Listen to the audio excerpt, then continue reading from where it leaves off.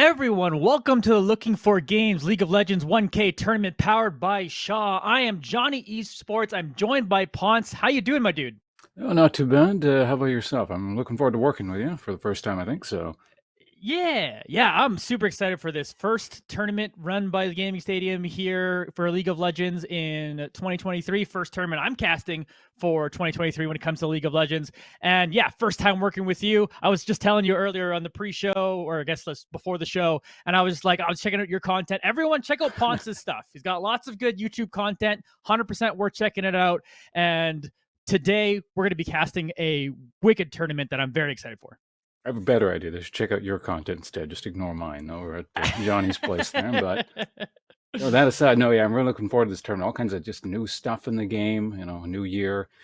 Mhm. Looking forward to see what the players can do with the tools provided to them. Yeah, certainly. Meta is fast right now. I actually enjoy solo queue right now, which is probably the first time I could say that in like 2 years.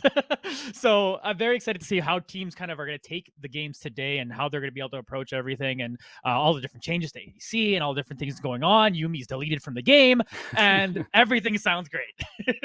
Oh, poor Yumi. I like that character. I think it was the only person on the planet that did. But Oh gosh, I think we just no longer are friends at the moment you it's fine. said I understand. I'm a terrible human being. I get that. that. So, yeah. It's all good. So our first teams coming in today, they are stepping into the draft right away. But first couple teams we're facing off are Elysium One Night Stand versus Executive Debuff, and we were looking at their OP.GGs earlier, and they got some interesting people that have some interesting picks. Is there anything you're hoping to see today? Me personally, I honestly, as opposed to picks, because I'm coming from the solo queue context, right? And I've just the Right. last 3 days have just been one-sided stomps one way or the other. They're fun and all. I'm just looking forward to some good, solid back and forth game where we see some measured play with a bit of thought put into them, not just people mashing at each other. And I think we can count on that. So I'm really, really looking forward to that. Yeah. Oh, certainly, and it'll be good. They like just in time for this patch. They kind of like tuned down some of the tank stuff that was like really crazy, like at the Mm. start of preseason. So at the very least, we're not just gonna see just tanks just smacking each other the whole game, and ADC's going, "You do more damage than me." It's like everything. No, honestly, like I was saying, I'm actually enjoying solo queue for the first time in a little while, and it's like everything feels like this is maybe the best state League of Legends has ever been. I don't know if that's an overstatement or recency bias or anything like that, but definitely it can make for exciting games. And if you've been watching pro play or any sort of organized play, it's actually made for some really exciting picks all over the place. Support is a wild role right now where everyone's just playing ADCs and doing crazy stuff, and uh, junglers are picking AP stuff and going in with lots of damage, and then you got some bruisers that just like put out some highlight reel plays. Like, I'm loving the game right now. I just feel like so yeah, this kind of point of the year is a nice sweet spot in terms of new content, but it's also kind of mellowed out a bit, and Riot's figured out what they're doing, and it's not so crazy where you get things like I don't know if you go years back enough, like always at the beginning of the season, there's something strange, like it's called League of Cleavers, where everyone's building Black Cleaver, or this one character's completely out of balance and just Zed is killing over, it's just sort of stuff like that. So yeah, Mhm. it's really a nice spot to be in. So excellent context to be watching a tournament in as well, I think. Yeah, certainly. And I look forward to all the kind of stuff that we're going to be able to do today and what we're going to be showing off in today's game. So it should be very exciting. Very exciting. So the teams are just rolling through the draft right now. So we are just waiting for that to happen. Everyone's kind of set up. We have 13 teams out here today, which is pretty great. We'll talk about the format of the tournament a little bit for those that don't know. Basically, round one here is going to be a best of one here for the teams that don't have buys. So with 13 teams, 3 teams have buys right now. But there'll be best of ones through round number one. So we'll be casting through that. And then round number two, we have a best of 3 coming up there. And then semifinals, best of 3. Round 4 finals is also a best of 3. So it's basically put up or shut up right off the hop. And you got to be able to be hot and be good real quick. Yeah, the always terrifying just one game and you could be out stage. Some team they might be worse than you, but they could throw like the full cheese wheel at your face and you're not ready for it and you're just knocked out. So Yeah, it's definitely potentially terrifying, but that's what's kind of fun about a tournament like this. It's that like everyone's got that puncher's chance of just kind of being out there, and the D4 limit set with this, is like there's a lot of going to be pretty balanced teams and things kind of going out there, so it could be extremely interesting. Yeah, you said game one could be completely wild because someone might just be able to pull out some pretty crazy picks that might be unexpected to come into the day. So it can be definitely all over the place for a best of one when we're starting off here in round number one. But either way, these teams are looking to put something pretty neat on the table. I imagine the teams wouldn't be super familiar with each other, and the research they can Mm-hmm. do in terms of their pick preferences, not that would be somewhat primitive, based on sort of, I suppose, basic online search tools and that kind of thing. So we Right. might see some sort of attempts at banning out and counterpicking and all that, but we'll see how much success that has going forward, I suppose. Yeah, exactly. And in the pre-lobby chat, one person mentioned like, "Hey, I remember playing you in another tournament," and the other person was like, "Honestly, I don't remember you at all," which is like, I don't think it was meant to be flame, but it was just like in a way, it kind of sounded like it. Yeah. But he's like, but the guy was like, "No, I just don't remember names. Like maybe he plays with nameplates off, so just didn't remember." So maybe there's some familiarity. At least one person remembers the other person. So I think that's pretty funny that interaction happened. I would almost love it if there was a little bit more flame, but I don't think it was intentional. But either way, they might know each other a little bit. Obviously, you can just like look at people's op.ggs and you try to figure things out through like their most played champions. You try to ban that out or whatever. Obviously, you want to ban out some one tricks. I know every time I enter a tournament, they're like, just ban Caitlyn and this guy can't do anything, and that's true. And I can't play tournaments because I can't play Caitlyn, and it's rough. So either way, that's what kind of makes things interesting, and also makes things interesting for this atmosphere. Again, the D4 limit does like incite that these players probably aren't masters at every single champion, even to Hmm. like the general wisdom of climbing solo queue is like get really good at one champion Yeah. and just like that's how you're gonna be able to climb. And some people are like that. But that being said, some of these teams are like teams of people who have been like playing together for so long and knowing like because we want to play organized play, you have to like learn how to be more diverse and be more out there. So it's always interesting to see how that comes to fruition when we get to organized play, even at this level. So I'm pretty excited to see how these teams shake out. Yeah, the weight of responsibility definitely gets you to sort of do things you would otherwise wouldn't if it's just sort of you screwing around on your own. There's been a few situations, yeah, where I've grouped up with people and done things on, for maybe more than a week basis. And in those sort of contexts, I'm always like, okay, and I don't like this character, but I'll learn it because, it works with your thing. And so, Yeah, exactly. Especially when it comes to like bot duos and all that. I meme about not playing Caitlyn, but like the times I played competitive, I did relish the opportunity to be like, oh, okay, so like this is where I can experiment, like during scrims or like we're playing flex queue together. This is where I can experiment with some other picks that I'm less mm, comfortable with because it works better for the composition. So maybe you're doing something that requires more Jin play because you're not going to solo queue carry with Jin, but I can jump in and play Jin and have like more CC for the team. And I'm not the primary carry in that role and all that stuff. So you could potentially see more and more of that. Or what we've been seeing so much out of the bot lane is like just poke bot lanes. The Varus is the Fine. I don't need more enemies.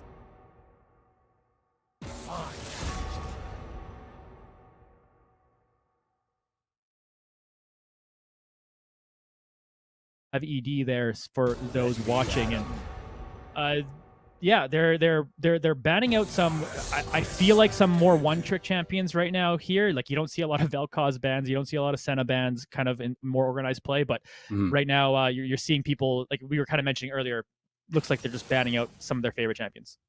Yeah, a bit of a kind of a mix of both things. So I wouldn't be surprised to see a general Rise ban or a Silas ban, given sort of the Battle Mage thing that's going on right Mm-hmm. now. But yeah, at the same time, Vel'Koz, that's a little bit weird.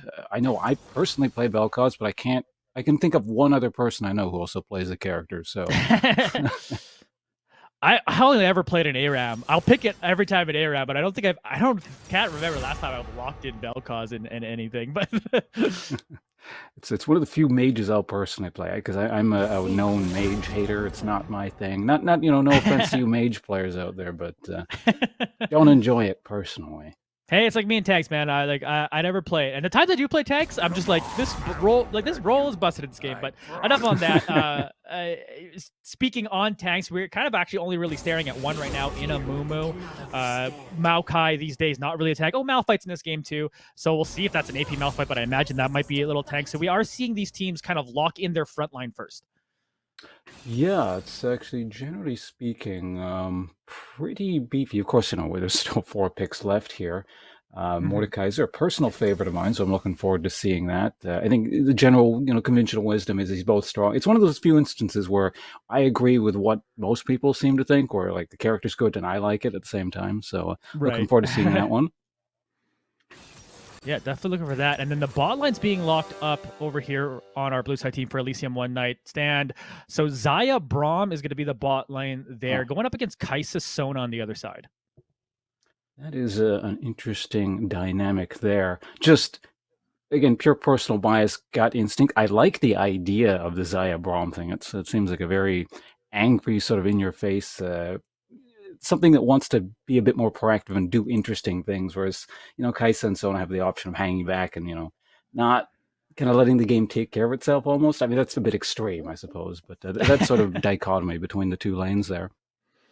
Yeah, and then person we see mostly in the bot lane these days, but right now it looks like it's going to be locked into the mid lane for Sev there. We've got Ziggs going up against Victor. How do you think this plays out kind of in the mid lane going on?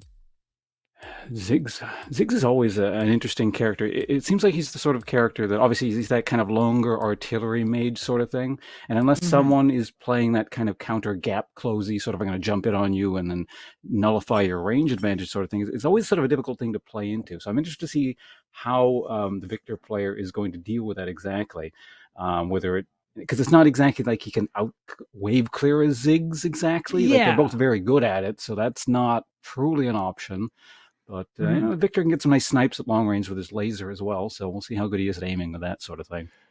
Yeah, it's one of those interesting things too when you're going up against kind of the Ziggs because right now Ziggs can like kind of like you're saying just kind of push in your lane. Victor's not going to have like they do have decent tools later in the game for wave clear, but kind of early on Victor's wave clear isn't nearly as strong as Ziggs, and then Mm-hmm. Ziggs has the ability to like quote unquote roam by just like tossing their ult towards the side lane and have that going for them while still being able to stick in their lane and continue to push it. So that'll be interesting to see how that kind of goes into the lane phase right now. Like Victor obviously has a really strong late game. I actually think in general, executive debuff might have the advantage in the late game, but there is a like level 6 huge power spike from everyone on Elysium one night stand. So that could Mm-hmm. be very interesting. How do you see kind of like the macro of this whole thing playing out where you're kind of seeing this one like mid game spiky team versus a very much a scaling team on the other side?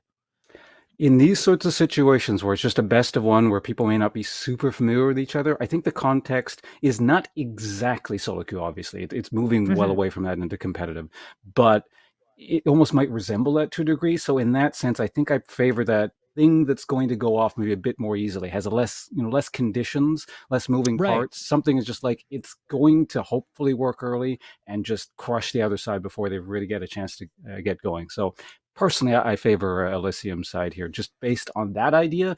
But it's Mm-hmm. not so overwhelming of a difference. I think that it's going to. It's, I wouldn't bet everything based on that one fact, but based on what we Yeah. have to see here, I'm going to sort of put my foot in that camp. Yeah, well, it's certainly it can make things interesting. Like, we don't know how many like warm up games these guys have played. Again, it's the first game of the tournament. It's a best of one going on right now. So right now it's like who's warm, who's ready to go, and Mm-hmm. right now I think this is Elysium one night saying we're ready to go now. Like we're ready to get in there. We're gonna Malphite ult you, Ziggs ult you, Malkin's gonna ult you, and then Zai's gonna come in and clean everything up in there. Braum also providing a good ultimate there too. So like the wombo combo potential over on Elysium one night stands can be very, very scary if executive debuff aren't prepared for it. But as I kind of alluded to earlier, they do have that that late game insurance. If they can survive it, Victor scales crazy well, Kaisa Mm-hmm. scales crazy well, and they could potentially skirmish really well and then win team fights in the later game as long as they can survive. Yeah, well, we'll see. Also, it has to do with when we talk about one side doing well earlier or later. Obviously, this is kind of a something that maybe doesn't need to be stated, but it also has to do with how well the lane matchups specifically are going to. For example, like I actually in the top lane favor Mordekaiser's odds in terms of beating out the Malphite early. So personally, that's my sort of take on it. So if that doesn't necessarily get going, there's one of those components that needs to work early on. If that falls apart, how much are the other lanes going to be able to pull the slack, kind of thing, if it's even necessary to begin with. But obviously, a lot of personal skill going to factor into this as well, and we'll have to see just who is better on their respective champions. For sure. And there's always just like the factor of like the jungler just messing up lanes and just making things. So yeah, one team could be the better team comp, but let's say just like a Mumu does more work here. If Hobos in the jungle there does more work here, there's potentially a lot of potential for that to really mess things up here. So if you're a jungler on either one of these teams, where are you thinking you're going to spend most of your attention to in the early game? I mean, traditionally, the easiest thing to mess with is just, I don't know, I suppose as a typical top lane player, my bias is go mess with the bottom lane. But if we're thinking more specifically with this game, mid's somewhat difficult to gank due to their sort of ability to push waves away and kind of stay at arm's length sort of thing. Top lane, while being tanky, they're not necessarily super mobile. So that's potentially an option. It's not like either champion has devastating damage early. Mordekaiser maybe perhaps a bit in his camp in that regard. But yeah, probably just the either side lanes personally. I suppose if someone gets out of position in mid lane or they're doing something weird, obviously go for it. But just simply by default, I feel top lane's quite vulnerable. Given the CC battle for both sides. So. Yeah, definitely. That can certainly check out, especially like you were saying, like Malphite's kind of laning phase is kind of just like based on being able to Q and poke a little bit there. But if Mordekaiser can get into their face, there's definitely potential a lot of trouble there. So I'm very excited as we're getting to this one. So Summer's Rift is just loading up. So I hope you folks are ready for the day. Very excited to get this one started. Huge two teams coming up right away. Again, best of one. So it's just winner moves on to the next round. So we're very, very excited for this one. And folks, let us know who you believe you have in chat. If you're fans of either one of these teams, let us know. And it would be a fun one, folks. Let's have a lot of fun today. Yeah, as I said, looking forward. I haven't casted a game in quite some time, so hopefully I'm doing an adequate job here. Fortunately, I got you to carry me, so I'm counting on that one. Hey, I know you're a smart brain, and I'm the dummy play-by-play, so I'm here to just like say, hey, look, they're clicking on each other. They pressed R, and you provide. I just occasionally of all those other things. Use a word that's more than 3 syllables, and it makes it sound like I know what I'm talking about. So that's the secret. Yeah. That's the secret for sure. Yeah, and here we are, folks, jumping into Summoner's Rift. Again, Elysium one night stand over on the blue side, Executive Debuff over on the red side. Let's see if these guys are looking for any sort of spicy positioning. Fanning out nicely so far, so that doesn't suggest any sort of early aggression, but you never know. People can turn on a dime and suddenly decide to do something, but I suspect we're not seeing that. Yeah, right now, just line of scrimmage start here. Nothing spicy again. Like, with a best of one, it's one of those, like, do we risk our entire tournament on an early invade? And no, and to be fair, neither of these teams really have really great early invade compositions anyway, so it is what it is. But things could get explosive, even like level 2s for some of these teams. Like I cited Elysium when I stands like level 2 for their bot lane is pretty nasty out there. When Chaser can get out there and potentially land a stun. So if they're able to kind of like achieve that first, if they can get on top of either Rough Luck or a Skirt Boy, they can definitely do some damage. So there's some interesting level 2 possibilities going on here as this game is being paused to get things started. Just a oh, I see. There we go. Yeah, it's such a basic thing that race to level 2. And I know it's a very obvious concept everyone's aware, but I find it fascinating just to see that interplay so early on. Because after that things sort of settle down a bit, but that's just that initial rush where you kind of potentially see a lot of interesting things happen in a very short span of time. Yeah. And it'll be fun once we're potentially at that point in this game. But we're back into it. Luckily, that pause was not long, and hopefully we get something interesting going on here. Jungler starting the opposite side here. Katie maybe already wanted to get a little bit of fight here in the beginning of this game as They do a little bit of trade, but Caddy takes a little bit more damage as Chaser is looking to fight this one out. So a little bit of a level 1 fight already going on between these two lanes. And Sona does have a pretty good level 1, just that Q and a few autos are actually pretty annoying. Yeah, Elysium conceding a lot of damage there, although they just fought back a bit, so trading out to a degree. Of course, Sona will eventually sustain that back up over time, so the value of that is not necessarily what it may seem initially. Yeah, and well, I think it's big. Like, I was already touching on the level 2 power of this Elysium side, but they don't get level 2 first. So Rough Luck and a Skirt Boy get to basically avoid that level 2 power spike because they push them on their tower and do a good amount of poking to make sure they're there. And like you said, the sustain from a Skirt Boy there on the Sona, they're already basically healed up, so they have a bit of an HP advantage there in the bot lane. Mordekaiser playing very aggressively there. Yeah. Oof. Yeah, just gonna be able to bowl. Except again, right now, what you have with Malphite is you press Q every once in a while. That's your fight. Here's a fight going on in the bot lane. They're trying to get on top of Rough Luck. They're already using that cleanse and the heal to get out of there. But here comes Hobos coming down for the early gank, and first blood will go over to Rough Luck.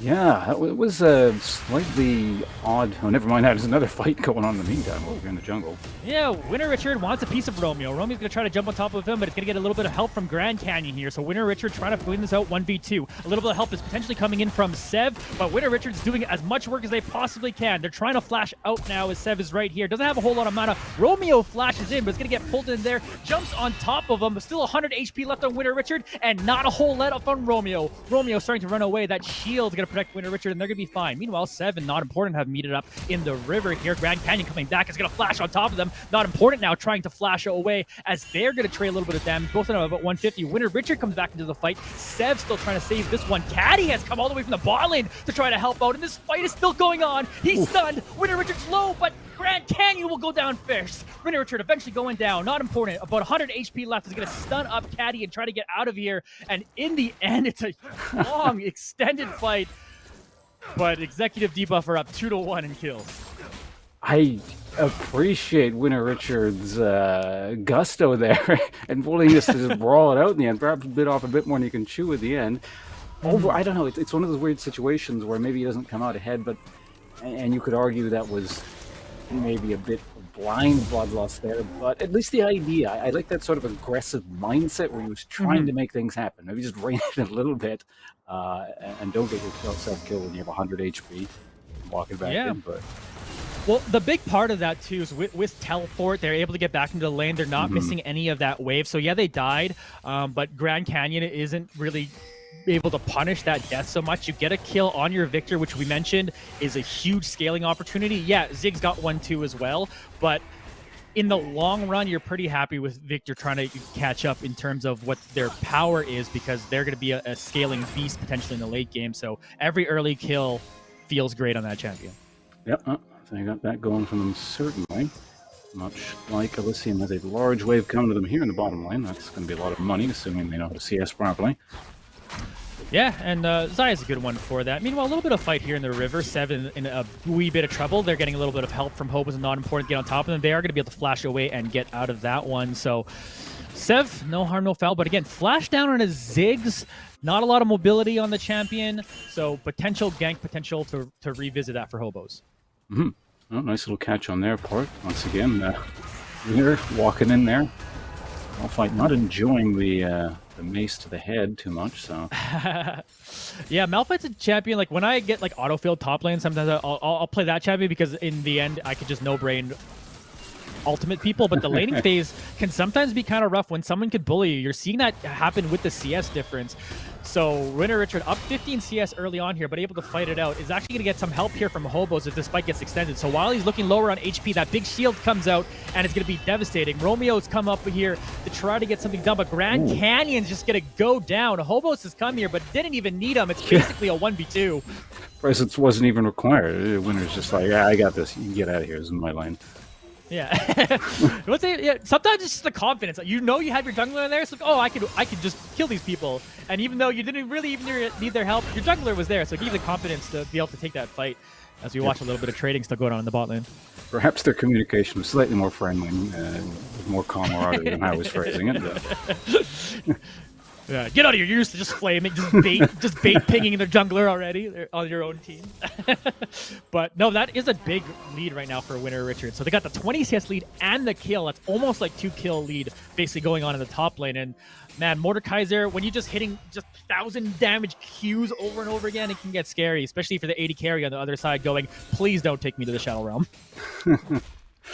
It is neat seeing the junglers, yeah. They kind of recognize that too, where it's just sort of this brawly top lane without necessarily a lot of mobility until later. So we'll see if they continue that focus, or at this point, if let's say executives are essentially going to be saying, "Oh, when Mordekaiser's got a handle on it," or do they want to continue that sort of pressure and just really hammer that advantage home?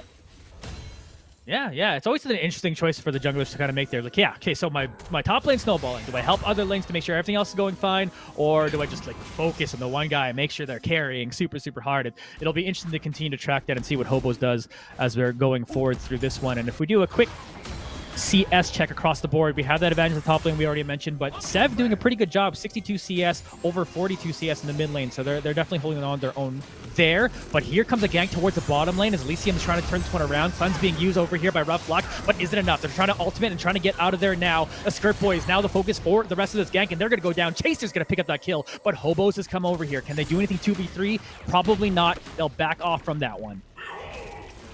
Yeah, and Mumu coming in at that point, I think it's just more so his presence looked more scary than anything. It is. Oh! Not important. Tries to flash in on top of Sev and try to take them down, but Sev will barely escape with their life. With the 4 pixels, that's a mathematical term there. Not quite exactly almost dead, but close enough. Yeah, well, it forces them out of the lane, which is just helps you be able to kind of like cash it up, push in the lane, deny them at least a little bit of CS. So it's still essentially a win, even though you don't get that, obviously, the 300 gold for the kill, because Ziggs is going to slowly walk back the lane, doesn't have teleport available towards them, so they're going to at least be losing a couple waves there. It's always nice to sort of establish your presence, too. Just make the opponent think, you know, so they can't just walk all over you kind of thing. I think, those sorts of psychological factors are not considered enough a lot of the time, so... It's easier to focus on, oh, he didn't quite get the kill, but, you know, at the same time, it's like, you know, he's, you know, setting the tone here. Yeah, and you potentially get that position here. They are trying to position for this dragon. In fact, the back is being denied from Sev for Not Important, who wanted to get that reset in maybe before setting up for that dragon, but they got pretty good ward coverage right now on this red side team here. So, like, Executive Debuff looking to potentially set up for that Ocean Drake. We have yet to see a neutral objective taken in this game. Yeah, and it looks like they're doing something at simply a ward being placed at the Herald there. So. Or is Elysium, Elysium, are they doing it right now? Oh, I think they're certainly fighting for it while we're watching the top lane 1v1 over here still, but I think they are able to get that. That signals them to potentially move on over here towards this dragon because they knew the jungler is now over towards the top side. They should be able to get this uncontested. Yeah, as we see it at under 2,000 HP and no one near around here. They'll be able to get this dragon, but let's see if they can make this Rift Herald worth it, trying to get at least some plates in the mid lane. An immediate drop without any sort of hesitation. Use it when you can, because sometimes you try and save it, and you're thinking to yourself, "Oh, there's a better opportunity," and then there isn't, and it just goes away. And, yeah, that's always brutal, and that's the always thing with the Rift Herald is like, its value is always a question mark. It's like you got it, but like, what are you gonna get out of it? And like, you got 2 plates there. It's like you roughly got a kill while the other team got a dragon. Dragon's roughly worth a kill and a half of gold-ish. So it kind of an even trade, more or less, in the long run. And as we look at the scoreboard, 16K for each team. So things more or less even right now in this game. Yep, that's always why I find the Herald like such a fascinating objective too, because it's a skill based kind of thing. It's not just a matter; it's skill based to take it and understand the map, but then after that, it's also just adds another layer of you know, showing your mastery as in terms of coordination and understanding of what needs to get done where. Trap set over by the bot lane, waiting to see if anyone would come out, but no one does, so they're just going to go and get that CS. Meanwhile, Ziggs doing Ziggs things, has already taken the first turret because they just were constantly pushing in, as we said. Also had help with that Rift Herald, so they're getting pretty good value on that Rift Herald at this point and are slightly ahead in this game right now. Nothing interesting. I'm just looking at the score lines and topside. Not too much has happened there. Proportionally, Malphite has actually caught up in CS, even though overall he's more behind than he was. Yeah, it's always just like, just don't make it worse. Like, you get behind, and sometimes it's like, oh man, I'm behind 30 CS, I'm behind this kill, whatever. It's just like, well, you can't do anything about that now. Just don't make it worse. And right now, Grand Canyon's doing a decent job of just like not making it entirely worse. But here comes another gank towards the bot lane as Romeo trying to make it worse for Rough Luck, who's getting a nice ultimate from a Skirt Boy, and then Hobos is coming in here to visit. Hobos gonna pick up that kill, and now here comes more of an engage. They're able to get another bandage toss on top of Chaser, and Chaser's just trying to run out and get out of there. They do roll up Hobos, but Chaser's going down to not important. Not quite able to take any kills there either. There's a bunch of people on the executive side below, but it speaks to the mastery of people's ability to use their characters, and people just sort of barely get out. Yeah, and that was a great re-engage because Elysium pushing up, being aggressive, being able to afford that with that Xayah bot lane. But Hobo's coming in to definitely help out in there, and the double bandage toss obviously coming in pretty huge to make sure that they were able to secure 2 kills there on the gank, and not a whole lot of help Romeo could have done past having already used their ultimate on the initial engage. So very, very well played by Executive Debuff.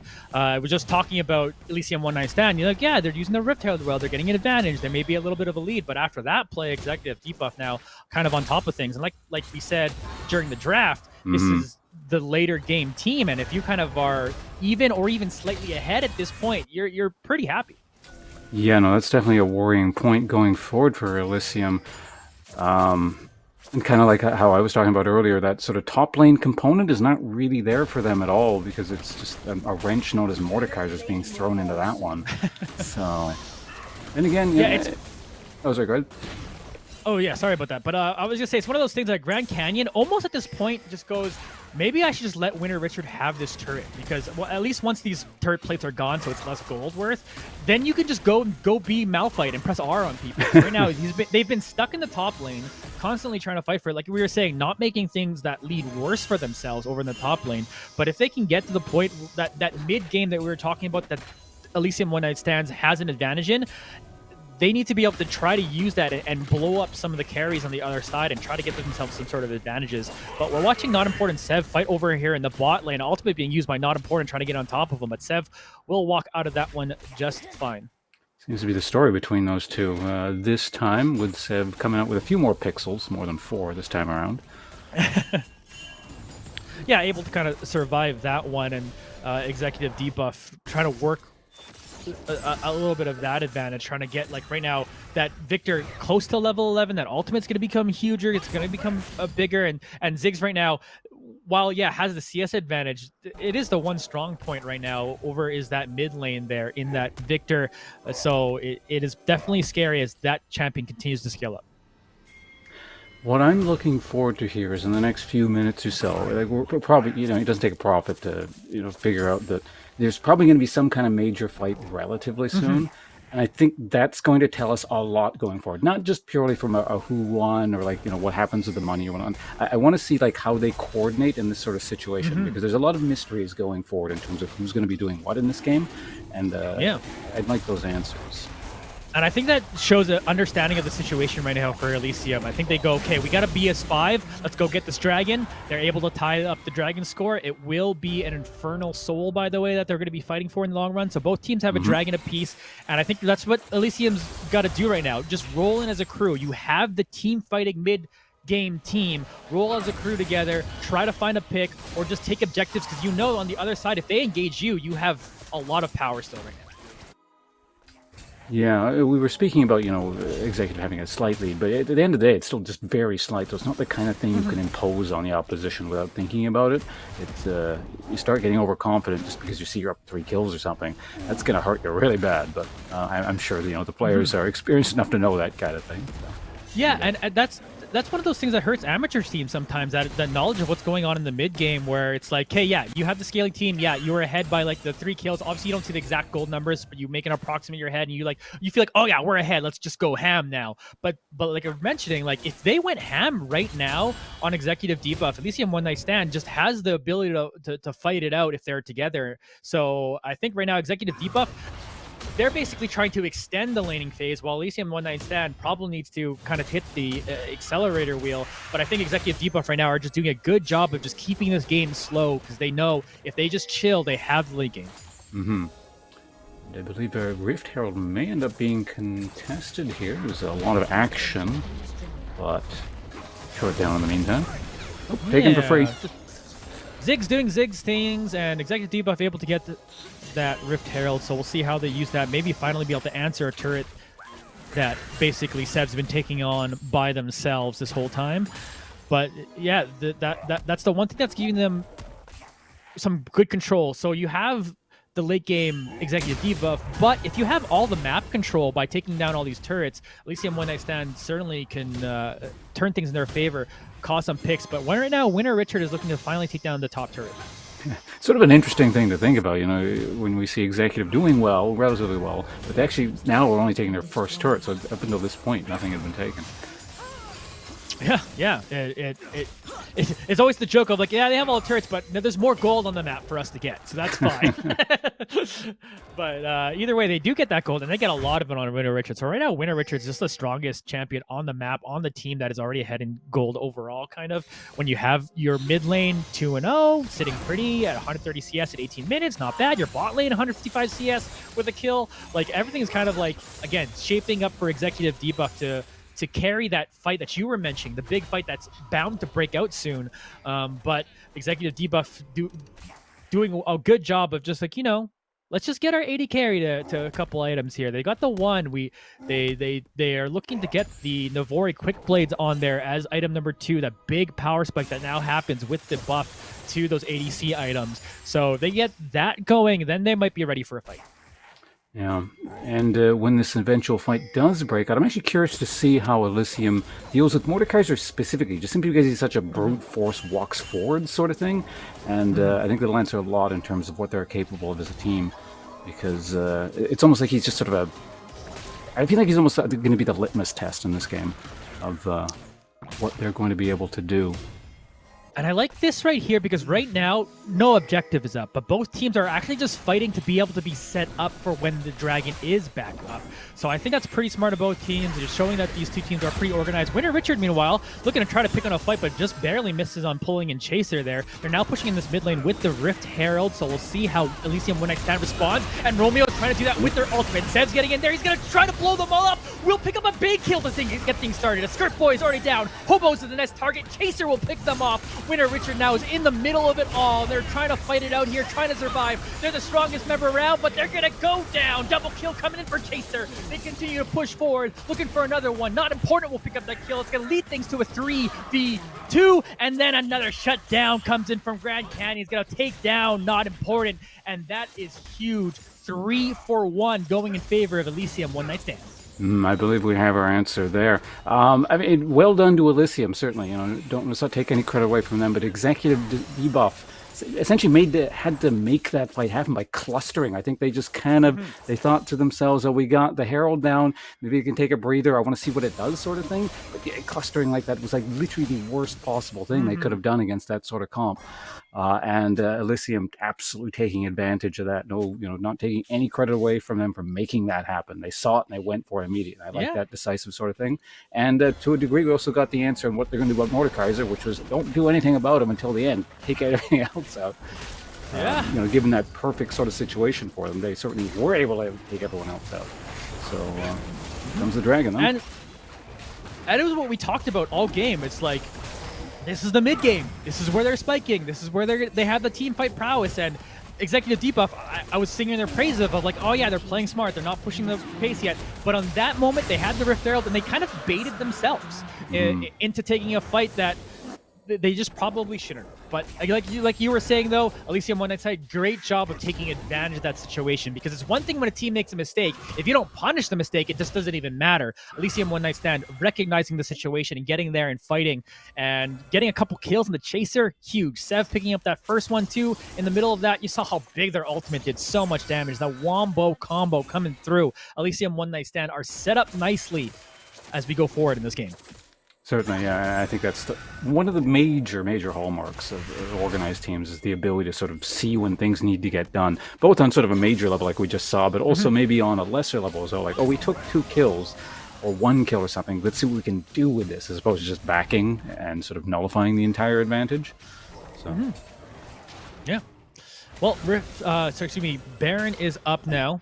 So teams, again, looking to just kind of set up position for that, trying to get the ward down. We have a little bit of a ward badge for Elysium One Night Stand. Look at the pink ward line they kind of have by the dragon if you look over to the mini-map. So I like seeing the emphasis on that and them getting that going on there. Because again, even though they already just took the dragon like a minute ago, so it's still like 4 more minutes till the dragon's up, they're set up for the next one already. And as long as they protect that vision line, they're in a good spot, especially this team that is certainly at all times looking for a pick. Definitely love seeing that. Yeah, thinking so far ahead. A lot of people have trouble thinking in the moment, but thinking 4 or 5 minutes down the line. So that's a good sign, not just for this game, but if they're able to win this, going forward, particularly in sort of best of 3 style setups. And it's just a good, consistent way to play, just like being able to. It's the one thing you could you can't control what the other team is doing, but you can control your vision and what you're putting down, what you're able to see on the map. And as long as you always have control over that, you create a little more consistency in your game. And it's like you were saying, as we get into the best ofs and that throughout the tournament, that'll be better and better as we kind of move forward. So. Exciting to see, even at this play, it's a bunch of platinum and gold players. You're thinking that we're like, if you're only used to pro play and they just talk about everyone below masters is a trap. No, it's good to see people at this level of play. Maybe they don't have the hands of Double Lift or the people in the LCS, but you're seeing some smart play and some smart setups over here, and I'm liking what I'm seeing out of Elysium One Night Stand. But meanwhile, on the other side, it's up to seeing how Executive Debuff handles that situation. You have a strong Mordekaiser, you still have a really good Kai'Sa, and you still have the scaling advantage, so it's still up to seeing how they're going to be able to handle the rest of this game. Certainly, yeah. No, we've been singing Elysium's praises for the last little bit, particularly the whole recency bias thing, a phrase you used earlier. They won the last fight, they're better. At the same time, yeah, the reality of things going forward hasn't necessarily changed for, Executive Debuff. They messed up once, admittedly, but, most people mess up once or twice here and there. Yeah.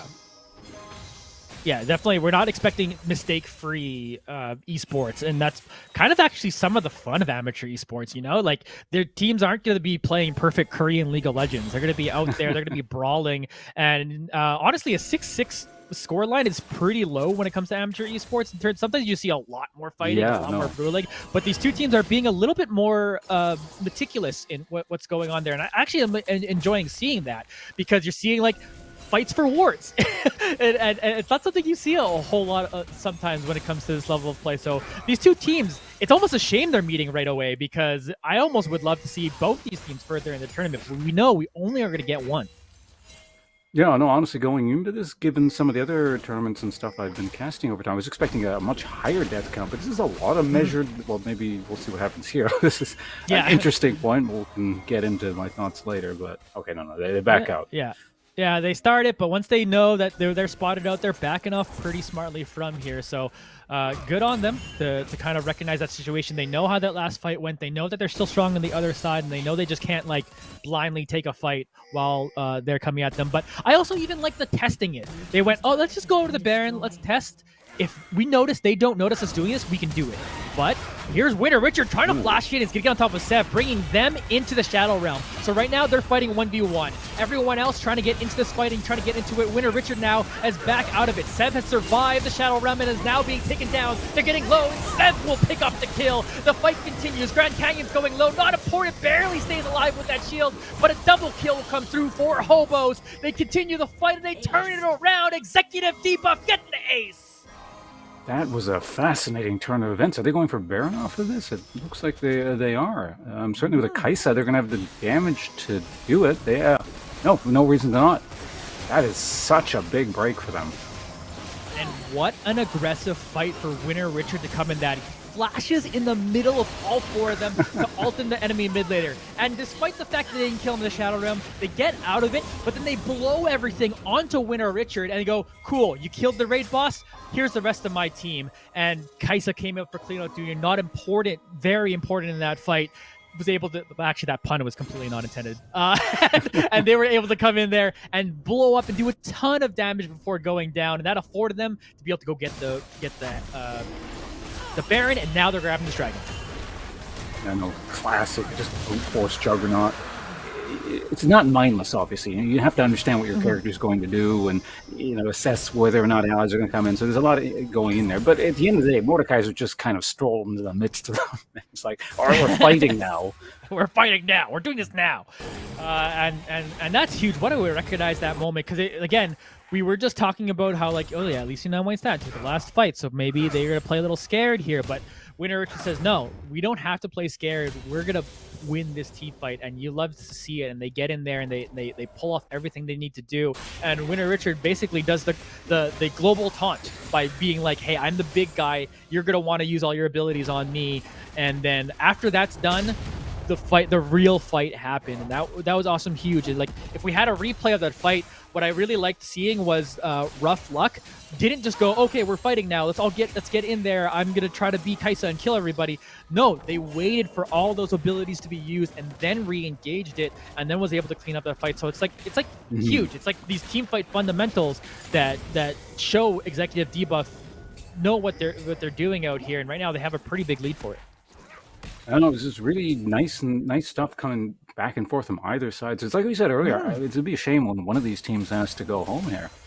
I would have really liked to have seen either side in a best of 3 just to see, what they're capable of exactly. Maybe it's a fluke. Maybe this is the best game of their lives or something. But it's pretty good stuff. Yeah, yeah. No, it's been a good game, but like we were touching on that scaling. Well, we're at that point where Executive Debuff are looking at that.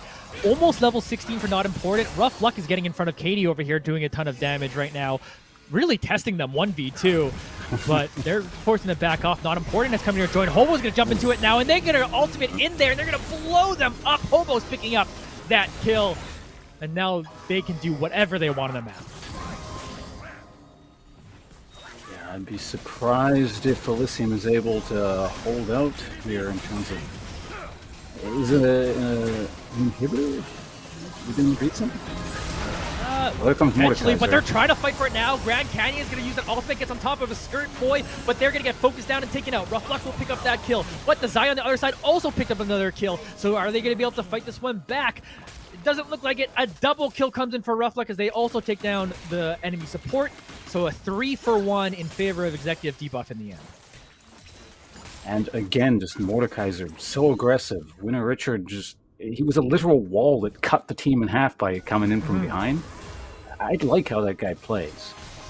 It's a personal thing. I'd like that sort of aggression from players. It's what I like to see. Maybe it's because I'd like to think I play like that, but don't actually. But, Yeah, and what I like about too, one of the difficult parts of Mordekaiser is like their role in a team fight is actually very difficult, because you'd be like, it might seem obvious, just like ult the guy you want to ult and then just fight them and kill them, whatever. But sometimes you get into a situation where you have a Mordekaiser, it's like, well, what do? They're going to ult someone, and now we're playing a 4v4 that maybe we're not advantaged in because you're not with us in the fight. But what we're seeing here is Winner Richard, like you were saying, cutting off part of the enemy team from being able to fight the rest of the team, and that's like how you want to use that champion at best, because then you could like, okay, well now if I'm Rough Luck, I could just play front to back, and Not Important together could just play front to back and not have to worry about them getting assassinated because you had that cutoff put together by Winner Richard. So you're seeing pretty like intelligent play put together, as well as just prowess on the champion. Yeah, no, it's not the big dumb block of stats archetype. It's the big dumb block of stats backed up with a nice brain. So it's a scary thing to face. Yeah, and it's certainly scary, especially when you're looking at the other side and you go, oh, they got a 4-0 Kaisa. We need to shut that down, but it's so hard to get to the Kaisa right now for them. So if they can find a way to use that wombo combo on them, it could be good for them. But right now, Rough Luck's positioning this whole game has been very, very good. And do we see a fight break out over here as Grand Canyon wants to make it happen? They're trying to do exactly what I just said. Get on top of Rough Luck. Can they win out this fight? Chaser picks up that kill now. They're looking at Not Important, looking to take them down. They will find it. 2-0 so far for Elysium. Romeo is picking away, but Rough Luck is going to work. They're going to take him down. They're trying to fight out with Chaser here, but they're going to get taken on top of. Grand Canyon picking up that kill. Going down is Romeo, but again, it's a 3-for-1 in favor of Elysium right now. Winner Richard trying to turn around this fight. Does take steps into the Shadow Realm and then takes them down. They'll now focus on this one. Can Winner Richard hold this down. A Skirt Boy trying to keep them up. Everyone is low. Skirt Boy jumping forward, but they'll get focused down. Chaser will pick up that kill, and an ace now in favor of Elysium. That was another fascinating fight. Essentially, executive debuffs. It almost felt like they were caught with their pants down, sort of thing, slightly split up and out of position. And just given the mobility of something like Malphite suddenly showing up, like you have to always be cognizant of that. Now, despite that, they almost turned it around there with Rough Luck being largely untouched and then coming in and sort of sighting people down. But then got a little bit too aggressive. I think he got a bit too big for his britches. Didn't quite work with the Mordekaiser coming in late properly. Had those two coordinated a bit, they might have totally turned that one around. But unfortunately, Rough Luck can deal the damage. But when you're caught out on your own, you sandwich between 2-3 players, you're going to go down really fast yourself. So yeah. And what a perfect caster curse. I was literally just talking about Rough Luck's positioning and being in a good spot where they're not going to be able to catch them, and then all of a sudden just being jumped on top of immediately. And Rough Luck and Not Important being clumped together is the big part of that. They were able to use their wombo combo on both of their carries together in that same spot, in that corridor. So huge play coming in from Elysium One Night Stand, giving them a fight in this one. In fact, they're sitting on Soul Point now too as well, which obviously is nothing to laugh at. So if they are able to grab that Infernal Soul maxes the scaling on the other side if they're able to get it. Ooh. But Sev in a little bit of trouble here. Rough Luck is going to jump on top of them, using that ultimate to try to get on top of them. Sev will go down. Meanwhile, we do have a fight going on top of here too as well. Grand Canyon, though, is going to ultimate on top of Not Important, a Skirt Boy, but has no one to help him out. Rough Luck will clean that up. Caddy 1v1 with Winter Richard. That's support versus top laner. That doesn't go well very often. 3-4-0 in favor of Executive Debuff. Uncharacteristically scrappy there the last little bit on the part of both teams. Perhaps a bit of fatigue setting in, nerves. I don't know, but people getting caught out a little bit weirdly there. The result in a Baron. Second of the game. Man, I love this game because we've just going back and forth. I'm like, okay, Elysium's got the advantage. Oh no, Executive Debuff's got the advantage. And then it goes back to Elysium. And then it goes back to Executive Debuff. And now they're holding the flag right now.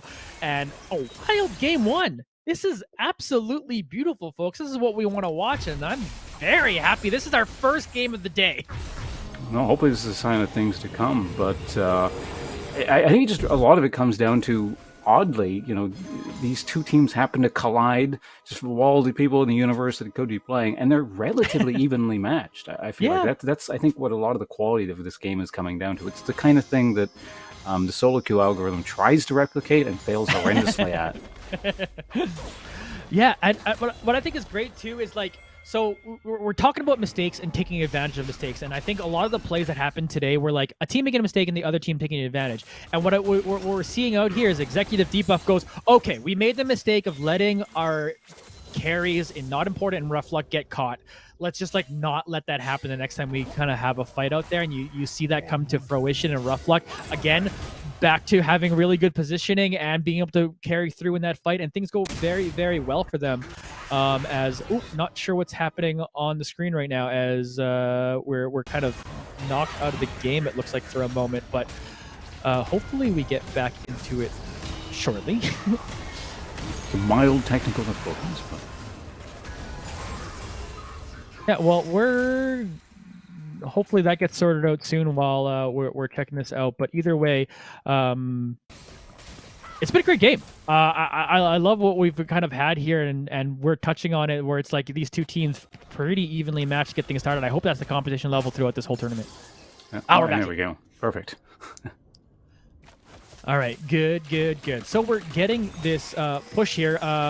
Baron was taken, unfortunately, while we were unfortunately not part of the game there. But we're seeing Executive Debuff continue to push that out. They're getting a little bit of a split push as they are pushing out the 1-3-1 right now and getting the side lanes pushed in as well as the mid lane. Jaws of death are closing in from all sides. However, obviously, what we saw with Malphite and things like that earlier, when you are spread out, you do risk, one component of this pincer getting caught out. I don't see that happening necessarily at the moment, but always something to keep in mind. I think, especially since Executive Debuff have been caught in about 2 really horrible situations like that so far, they're going to be a bit more cognizant about it, but we'll see.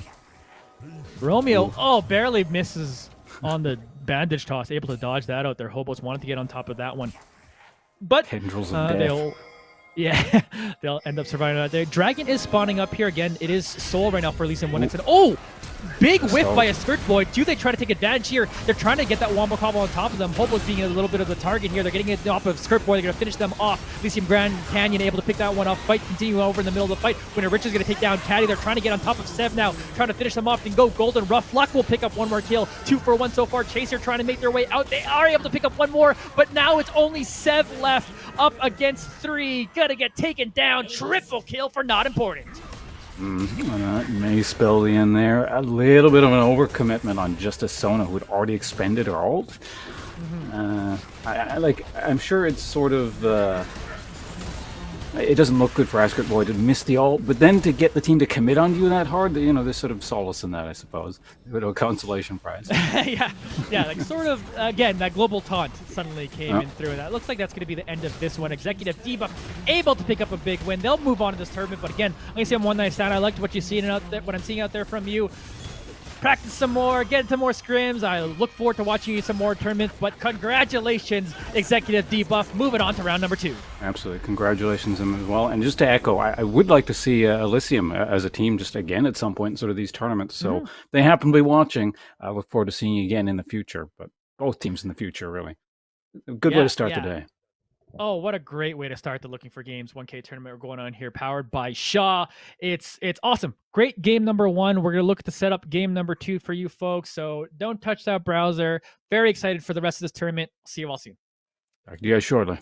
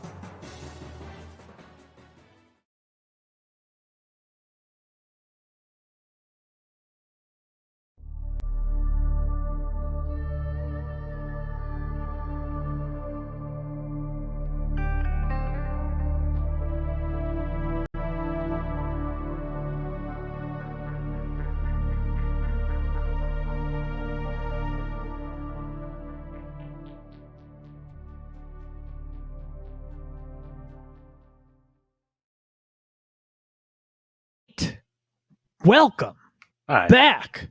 Looking for Games League of Legends 1K tournament powered by Shaw. And what a great game, number one, first of all. No, that was great. It's a tough act to follow, I think. Yeah, potentially. But two teams are looking to do just that. Bruce's Disciples versus Rising Tide. The full name for Bruce's Disciples is a fun one. It is the Bruce's Disciples of Stunt Masters. And you can figure out what that acronym is if you'd like, folks. And a quick shout out to the rest of the teams that have made it to round number 2. Grumpy Grumps, great name too. Executive Debuff that we just watched are up there. CB Gaming going up. L129, Dow Black, and Orbit Gaming all have made it to this next round. And we have another BO1 coming at you. So it is tough to win and keep on going, but you just got to keep on winning.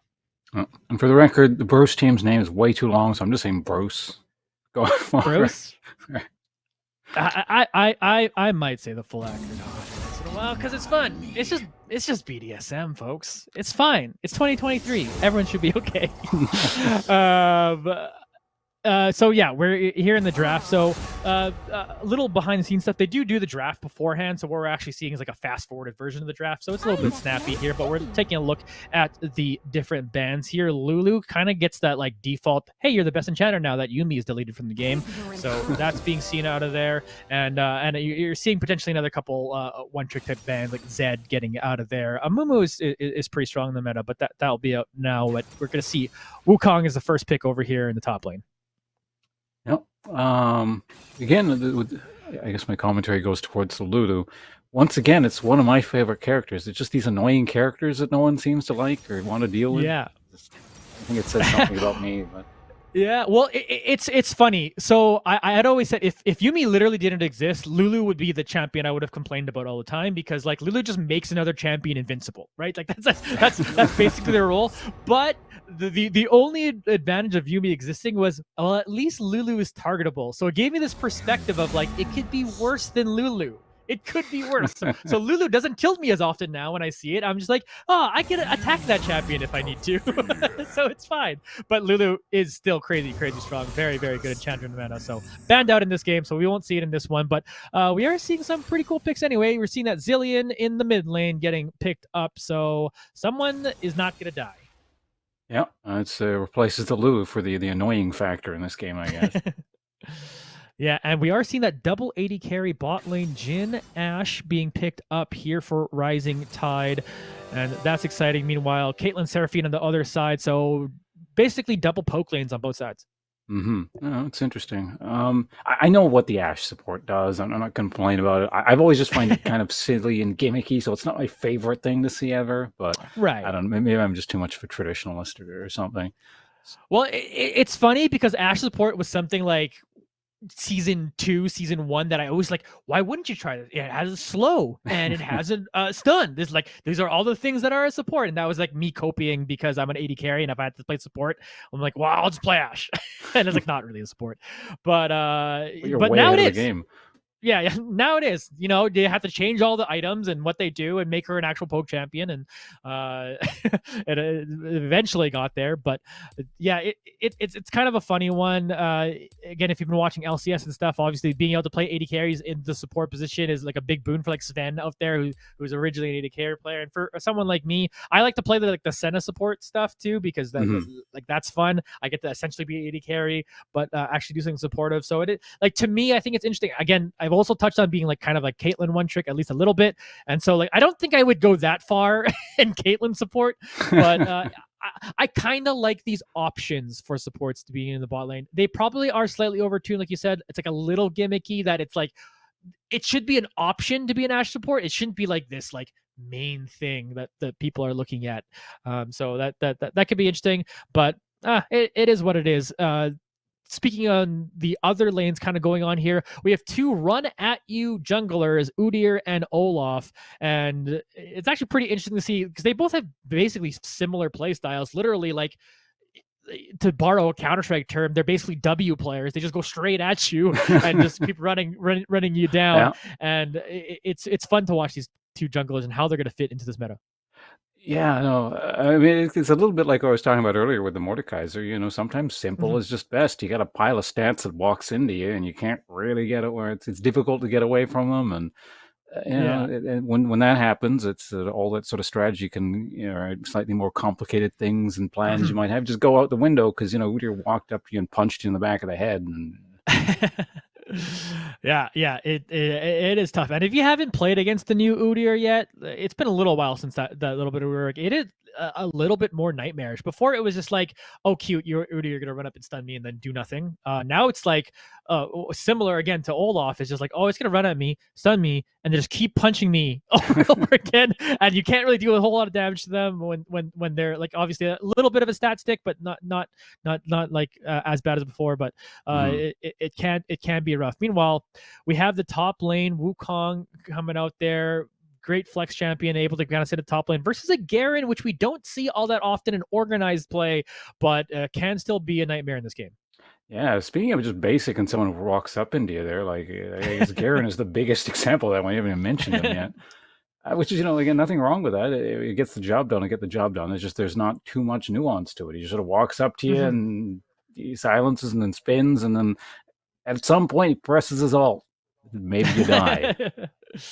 Yeah, and it's like the big thing. Like you have the silence, of course, but like the big thing on like why Garen isn't seen a lot in pro play is that you don't have like that hard CC where Hmm. you're like normally when you have that top laner, you're gonna do the thing. Then we need you to have this stun so you can help initiate the fight or anything like that. But right now you have like Zillion and Seraphine that both have speed ups, so maybe they're thinking on their end like, well, we don't need you to actually like stun them, just get in front of them. Because if we could speed you up, you could run at them and heck, maybe you just kill them before Caitlyn even gets there. Maybe Caitlyn could press R, do a bunch of damage from really far away while everyone's running forward at them. So it is certainly an interesting team comp over here on that red side. But meanwhile, on the blue side, they're the team with a lot more crowd control. Obviously, you have the Ashe ultimate. Jin is basically CC AD carry, able to come in there too. So you have like both big CCers coming out of your bot lane. Rumble's alt, obviously the big slow that comes in with that. You don't want to be standing that. Wukong with the double ultimate now too potential. So yeah, definitely a lot more crowd control on one side, while the other side is just kind of hoping to be able to run at you. Yeah, the way I see it is like with the cluster of CC and sort of locking things down. They're the law, law and order. They just want to just fight you like that. The other side's like I don't know, a biker gang or something. They just drive by, you get shot, and you don't know what happens. Yeah, it could be rough, and there's always that kink that we mentioned like a little bit earlier with Zillion in that like you have all this crowd control, you have these great ultimates over on the blue side, but you have to be careful not to just blow it all on one target and then Zillion just ults that Hmm. target and they're like, just kidding, you literally wasted all your cooldowns and now we're able to run back at you. So the re-engage potential over on the red side is really interesting. So like this is one of those games that are interesting to me because the burden of execution, it feels like, is easier on the blue side. Lock someone down, kill them. We have all the crowd control for that. Hmm. Red side, it's a little bit more difficult. Maybe you could have giant Seraphine alt to start your engage. That's pretty much what your main engage there. Maybe a double bomb from Zillion. But it's like the burden of execution is potentially hard on the red side. But if you play it really well, you have the ability to make it so that the blue side team can't even do anything to you if you're practiced enough at this team comp. Certainly, yeah. I know. I agree with you.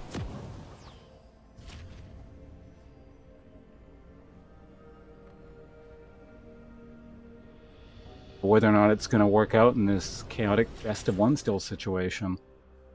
Yeah, and it's great. And yeah, like you were saying, it is a best of one. So it's not even like, oh, even if we lose this game against this weird comp, like we could just ban things and do something different in game number 2. No, we're still in best of one mode. So right now, Rising Tide has to do something against BDSM. And I'll try not to laugh every time I say that acronym. But they're gonna try to do their best what they can over against that team over there. But they got to figure it out now. And I hopefully, that time between the loading screen, you're talking about, okay, we know how we have to fight team fight. It sounds simple. Just don't blow everything on one target. Make sure like Zillion alt isn't going to be what's there to completely mess up our game. But in the heat of the action, sometimes that's so tough to make sure you're actually doing. So it'll be very interesting to see how Rising Tide handles it and see if BDSM have the ability to actually play out their composition properly. I know. Ideally, we see something like last game where both teams are able to essentially actuate their game plans. Obviously one plan ended up working better than the other, but in the end, they both kind of got to showcase their stuff. So if we can at least get that, I'm going to be very happy here. Yeah. Oh, yeah. Certainly. And yeah, everything's intriguing to me here. But again, we do side. Burden of execution is easier in Rising Tide, so it does just feel like, yeah, that team's gonna be able to do things. But all that said, who knows? Laning phase could just blow everything up. We've been in all those games where it's like we talk about draft, we do all these things. I'm like, yeah, but what if one team just kills the other team in the laning phase? So what lanes are you looking at that may have an advantage here in this game? Ooh, that's a good point there. Honestly, the mid lane seems annoying to play for Rumble. I'm not saying it's like a horrible setup and Rumble's going to get destroyed, but it just seems irritating. It's because Rumble so wants to gap close and sort of get on the Zillion, and Zillion's so flighty, and if you keep planting bombs like that, you get poked out. So yeah, I don't know. I'm not saying Rumble can't deal with that situation. I've played Rumble into matchups like that in the past, but aside from that, I mean, top lane is just so straightforward. And speaking, in the meantime, we got a brawl in the bottom lane going on here. Well, I'm talking about every lane but it, but yeah, it's tough. This is like if you look at the solo queue stats at the very least, like Jhin is heavily advantaged over the Caitlyn, but you're looking at a poke lane where they have the Seraphine on the other side, and Seraphine just provides so much sustain to your lane. So yeah, you could poke all you want on the blue side, but Seraphine just heals it all up. Like you're already seeing that as we look back at the HP bars. Now the bot lane, they got good poke on them. They got them relatively low, but Reserved is able to kind of heal them up and keep themselves in that lane. So it is really interesting to kind of view that as interesting as a poke lane versus poke lane can kind of be. But like while we might not see an explosive fight from either side until at least there's ultimates involved, there's still that play of like who's going to be able to manage their HP bars better, and you just kind of give the advantage to the side with the healing. Both sides expending a lot of their mana early, so we might see a bit of a passiving off effect just to let both sides recuperate. Top lane doesn't care about that quite as much, certainly at least with the Garen anyway. He just does what he does whenever he wants to do it. Yeah, there's definitely like not a whole lot of there, and two, with the junglers you have on the side, like there's not really a lot of like crowd control that comes in from these junglers. They're both kind of just like ready to farm and get heavy, so you might not get a lot of jungler interference. So this might be a relatively like quiet. We're getting, just kidding, because Shensur's already in the bottom lane, forcing a flash out of Babuji. They're trying to get over, but Shensur now is the focus here, taking too many turret shots, and Shensur will go down. Meanwhile, on the top lane, there's action. So I can shut up, because there's action everywhere on the map, but in the end, it's still first blood going over to Rising Tide. Yeah, that was a bit of an unforced error, I suppose, but, both teams sort of getting a feel for one another. Stuff like that is bound to happen. Yeah, I think it's funny. Like you don't expect necessarily that gank coming in from there, because again, they don't really have the crowd control to really like do a gank. You have a little bit without the ultimate from Reserve from that Seraphine. You don't really have like reliable crowd control from there either. Ooh, Tasty Jello though finds their own opportunity, and that is why Jhin dominates Caitlyn in solo queue, because you just hit a couple of your abilities and Caitlyn just can't do anything about it. That blue buff's bouncing around all over the place. It's finally back on Ashe here, so that might be a bit scary. Just constant barrage of these annoying arrows coming out at you. Oh yeah, and they'll just never run out of mana while they took that blue buff earlier that Shensur was able to donate over to them. So right now, we're talking about how like laning phases could blow everything up. Right now you're certainly getting an advantage over from BDSM. Right now their bot lane getting it done there. But Shensur is looking to at least take the first dragon. Well, it doesn't appear anyway. Yeah, there's no wards in the area, so unless there's a sort of a freak accident, someone walks into the pit or suspects something, it's a free one for him. Yeah, so able to kind of get that one down, and that's a kind of a good heads-up play. Sometimes, like, it's so hard to take dragons early now. Earlier, a few months back, they just buffed like just dragons, so it's really hard to take them down early. But if you're able to find an opportunity like that, it's just like a free advantage that they were able to get there. So good on Shensur to be able to recognize that situation and at least able to pick that one off. So it's not everything in Bruce's favor right now. There's a little bit of a skirmish there. Garen actually took quite a bit of damage on it, obviously because of his passive. He can afford to make trades like that and sort of hang back a bit, but I'm actually surprised he took that much damage. Here we are, a little more damage coming through, folks, and And we go over towards the top lane as they're trading back and forth. So you might have noticed the names on the top of the screen kind of switching sides. We just obviously had a little bit of an error there, so that is fixed now. So we have the team names correct as Tasty Jello is looking to fight into it now. But now Abuji going a little too aggressive here is going to get stunned up there, and a kill is going to go over to Reserved. These towers are the MVPs this game. They're putting in some work. By the way, Garen died while that was happening too. so in a way, it's a 1-for-1 on two different sides of the map. They're still continuing to fight over here as Grumps has to try to run away here. But Mechanics is going to throw down the ultimate, but still has 200 HP and the ability to get out of there. Well, flash down, but yeah, you're alive. That's what Flash is there, I suppose. It's interesting. It's slightly more bloody than the previous game, I think. Not by a huge margin, but I don't know, it just feels like it's a lot more angry, this game. Yeah. Here we are, Censored, looking to fight over the red buff that they're trying to take over on the other side, but now they're being engaged on. Does have a little bit of help from Eureka that's coming over here, and there goes the Garen, spinning like a top. Gonna be able to pick up that kill, they'll take him down. Now X Mechanics is all by themselves, trying to deal with three of them, will not be able to do so. Gerbs will pick up that kill. A bit aggressive on that invade, not enough, I think, decisive action of get in there and do something or get out and just decide one way or the other. They kind of hovered a bit and then got pincered by people, giving them enough time to show up.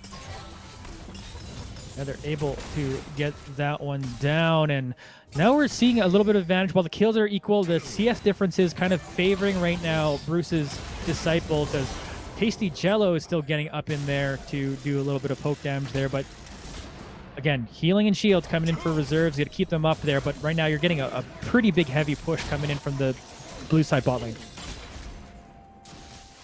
Rumble just sort of actually brute forcing his way through a lot of that sort of harass.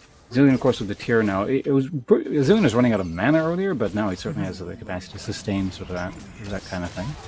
Yeah, with lost pages too, every level they'll be able to get back a bunch of their mana, so they're in a good sustained position there now, as they're hoping to basically just clear that wave over in the mid lane, and as almost a handshake now lane at this point, kind of in that mid lane where both sides are probably just going to clear out both of their minions and then kind of wait for the real team fight and the real action to begin. But Tasty Jello, once again, just content with trading damage over to the bot lane here, but they're just continuing this relentless push.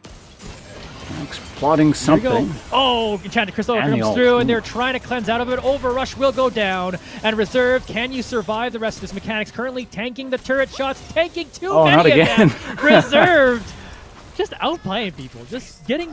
I talked about their CC being a little unreliable with that double E needing to hit, but they've gotten it every time and picked up 2 kills for it.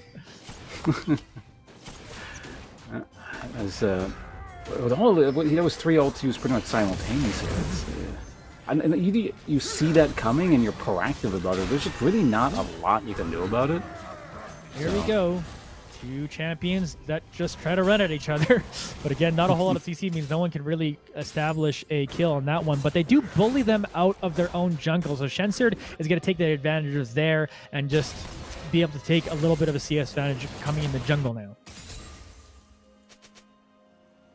It's kind of interesting because if you credit kills to towers, Rising Tide's bottom lane tower has 2 kills and is tied with Seraphine for the most kills in the entire game.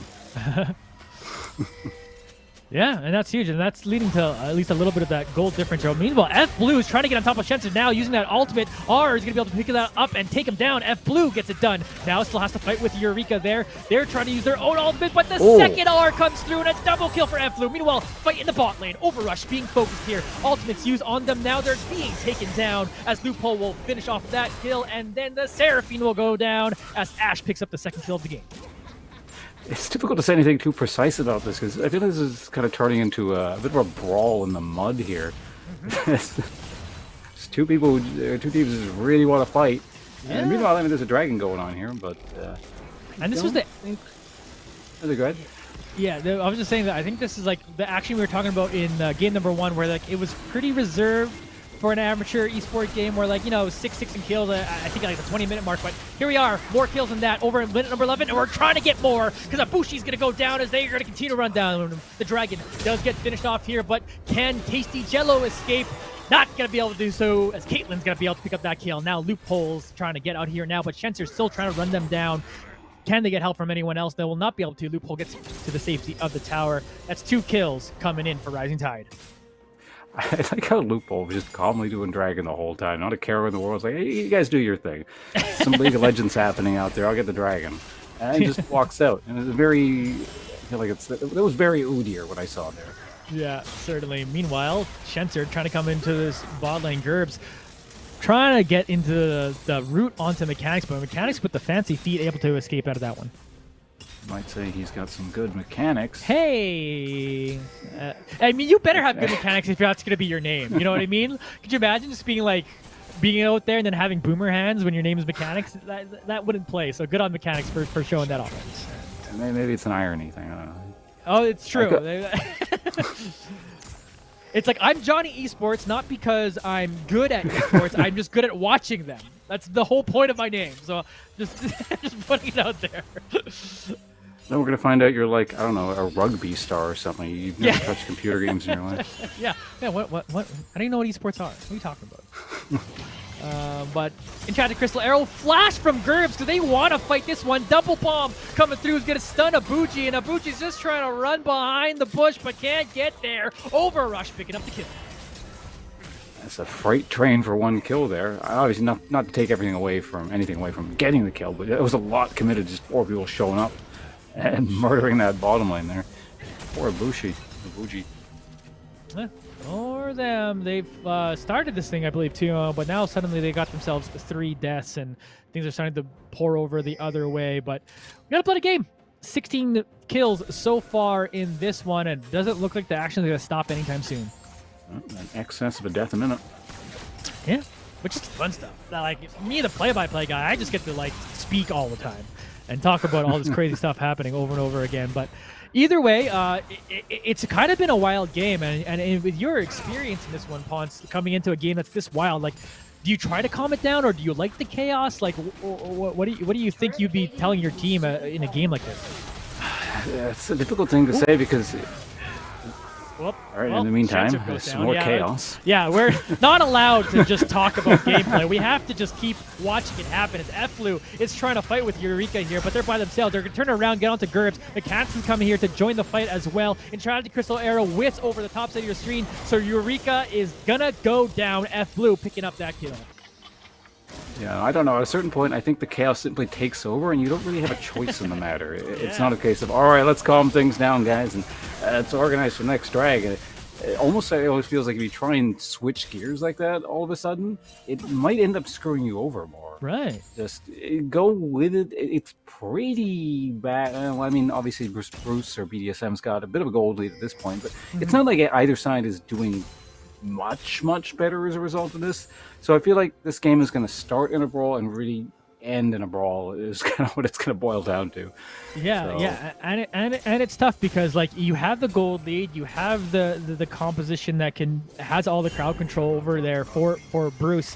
So if they continue going out with that, they're going to be fine. Grumps trying to hit that's root there, but will miss out on that one. But 4 people over in the mid lane right now for Rising Tide Amalgam. Let's see if they're trying to push for this mid tower.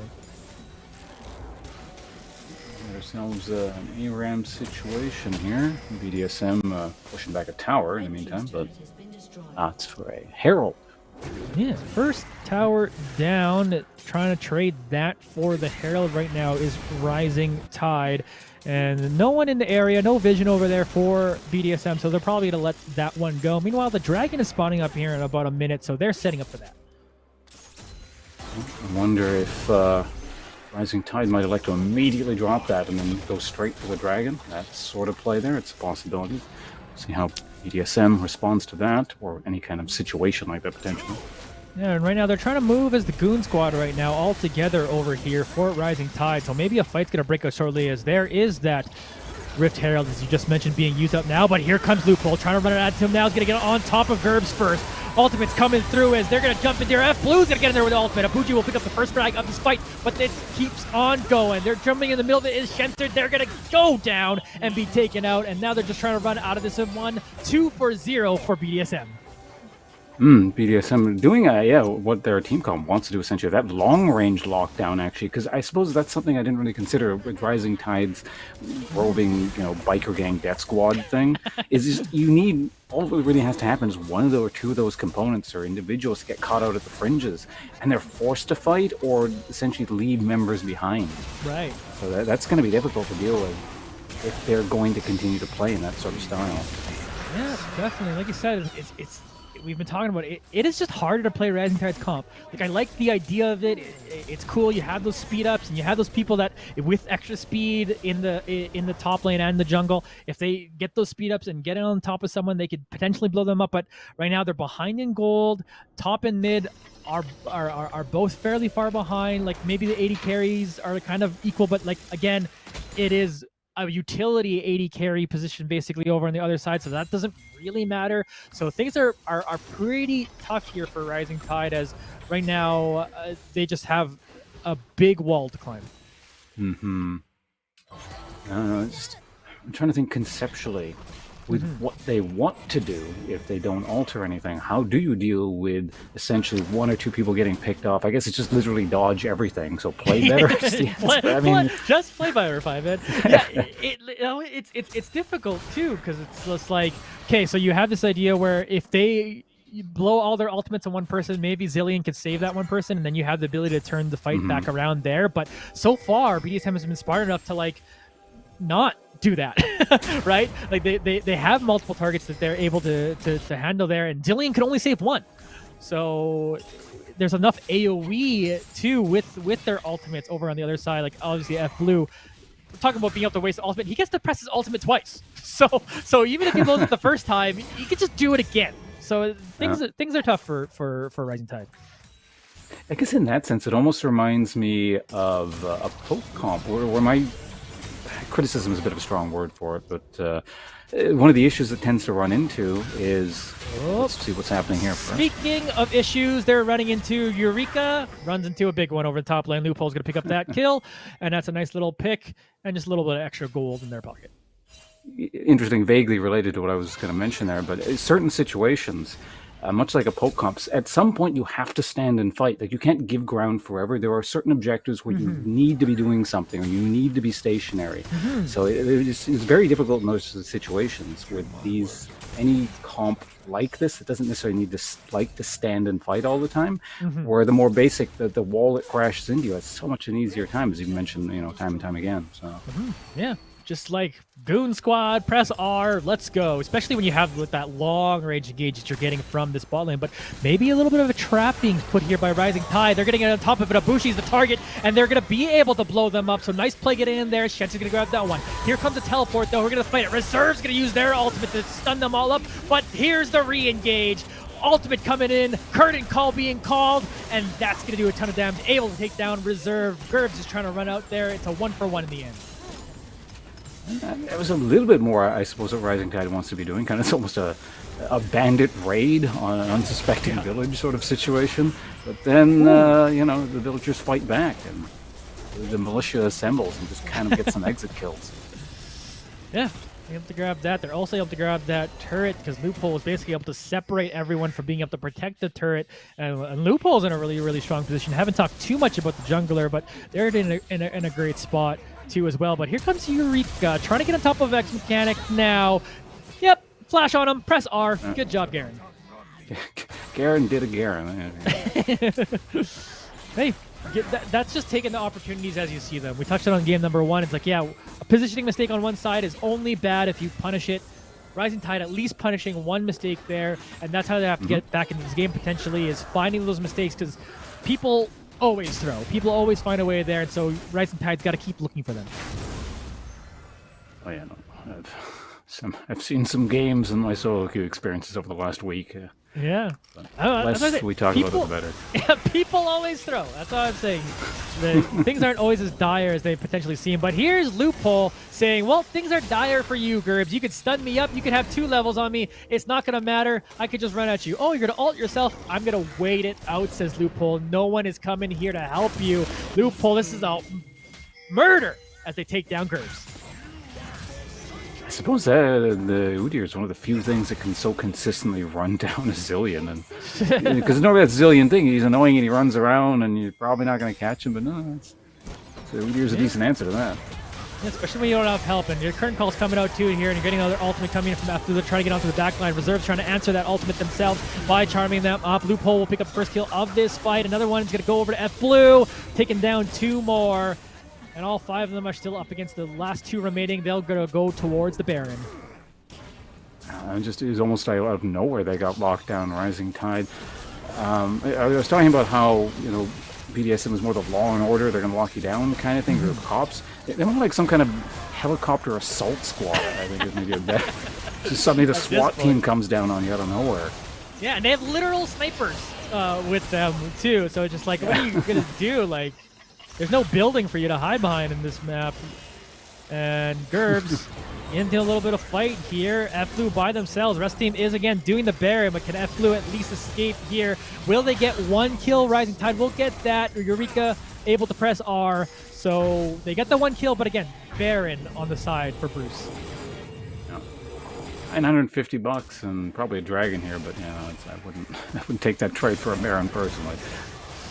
Yeah, it definitely can make things difficult here, and they have the ability to potentially contest this dragon here a little bit. A Bougie in the area, but looks like they will concede it here. Let them have that one. It is 2 dragons apiece now. Enchanted Crystal Arrow fired out for prosperity. To up those stats, those arrows hit stat marker, even if it doesn't mean anything in the long run there in that one. But either way, there's a win for Rising Tide. They got to focus on those little wins to get themselves back into this game. I mean, that does seem to be the thing. They are getting little wins here. It's not like they can't accomplish anything and they're just sort of lying back and getting beaten up. Like, they're still trying to do their thing and picking off people here and there. So, like the sort of the scrappy bandit thing is going on with them at the moment. Yeah. I think. Yeah, they're able to get that, and we have a little bit of the eye of the storm here, a little bit of calm. They, again, had that Baron and are looking to start pushing with it now, so you're seeing a 1-3-1 being set up here. Mechanics over in the bot lane, F Blue over the top, the rest of their team pushing up mid. I find it interesting that, I don't know, like we just talked about how Wukong had a massive... Never mind that.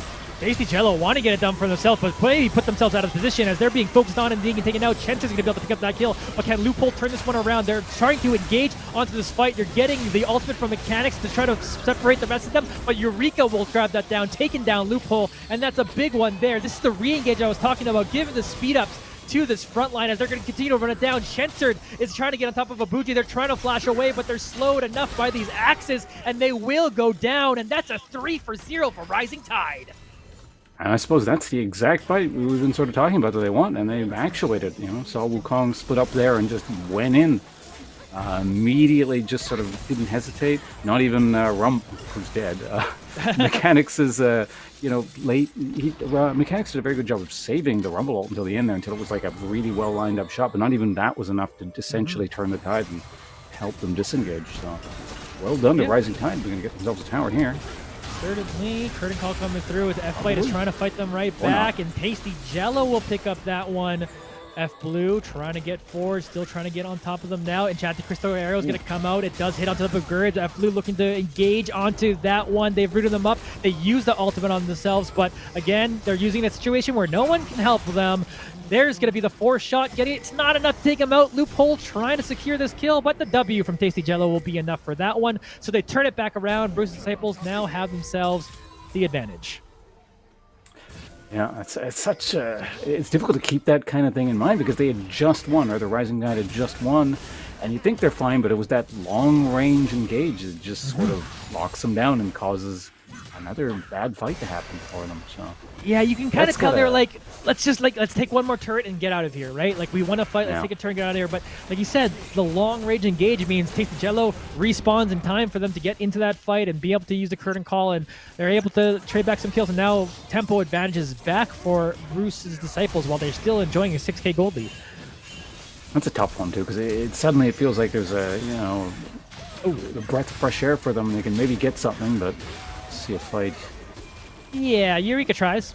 but not able to get on top of that in a 1v2. So they'll go down and they'll continue pushing in these lanes, this Bruce. We got a Dragon spawning up in a minute and 30 seconds. Loophole's doing some cleanup duty, cleaning up some wards here and there. Shensered making their way around this part of the map too as well. But right now you're going to see Bruce push out their lanes and have themselves set up nicely with the tempo advantage to look at this Dragon in about a minute. And what I do like about Rising Tide is still they've stuck to their guns this whole time. Yeah, and they're Much sticking like to this. it now. Tasty Jello trying to flash out of there, was trying to sneakily back in the middle of that bush, but gets themselves into a fight. And now they're using the curtain call, and Chenser's just tanking it. That's fine. Don't do a whole lot of damage there. Loophole has now come to try to help this one out here. They'll hit the root there with a nice little W from Tasty Jello, so Loophole's going to look to try to help finish this one off. And they will take that one down. They continue to engage, trying to get on top of Reserve. Couple flashes coming through. Big ultimate for Reserve isn't enough to save the mechanics. Will go down. Big re-engage. They're fighting for it now. F Blue here is going to come and try to help them out, but will they take them out before they can get there? They will find one more kill. Taking down Tasty Jello. Trying to fight this out now. Loophole's in the middle of it. Eureka getting on top of it. They're going to use the ultimate from the Zillion to save them now. Reserve will go down, and the re-engage from Bruce's Disciple is taking them out as a double kill comes in from F Blue on top of Birds now. That's gonna be a 3K. Loophole looking at Eureka. What a fascinating fight of just like back and forth. Who gets the? It's still going. All right. Yeah. There's the delayed ace. Abuji is eventually gonna get that one down. They're also gonna take down this bottom turret. Maybe the inhibitor, but Shensered wants to answer that. We get a fight between F Blue and Shensered. Shensered, though, does not have the HP to deal with it. F Blue just blows him up and will take the inhibitor as their reward. That was a beating. I didn't expect that much damage coming out of Wukong, I suppose. He's a little bit of an 11 odd and 2. take there. Yeah. So, yeah, a bit of a diffy there in terms of their goal, just slapping them with their wallet. It does look like we have a DC coming in from Loophole, which could potentially be unfortunate, but I imagine they'll want to reconnect to this game because, they're ahead in it. But everything is okay. Yeah, they're reconnected now, and everything is A-okay. They're going to take this Dragon here. They're going to go up 3-2, put themselves on Soul Point, and that blue trinket will just be a spectator to seeing that happen. And 10,000 gold lead right now from Bruce Disciples, and they're just looking to see how to spend that gold. That's a lot of money. Yeah. You can do a lot with $10,000, eh? Yeah, and Eureka trying to answer some of this does have a little bit of the advantage here and has that ultimate, so they will take down that one as the Enchanted Crystal Arrow will fly by them. So Eureka trying to climb their team back into this game. Mechanics in a bit of a strange spot there, but I don't know, I think it's easy to fall into a trap where you think Rumble is maybe a bit more mobile than you think he is, but in the context of this game, not so much, because pretty much everyone can run you down. So many just speedy characters all over the place. And here they are trying to set up for this Baron now. They're starting it up, but there's only 4 members up for Bruce Disciple, so it's a bit of a risky proposition, but looks like they're potentially committing this as they're still pushing to it on, and they're poking over onto Shensered now. They got the Baron down to half health. They're really committing for this. The flank is coming in as Eureka isn't behind them now. Getting on top of it now. 2,000 HP left on this Baron. Look at it tick away. They will take it, but will they pay for it with their lives? Ultimate's coming through. F Blue will grab that one, and now Eureka still trying to hold onto this one, pushing forward. Will take down Abuji, but Eureka's gonna die eventually. Meanwhile, Tasty Jello trying to deal with Shensered and does do so, but there comes the ace in the hole from Overrush to finish off that one. So a bloody exchange is a 3 for 2, but at least Bruce Disciple have the Baron. Yeah, I mean, it worked out for them. I don't like the concept of what happened there, just how hard they pushed it. I mean, it's weird to say that kind of thing when it works out for you ultimately. Like, look at all the objectives they got off of it, but really I feel like had they just not done that and played a bit more patient the whole time, like that was such a risk. That game could have completely turned around had that not worked out, and that would have been all on BDSM. Yeah, I think they were like, okay, the Rumble had the teleports. They're like, hey, well, like you'll just teleport back into this and then we'll be fine. I honestly think they could have waited 30 seconds. If they waited like 30 seconds and then did that later, like maybe it would have been fine. But again, it's one of those things like in the heat of the game, maybe you're just like, whatever, we have this advantage, we're stronger than them. We think we could even beat them 4v5, even with the Baron debuff. And like, it just brought it so it worked out for them, but it does feel like one of those things like, hey, what if things went a little bit wrong for you and then suddenly Rising Tide took that? Like, it just like, it feels like an unnecessary risk, but in the end, they're ahead for it. They got 2 inhibitors down. They got the Baron buff, so it's one of those results things where you're happy with the result, but it was pretty sketchy. Yeah, going forward in the tournament, if they're, let's say BDSM makes it through and goes to the next tournament, and they're against someone with maybe a slightly different comp or a bit more experience or anything like that. I don't know if we're going to see if it's going to work out, but Could be tough, but hey, they're trying to keep it aggressive, and they're fighting for it now. Mechanics now in a little bit of trouble here as they're trying to power up Chensard to get them on there. That's actually a little bit of a whiff ultimate coming in from reserve. Chensard will eventually take down Abuji. Tasty Jello coming in to do some damage. Get a Gale Force in to pick up that kill, but that puts him in front of Eureka, as Eureka will now take them down, and Eureka's going to go to work. Mechanics to go down too as well. 3 for 2 currently in favor of Rising Tide, and now they're focused onto Loophole. Meanwhile, the bot lane is being pushed in by the rest of them, but Loophole is just stalling all of these people because F-Blue is pushing the lane. Can Loophole survive long enough? Look how long it takes to kill him. Look at this giant shield they're taking now. They're wrecking the base while Loophole's got all of their intention. F-Blue just wants to win the game, so maybe you got a few kills, but the W is going in favor of Bruce's Disciples of Stunt Masters. What a fascinating game that was. What an ending. Yeah, it ended very much like the rest of the game. It played out in a fascinating fashion and ended in one as well. So yeah, let's. But the game was a bit of a cloud fiesta, but like that's fun, right? Like that's what we come out here to see, and what a great game to get into game number 2. Like game number 1 felt like, hey, like this is like really macro play coming out of these teams, and that's pretty crazy. And then game 2 was just a slugfest, and that was just some fun times for sure. Good variety in the tournament, isn't it? It is nice to see, no sarcasm or anything like that. It's just like it's good.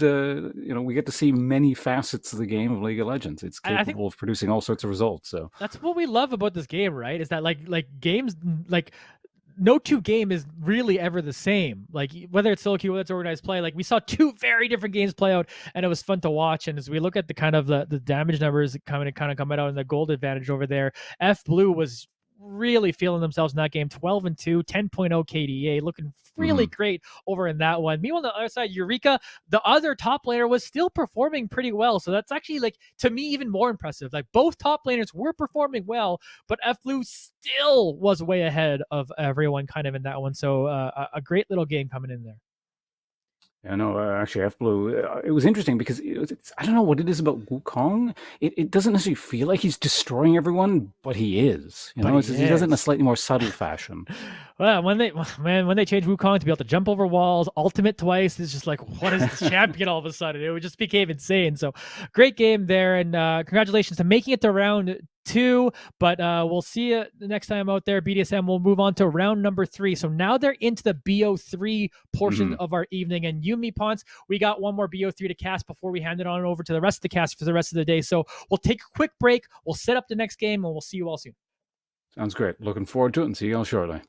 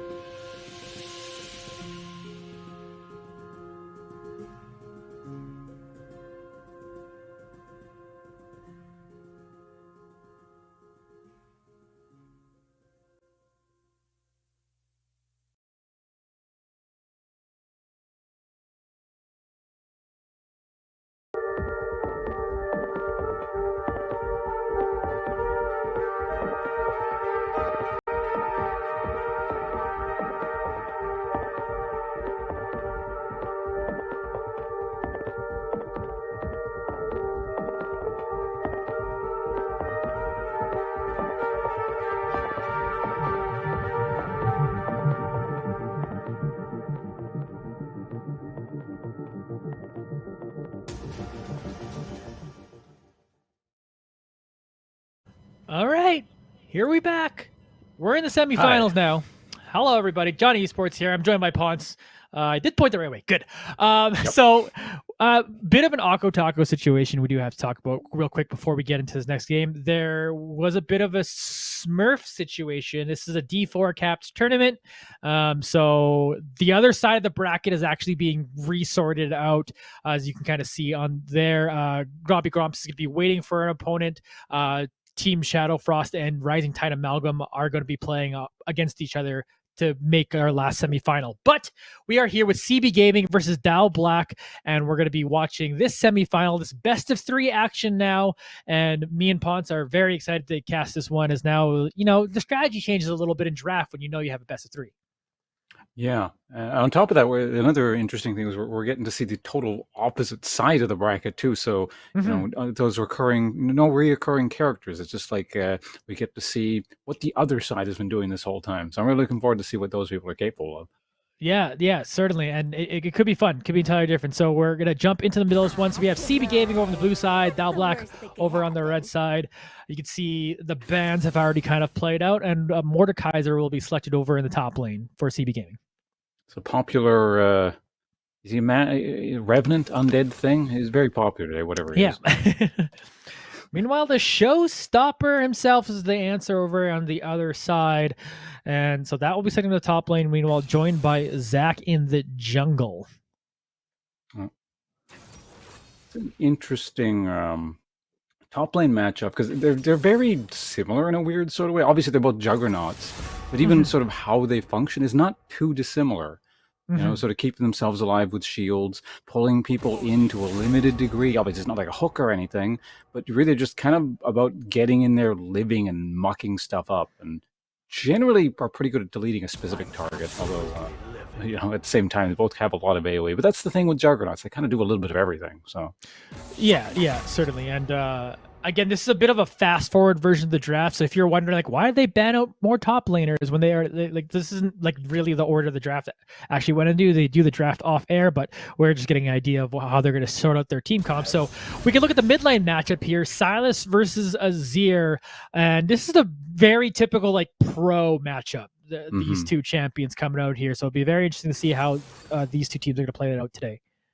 Between the picks and bans and stuff, this is a bit more reminiscent of what you might see in a very high kind of sort of professional play. I was thinking stuff like the Kassadin bans, K'Sante ban, we haven't even seen picked or banned up until this point. Yeah. Actually, same with Kassadin, now I think about it.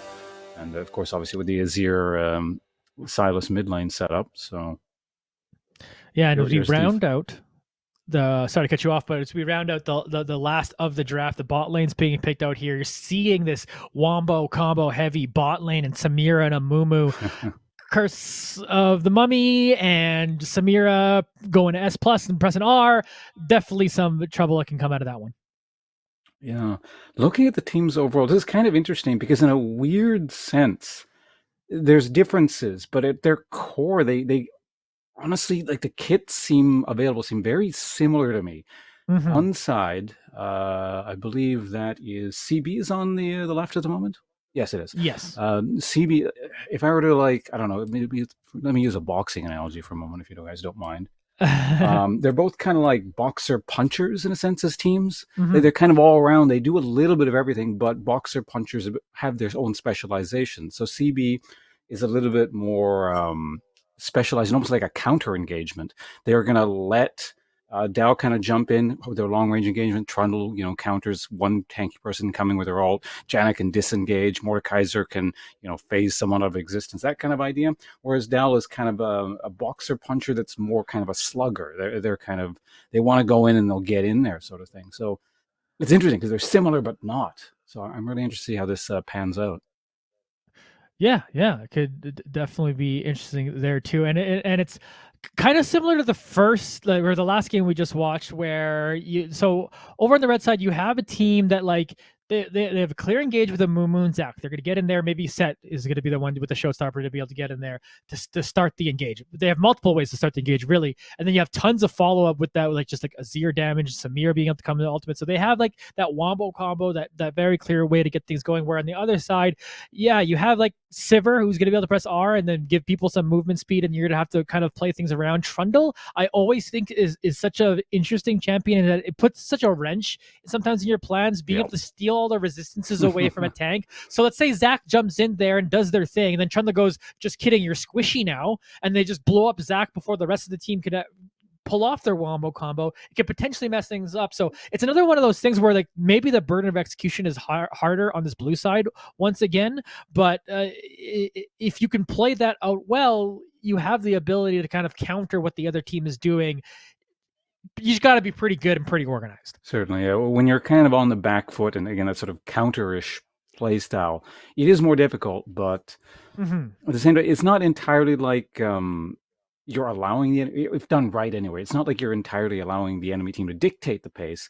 You're essentially ideally trying to dictate the pace by being the more passive side. So allowing them to engage on you on your terms. When they think they're doing their thing, you go like, haha, no, it's actually, I want this to happen, kind of thing. Yeah. And then there's just Silas using your ult against you, right?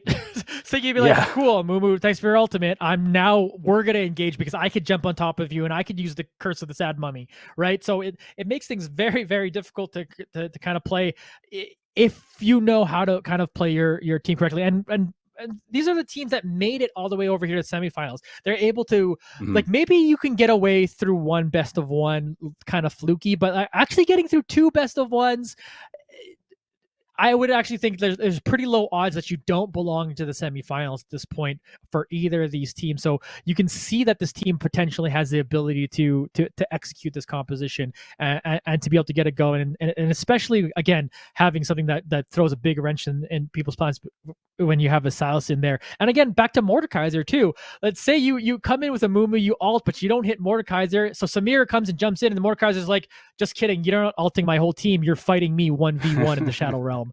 That could be tough. But again, these are like things that are actually kind of hard to do and kind of hard to accomplish. So it's going to be very exciting to see once we get into the team fight phase. Certainly, and just looking at how they've constructed their teams and the bans and that sort of stuff, I think that also speaks to the fact that we're probably looking at some fairly competent players here. So really looking forward to that. Just to add to the confusion with the whole, they kind of like both teams to a degree mirror themselves, as you mentioned, Silas copies, so that's just adding to the mix of confusion.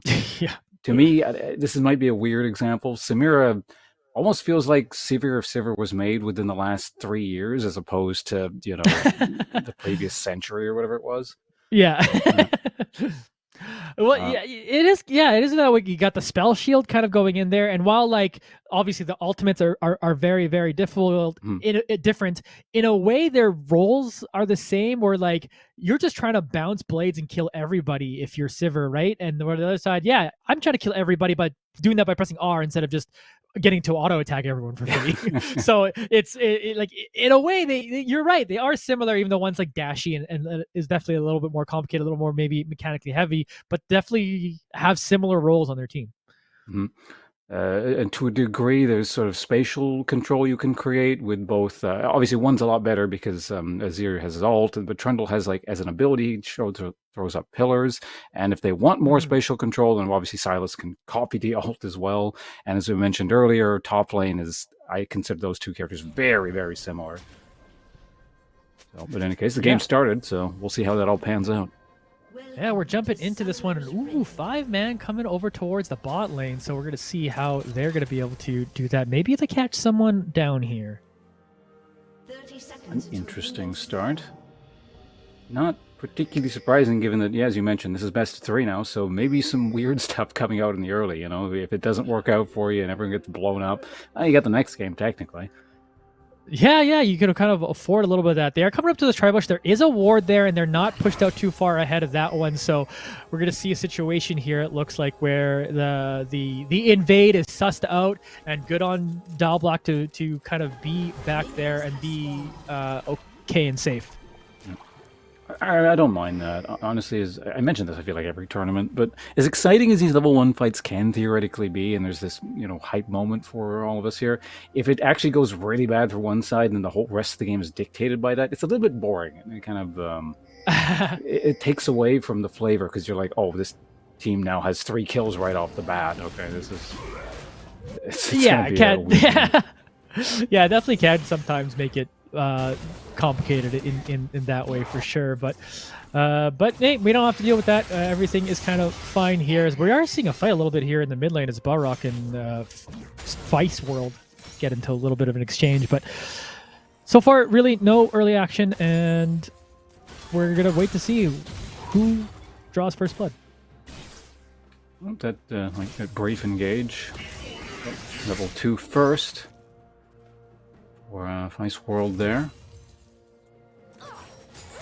Yeah, there's still continuing that one out as we're trying to see where these two teams kind of sort things out. And we had a little bit of trading going on into the bot lane and the mid lane. Tons of action actually going on over there as we see pretty low HP bar already for Balrog. Only got that one CS, but yeah, that little bit of a range advantage Azir has is going to be able to bully Silas there, at least at the early parts of this lane phase. Yeah, he was stuck at level 1 for quite some time. And he has the level 2 now, so see if he can do anything with that. But I'd say so far this is... I'm about to say this is the quietest start so far. I'm going to immediately top lane start punching each other. So yeah, immediately there. And yeah, we're seeing like a little bit of stark CS difference in that top lane too. Sakroza being able to pick up a lot of that. But here's a fight into the mid lane. Vice World is going to have to use their flash to be able to get out of there. So that is flash down. So let's be able to watch that lane for a bit longer there to make sure there's no regank. Yeah. Obviously, that's the kind of thing the junglers are going to be watching for. You don't need me to tell you that. But see if... oh, never mind. We've got something going on here. Ooh. Yeah, they're fighting for it now. They're getting on top of Balrog, who now they're going to have to use their flash, but Instinction has come back here. There's a passive being popped there from the Zac, so they're trying to protect that out now, but Vice World's not going to be able to do that, and that will be first blood and over to Extinction. Yeah, Vice World not... Never mind, we've got some fighting. Oh, no, there's not so much fighting here. Just a quick bit of wave clear. AD carries doing what they love to do best. Clicking on those minions.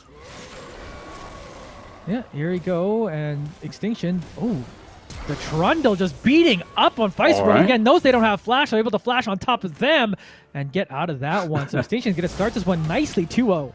That's about as brute force as you get. This Trundle sort of walks up to you and hits you with a club.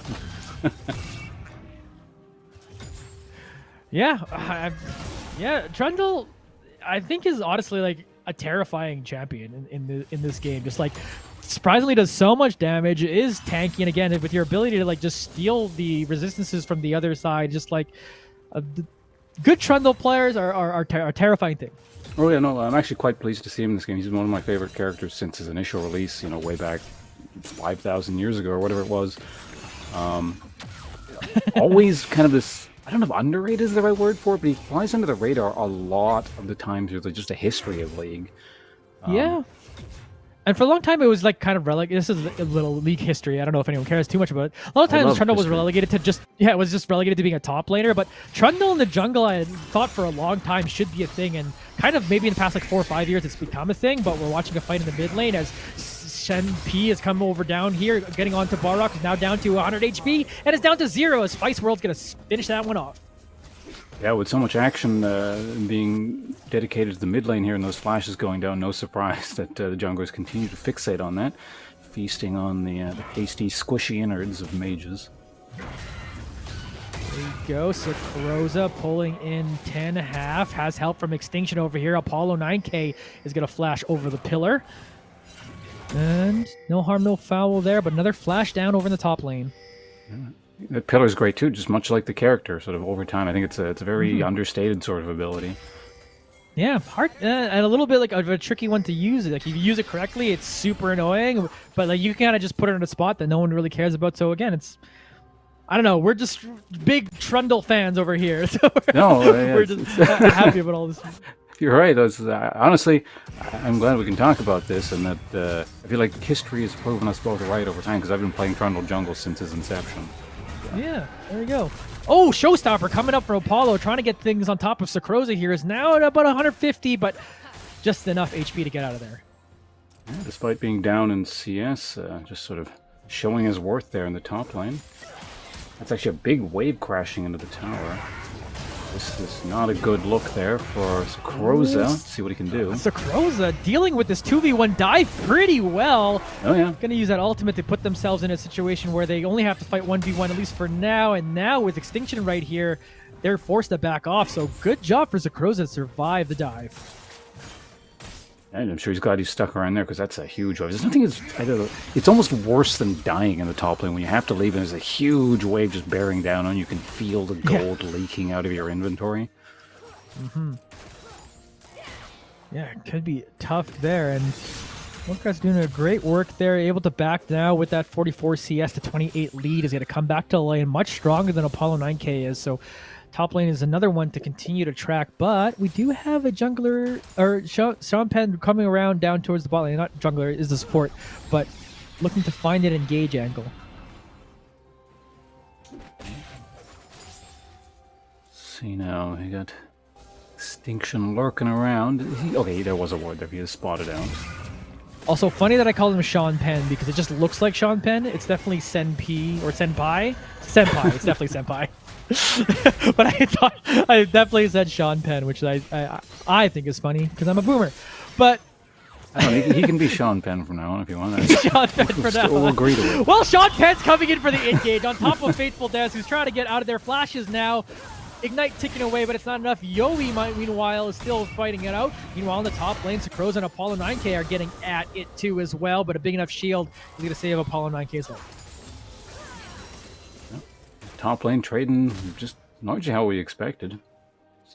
Two similar dudes doing similar things. Yeah, punching and rocking. Apollo 9K still wanting to fight for it. There's the showstopper. Sakroza gets a little bit of shield, pulls him in towards the tower, but it's not enough. Apollo 9K with a big 1v1 kill. No, that's quite important there, because again, since they're doing similar things, it's just the person who gets ahead and just breaks out of that mold of things being pretty even, it's just going to snowball really hard, barring outside interference. It's a free dragon there. Yeah, they're able to get that dragon there for Dal Black. They got themselves a little bit of that gold lead. Nice little 1v1 play that happened over the top lane. Gets Apollo back into that one when it looked like it was really flowing over towards Sakroza's side, but huge play there. And now CB Gaming are a bit behind this one. They just got the advantage in the jungler right now with Extinction's couple kills.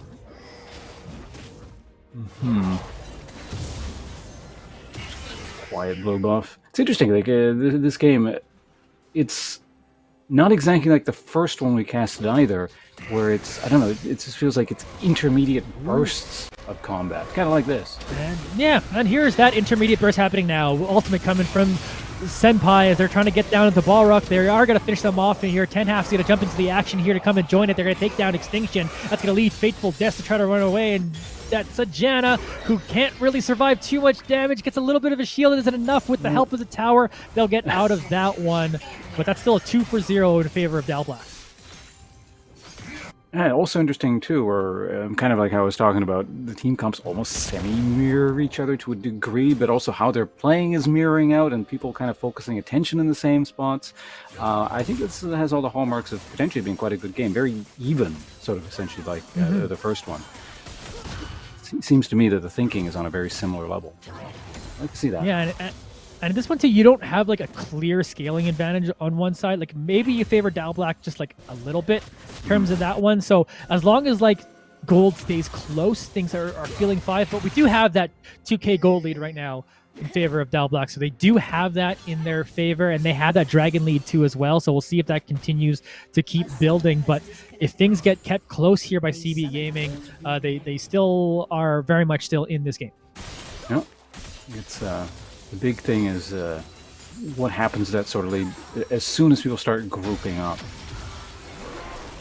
There is a grouping here on the part of Del Black at the moment. CB Gaming going to take that one for free. Rift Herald. Yeah.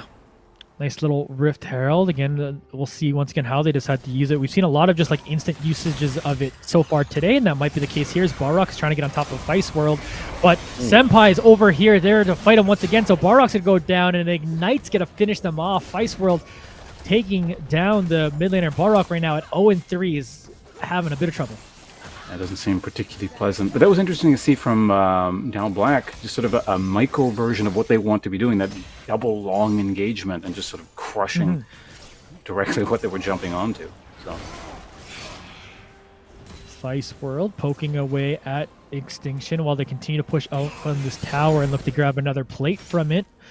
So they're able to get that, and that's a good advantage again on with how well Azir scales as a champion. Getting those guys, has those couple kills right now, has a CS advantage, has a couple plates. Well, one right now, but about to get a second one probably soon. Things are looking pretty good for Vice World. That was 10 lurking in the wings up there, maybe making something happen.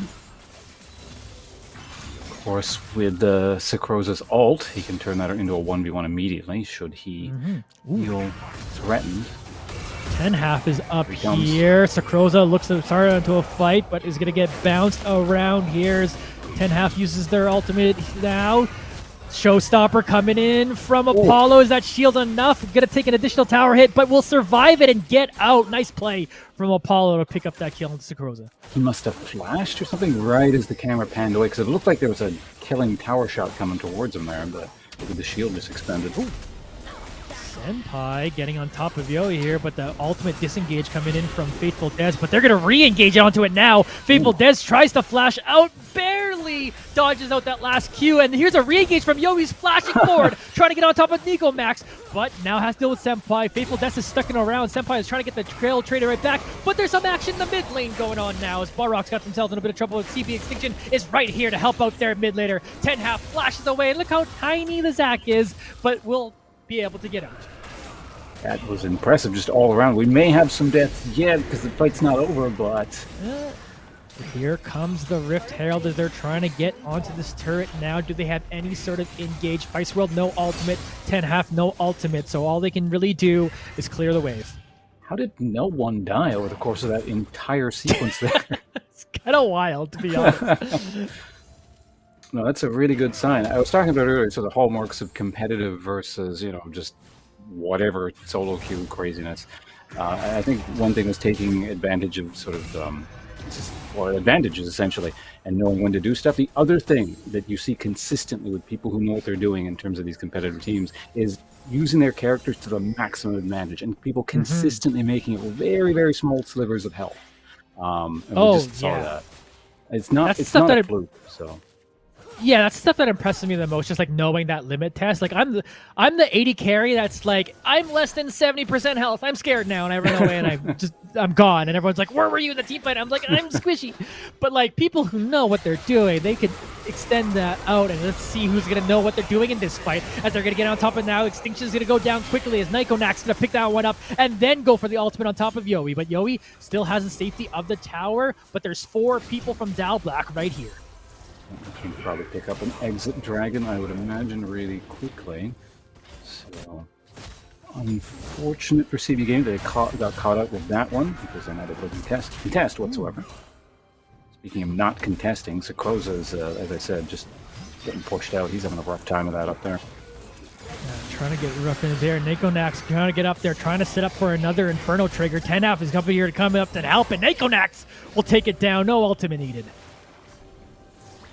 Yeah, I'm surprised they even tried to push for that one. I think they could have very easily essentially given that one up at that point.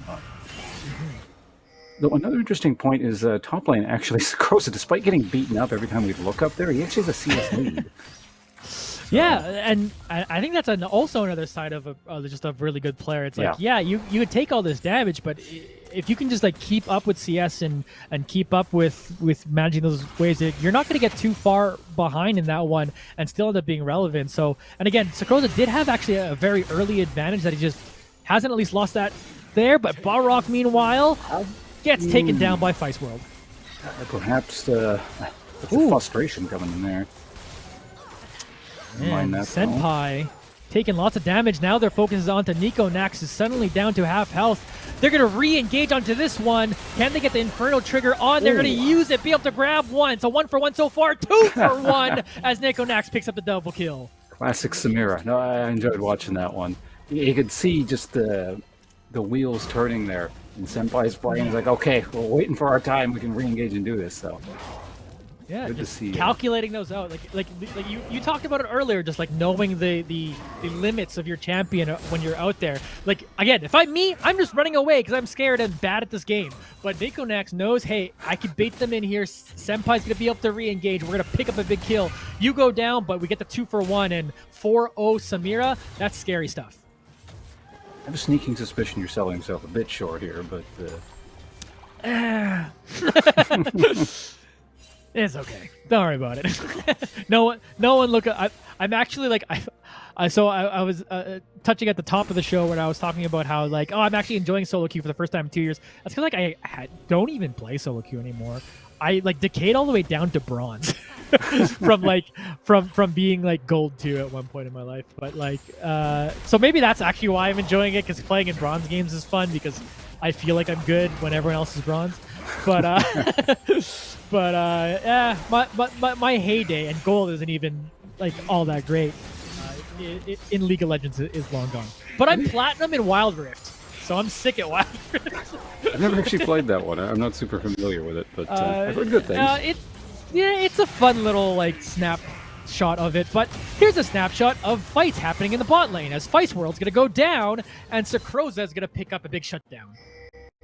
Yeah, interesting. Both mid laners actually kind of just getting taken down out of nowhere. If we go back about 2 minutes, Barak, I'm not sure actually what that engagement was. It was a very strange thing he did. He just sort of walked up and died, if you remember that one. I wonder if he just maybe he's getting a bit tilted because the game's not going well for him or something. He's a bit of an odd man out here in terms of having impact on the game, but hopefully he can turn it around for himself. Yeah, hopefully, certainly, because right now we do have a pretty good advantage right now in here for Dal Black. They're up 5k. Kind of enjoying that. 10-half over here, invading into the jungle. Senpai coming in to help. He's going to use the Curse of the Sad Mummy to stun a bunch of them up, but it's only 2v4, so can they really do too much? Senpai's looking to slowly go down in this one, but they're still fighting this one. There is Apollo 9K coming in there with the showstopper. Nico Nax is coming in to join too as well, so they've suddenly picked up 2 kills and have turned this one around. Nico Nax looking for the next target as Sakroza is trying to run away. They're engaging onto Yoi now, who is going to be able to pick one more there. Gonna get another Q, pick up another kill, but eventually go down after the double kill. So 4 for 2 in favor of Dal Black in the extended fight. By going for the very greedy play of like trying to maximize as many kills as possible, and it just actually ends up working out for them. So I'm not saying it's a coincidence or an accident or something. I think they planned it out that way. But you know, had they collapsed and been a bit more conservative what they were going for, I think it would have been an easier fight. But it ends up working out for them. Get some more money, more objectives. So good to see. And given what, never mind that. What we have here. 10-half caught out a little bit too long, and they'll get that shut down as Extinction will pick that one up now. For Dragon too. Yeah, definitely a good time to take down the enemy jungler when you're trying to make a comeback here. But can Feist World, Nico Nax, and Senpai still defend it on their own? Curse of the Sad Mummy still on cooldown right now, but you do have the Emperor's Divide to maybe still make a team fight out of this. Teleport coming in too as well, so here comes the fight. Apollo 9K is trying to bring them all together. Feist World will pick up that first kill, and they're going to keep going to work.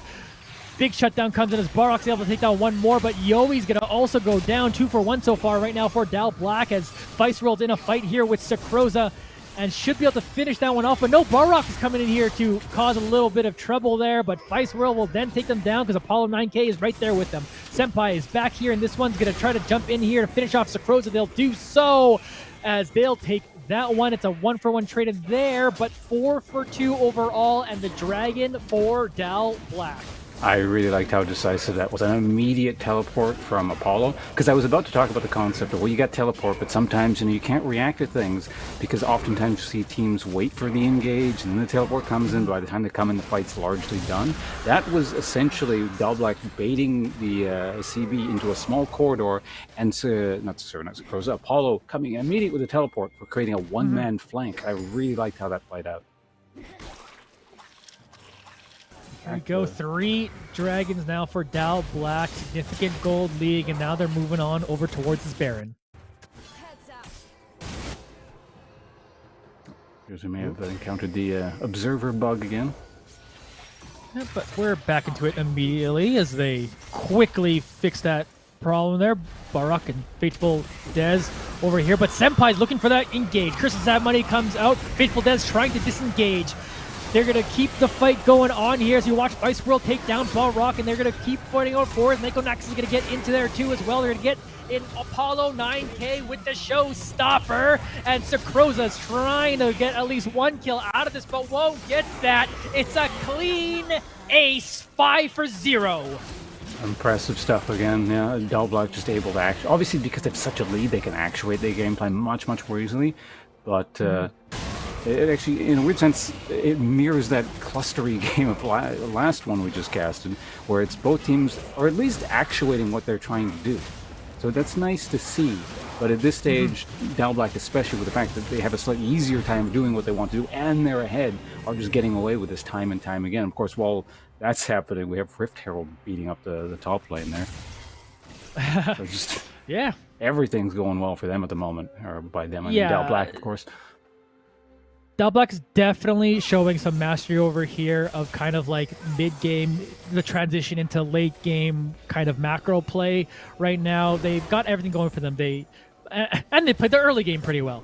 Despite the fact that actually CB Gaming had the very early lead, they kind of stuck with their game plan and were able to make things happen. Largest part of Apollo being able to turn around that top lane so very quickly, and then they were able to snowball Nikonax over in the bot lane, and a snowballing Samira is terrifying. So right now, Dalblack is looking to punch game number 1 here in this best of 3. CB Gaming might already be thinking about game number 2, but let's see what they can salvage in the rest of this game.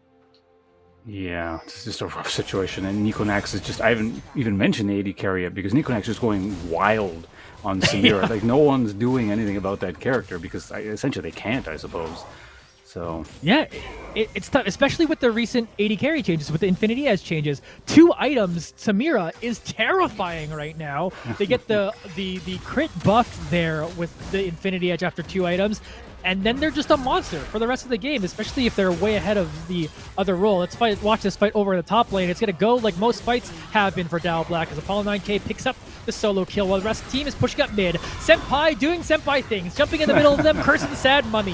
10-half coming over here to tank some more of it. Ice World is actually tanking the turret, so having trouble joining the rest of the team. Sakroza has actually now pulled himself into essentially a 1v1 over there, so they're able to pick up that one, but the rest of the team is fighting down here. They're taking out one more, but Ice World got themselves in trouble. They're going to go golden, though, at the perfect time, and a double kill coming from Ice World before they're able to go down. They're going to get another ace here. 5 for 2.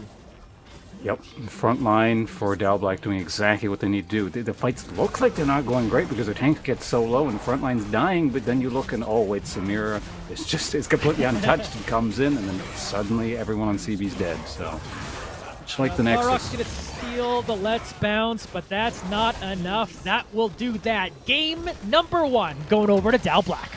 Very fascinating one. The most decisive game by a large margin we've seen today. But of course, it's a best of 3, so hopefully, well, not hopefully, but we'll see if CB can turn this one around. See if they can get their game plan to work, unlike Dow's did that game. Yeah, and so we touched on it at the draft, and it just seemed like, okay, so one side over here's got, like, you know, we can press R and run at you and do really great things, and they were able to kind of accomplish and get that done. And like Samira, once you got Samira as far as they did, 11-1, 17.0 KDA, but of course the set lane 15-0, and I remember they were actually disadvantaged to get things started. Sakroza was doing a really great job in the top lane, but then suddenly Apollo kind of solo was able to bring things back towards them. But I think there's still positives for CB Gaming out of that one. Extinction, I think, showed that they knew what they were doing in the jungle in the early game. Things just kind of went awry for them, and they could just make some adjustments and come back into game number 2. Yeah, I feel like just based on what Barack was doing too, I think he probably just had a not great game. If you can sort of Yeah. reorganize his thoughts, come back into it, I think the mid lane can be a lot more competitive. So everyone's got sort of a game that doesn't go well for them, here and there. It happens. So Oh yeah, certainly. Yeah, so yeah, tough one. But again, they've made their way into the best of 3 portions of the tournament, so they are able to afford 1 loss. We'll see if they can pull off the reverse sweep. We'll take a quick break here on our tournament. We got, between me and Ponce, at least 1 more game to cast. Let's see if we got 2 more. And then, of course, there's the other semifinal and the final still later today. So stay tuned, folks. We'll take a quick break. We'll be back with game number 2 of the series. see you all shortly. Thanks for tuning in.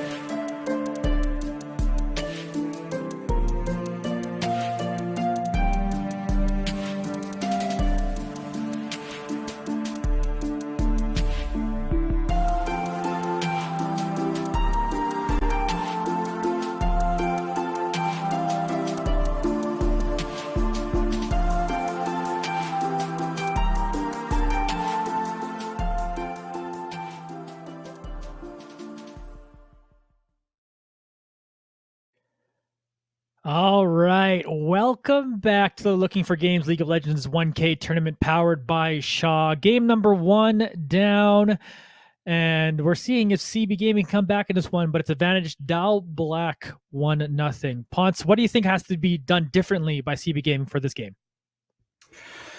That's an interesting question, because the way that game obviously ended up playing out and ended, it seems so decisive. I don't necessarily think that was some kind of huge skill differential. It may have been, but it's sort of I think a function of just, again, how similar those teams sort of were in a sense. And it's just when the small differences start to crop up, they end up being massive. Oh, they end up being just massive differences. Sorry, there's a bit of a technical difficulty there. But as I was saying, there was just because those teams are so kind of similar at their core, that the small differences end up being huge differences, and that's what sort of blew up between those two things. I don't think it was that big of a skill differential between the two teams. I don't think it was. It may be the case. It's really hard to say in a single game. But Yeah. I suppose the issue is just don't get too discouraged with the results of that. I think there were things that were being done right. Just go back to doing your game. Don't necessarily worry about specifics too much, and just play like you would, I think is what it comes down to. And with League being such a snowbally game sometimes, especially with the composition that was picked by CB Black, that was made to be like, we're either going to smash or it could be difficult. But that was a team comp designed like, we're good early, and if we smash and we get ahead in this game, it's very hard to come back against that team composition they had. So they were able to really, really show that off, and Dal Black was able to get that kind of advantage and be able to do that, especially with like a big Samira doing great things, and Azir being so ahead too. And then the top lane just pulling off solo kill after solo kill, and you're seeing it as we look at the draft now. Apollo 9K is on the set once again. Yep, that's looking. It worked so well, I suppose. Right? even if they come out with a counter of some description, you still have a game to work with after this. So, you got space to work with, use it. Yeah, definitely. And you're seeing kind of more a general team fight composition being put forward right now by CB Gaming this time around. Like you have that Gnar Volibear front lane, Oriana with the ultimate able to increase that ability to engage, because if a Volibear gets on top of someone, you ultimate there. Gnar gets in there, also puts in there. Like again, it's just like that burden of execution is easier, I think, this time for CB Gaming. So that puts them in that situation. Meanwhile, on the other side here, you're getting that Samira on Nekonex again. So the two people that really, really popped off really hard are on the same champions. Looking forward to seeing how that turns out this time around, because it was a pleasure to watch. It just sort of how they were executing those characters in the team fights and the laning phase as well. Actually, particularly with Samira and Senpai in the bottom lane, with just how they knew how to re-engage and disengage, and so hopefully we get to see more of that again. Yeah, and the big difference though, the Mumu taken out there, that was banned out, so you're seeing that Senpai is not going to be on that, but this time on the Maokai, but that's going to be Maokai support this time coming around, and so that might be a little bit different than what we've been seeing so much of the Maokai with the demonic embrace in the jungle and doing all of that. So it might be a little bit different, might be a little more tanky, might be more focused on that engage potential that's still there, because Senpai set up Nekonex so well to look so good in that game. But at the other side, Xayah Rakan is kind of like that premier disengage bot lane, right? So like Xayah's just the ability to ultimate and get themselves out of there, and Rakan able to support that situation too. It can be really good. And Xayah, another champion that got really buffed by the ADC changes. So like I think Samira and Xayah are the two champions specifically that got the most out of the ADC changes. I always found that lane dynamic between Rakan and Xayah fascinating too. I wish Riot, it's a slight aside, but I wish Riot had like gone really hard with just making those two characters work really well together. They were supposed to be used together, kind of thing. Obviously, they do work together, but had they pushed that angle a little bit harder, I think it would have been interesting. But I imagine it's probably harder to balance. So. Yeah, I think the big thing is for pro play, because there was always that scary thing of just like, if you I remember when they first came out and they were really, really strong together, it was like, well, we're just gonna pick Rakan like B1 because then they don't get to have Xayah Rakan right away. So because Rakan was able to just be good enough as a support on its own paired with someone else, but then Xayah but the Xayah Rakan combo was so strong that you had to either ban one out, like ban out the Rakan or something, or you had to pick one of the two just so that you could break up the couple if you're on the blue side. So I know it created some headaches in draft in terms of pro play for that, but either way, I think it's a fun bot lane to play too. I think Rakan is one of the really higher skill camp support champions too, which makes that thing really interesting as you get into further, as you get into higher levels of play, and we've seen how good this bot lane can potentially be, but they got to be able to answer again how good Nekonex and Senpai did last time. Yeah, no, and Rakan's the other thing about it is he's fascinating to watch too. He just kind of zipping around all over the place and doing stuff. Just doing stuff, running around, talking people up, and like I love champions like Rakan in the sense that like when you see them running at you and you can't do anything about it, it's terrifying. And you're just like, you're just gonna come out and charm me, and I just can't, because you just have this extra move speed in your ultimate. So I think Rakan players are good. Rakan players, I think, are very, very impressive stuff. But the other part of last game that was huge again was Apollo 9K on the set again. Do you think the Gnar is going to be a better answer into this set? I mean, given how that sort of very similar matchup went last time, I don't disagree with just totally changing up and going with a more pokey option on Gnar. I mean, obviously Gnar can go in once he does the Mega Gnar transformation stuff and blah, blah, blah, but most of the time you're spending is little Gnar, so giving yourself an option, just poke, and then get away when Set decides to get angry and tries to punch you. That seems like it's going to be a lot more difficult to deal with. And I absolutely agree with just changing up your strategy. There's no shame in backing off from not wanting to bash your head against a wall and doing the exact same thing. Didn't work out. You're on a team, just do something different, and hopefully it works out better for you. Yeah, and then we got control mages in the mid lane. Orion and Victor kind of serve similar purposes. Yeah. Just being control mages. But then you have the jungle difference here. There, the Poppy and the Volibear. So Volibear there in there for the engage. Obviously, the tower dive potential is 100% there, but Poppy has that interesting ability to disengage a fight there. So how do you feel about these two junglers? I mean, it kind of goes back to that whole simplicity sort of thing, where I think the Volibear just running in and causing trouble is just, it's easier to get going. Essentially, I don't necessarily dislike the Poppy pick, but it's got some more weird nuance going on with it. Right. So just on that basic level, it's going to get Volibear's a bit easier to do things with, maybe work with, whereas Poppy's got some more strange tools, and then tries to work with other people to do more unusual things. I don't know. I just generally like Volibear as a character, so I'm also maybe a bit biased in that regard. But, well, yeah, and we've bbeen in those games where like the Poppy ruins your own team fight. Like, say you were engaging someone, then you just knocked out the wrong person, or you knocked out like because there's definitely like an error, like there's less room for error when it comes to Poppy, because you could just like make a team fight worse for yourself. So it's definitely something that we're gonna have to see 10-half and how well they've basically gotten practice on this champion. It's an interesting concept where it's just like neither simplicity nor complexity are inherently good or bad on their own. Right. So, yeah, that could be interesting. But again, if you are just tuning in, Dow Black up 1-0 in this best of 3 right now. CB Gaming looking to try to see if they can run it back and get themselves into the finals for today's tournament. But here we go. It all starts with this one, as we're just getting a line of scrimmage play to start off with. Volibear got shot. Dow Black wins. Game over. Yep, game over. It's over. All right. And tournament's done. I'm going home. Tournament's done. That's over. Yeah, it's over. But if only had first strike, then he would have actually had extra gold too.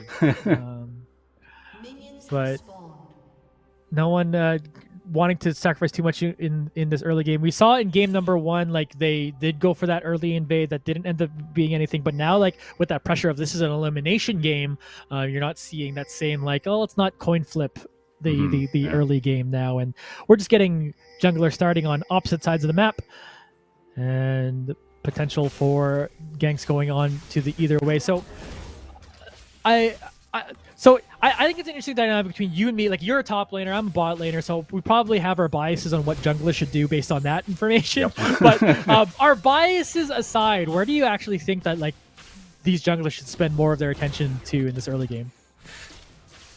Honestly, I feel like I don't want to say the same thing again, but like if Volibear could just snowball that top lane and just allow essentially Sakroza to just kind of get that oppressive poke down. Faithful does really aggressive positioning to get this level 1 started. Gets them to focus on them, and Yoi's trying to trade back some of that damage. So support's trading a little bit of damage. Faithful Des digging a little bit worse of it. That's the most aggressive level 1 we've seen so far. Yeah, they're able to take that one there. So level 2 first here for CB Gaming. And again, a very potent level 2 when it comes to Zyra Khan. That's for sure. So Nikonax and Senpai do back off from that one, but maybe getting help from their jungler here immediately. And they don't see it. Here's 10-half, and they're jumping on top of it now. They're getting on top of Faithful Des, and that will be first blood going over to Senpai. Yoi now trying to flash away and get out of there. Nikodax S+, but of course not level 6 yet. But here's Instinction over here, trying to at least trade one of these kills now, but they're getting jumped on by the rest of the team. Oh, no. Heal coming through from Nikodax, going to force a flash now from Extinction, so that's going to be a kill in favor of Dow Black and a flash blown by their jungler on CB. Yeah, a bit of an unfortunate positioning by CB, because I don't think they had anything warded. You can generally predict when junglers are going to show up. It's not exactly static, but you have a rough idea when they're going to clear their thing and show up, and that was prime time, essentially, for when the 10 was going to show up, and she just walked in and, got it for free. So hopefully they're a bit more cognizant of that kind of thing going forward. Can't give up too many mistakes like that. Yeah, it could be tough.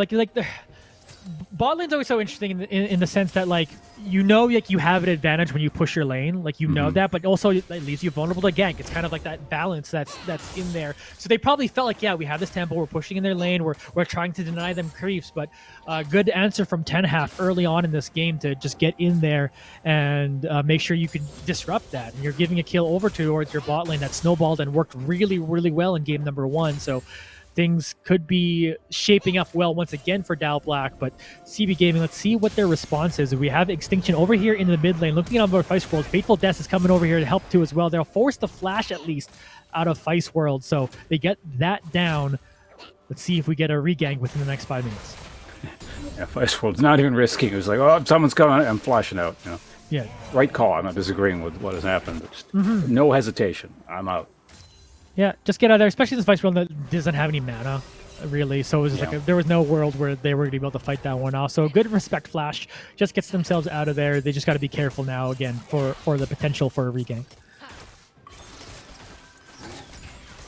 Looks like... well, I guess Sarkoza was doing well in the very, very early game, last game as well. So to say that it's going well for him this time around, but at this point in the game, last game was also going well for him. So yeah, and I think that's to know. Like for Sarkoza, I think they have laning prowess, and I think Apollo popped off. But that's no like. I'm not harping on Sarkoza at all. I think they actually were playing pretty well, and you saw that they were able to keep their CS numbers despite being disadvantaged. So you know they're good in lane, but do they get snowballed on here again if 10-half comes up here and helps Apollo 9K once more? Yeah, I don't know. It's interesting with the Nara because I don't think he's as prone. Let's say, you know, Sarkoza falls behind again.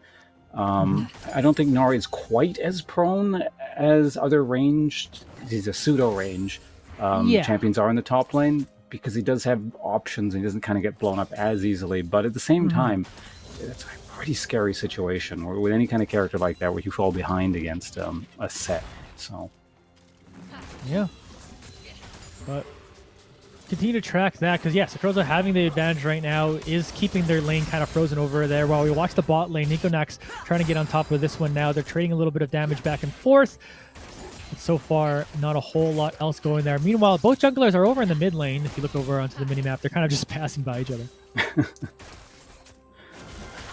Well, Extinction still moving up forward over there too. It has invaded quite far into it, just messing around with 10-half's jungle here.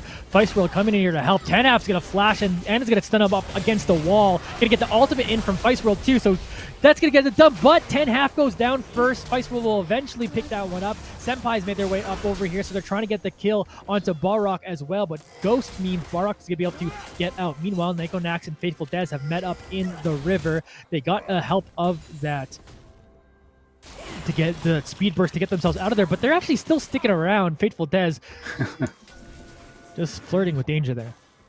It's a lot of priority giving us some interesting objectives there. They're just desperately trying to get raptors and hanging around the river just to claim space.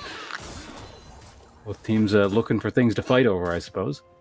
Yeah, they're continuing that one now. So again, small advantage in the mid lane now with that kill. Barrock, though, it's not one that with this champion that is like needed to get a bunch of kills on themselves. Obviously just has so much power with that command shockwave to be able to enable a team fight really, really strongly there. So it's kind of like as long as they kind of... Sorry, go ahead. Oh, no, I was just would say it's sort of like a mage version of Malphite. You just need the ult. It doesn't. Yeah. The rest of it, I mean, it's nice to have, but not the end of the world if you don't do some other things. Yeah. And that's what made, like... Oh, wait. I'm going to stop talking here because maybe Faithful Des is going to get engaged on. They're slowed up at least a little bit here. Do have that Blast Cone to get away now, but they're trying to jump on top of it. Senpai's going to go with them with that Blast Cone. Well timed in on that gauge. Going to flash over the wall, and Senpai looking to pick up some kills. Khan's slippery, but he's got his limits. So, and we just saw him there. Free Dragon off of that looks like, barring some kind of bizarre steal. Extinction is nowhere in the area to contest that. We'll see if he decides to gank top and then maybe go for Rift Herald. We'll see. Potential for that there, and Sakroza up over here does have, again, like you mentioned, their jungler with them, but they're clearing out war, so Apollo is aware of it now, and they're going to back off. But, man, so... Oh, Faithful Dad's trying to tell Tenhalf to back away from their jungle, but Tenhalf right now is just, like, not taking that threat seriously whatsoever.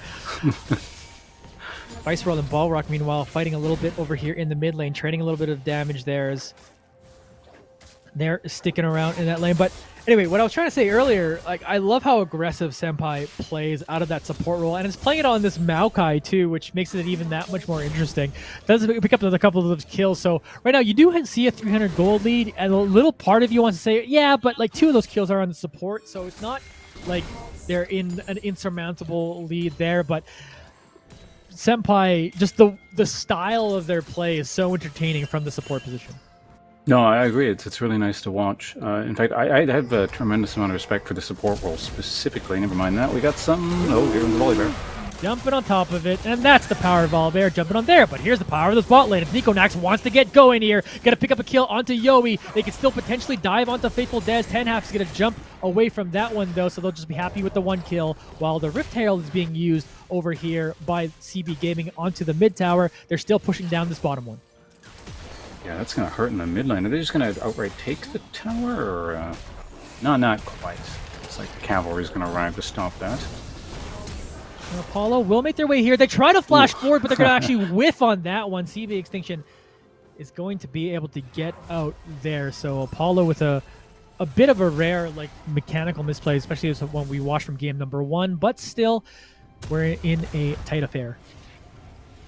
Yeah, it's going to cost him too, just the time he's putting himself further and further behind CS-wise, and sort of roaming around and doing stuff like that. So, always got to remember, time is not free.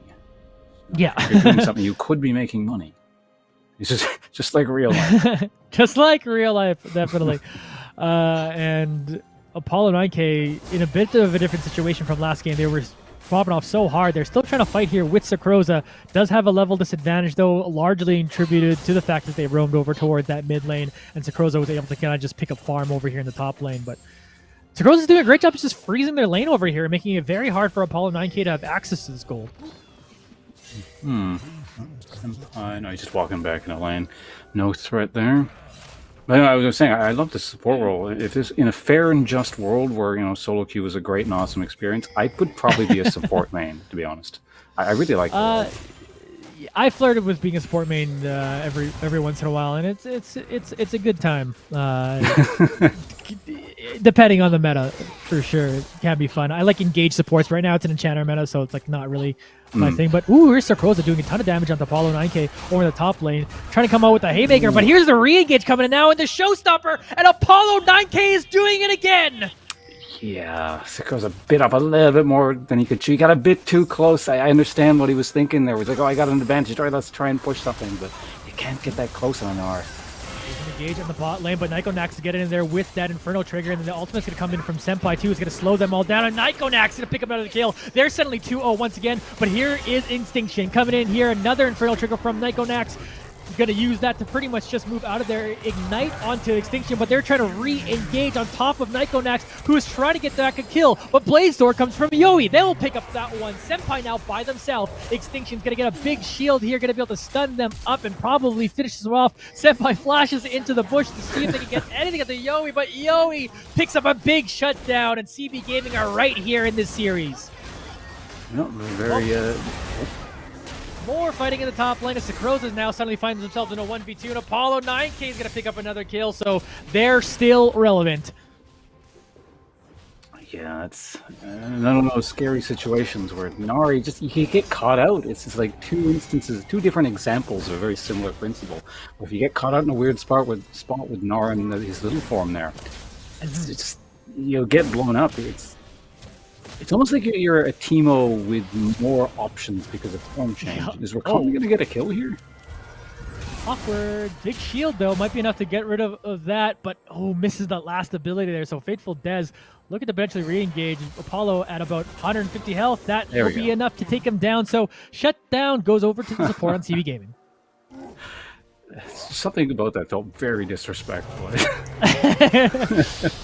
Yeah, just super low HP and continued to push forward here. Meanwhile, we're getting potentially another fight near the bot lane, but looks like Extinction's gonna be able to walk out of this one. So we got ourselves a close game here in game number 2. CB Gaming definitely fighting out for this one. I think roughly around when this point was maybe when the last game started to break open a bit, and still we've got ourselves a relatively even affair. So. And a fight for this Inferno Drake over here. Again, Dalblack with the 1-0 Dragon advantage so far right now. 10-Half's going to flash forward, trying to get on top of it now. Not going to let Fateful Dez get anywhere from that. Niconax, Inferno Trigger, going to go towards the back lane, pick up another kill. Balrock has made themselves over here, and they're in a bit of a world of trouble, so they're just going to walk out, and that's a clean 2-0 for Dalblack. Second Dragon of the game going over to Dalblack as well, so just advantage compounding upon advantage here. Good job, essentially prioritizing these sorts of things. Make sure they get a lot all at once. Good play there. Sakroza trying to step away from Apollo 9K, but there's another showstopper coming in there. They're going to continue punching at them, hit him with another haymaker, and Sakroza is getting flashbacks of game number 1. Yeah, that's the danger with Nar. It's just he's the kind of character where if the opposition has multiple ways of getting to you somehow, Nar he's reliant on getting away once with his jump. But never mind that. Here's another dive going over there, and Apollo 9K out by themselves in a 1v3, pulls them all in together, is trying to at least trade one kill, but an ultimate from Sakroza is going to get that done, and that's one way to start down Apollo 9K. Give them some help. Yep. It's a good call there, especially with the Herald being up, I do believe. There's a bunch of things covering it up at the moment, but that's a free Herald for them. Excellent stuff there. So they're pulling themselves back to relative. Meanwhile, Vice World's flashing forward. Does but have potential to pick up this kill. Still has the Chaos Storm. If they so choose to use it, they're going to use it on the bush just to see that they're not there. So Sakroza still trying to live in this one. Vice World eventually finds him with the laser, but Extinction has made their way over here. So Vice World now trying to run out. Can they trade back this kill? Looks like most likely they will be able to do so, and Vice World will go down. Another one on Bolivar, not going down for free, so not the worst. Also, assist gold, too, so technically from a financial perspective, CB coming out ahead. Yeah. Getting a little bit there on that one. Yoey and Nicomax down here by themselves, pushing their lanes at each other, while Balrock gets that mid-lane turret, and this Rift Herald being taken over here. 10F, though, and Apollo want to contest, and they're jumping first onto Fateful Dez. Meanwhile, we turn back into the bot lane as Yoey's trying to make a 1v1 play, but does get help from the support. Let's get back to this Rift Herald fight as they're getting into it now. Showstopper coming out onto Extinction. Kill happening over the bot lane while this one continues to fight off. 10-Half is going to take down Extinction. Trying to run out here now, but Sakroza's come to make their way to join into this fight, and they'll take that one down. So cross-map action 2 for 2. This generally seems to be the tone of the game. Like the rest of the map going okay, or CB kind of winning. But in the meantime, Dalblack and Niconax just keeps going off down there. And I think it's a huge budding problem. It's the sort of situation where I can see the game essentially revolving around Niconax again. So I think something needs to get done. It's nice to, get objectives at other parts of the map, etc., but that's a problem that needs to get dealt with. It's almost sort of like a rod in the foundation sort of thing, where you might not notice it right now, but that's going to come back to bite you probably in the next, maybe even as soon as 5 minutes from now, but yeah, definitely in the long term. Especially, they're almost level 11, getting to that second level of that ultimate. It can be very, very difficult to deal with. Again, with the 2-item power spike that comes in through now for crit 80 carries, including Samira, so they're very, very close to that now too as well. So once they get that going, this game could blow open again. But this time, though, it is a lot closer. Obviously, the goal is exactly even, 30k a piece, but you have a couple dragon lead, and you have a little bit of a tempo advantage right now for Dalblack. So it's definitely a stressful couple minutes coming up for both these teams. I feel like if anyone's going to be able to deal with the Samira too, the Volibear is a pretty good tool for it. Now, this is me talking about Niconax, despite the fact that actually Zaya is doing quite well. So yeah. I don't know, it's something about the player there. I don't know.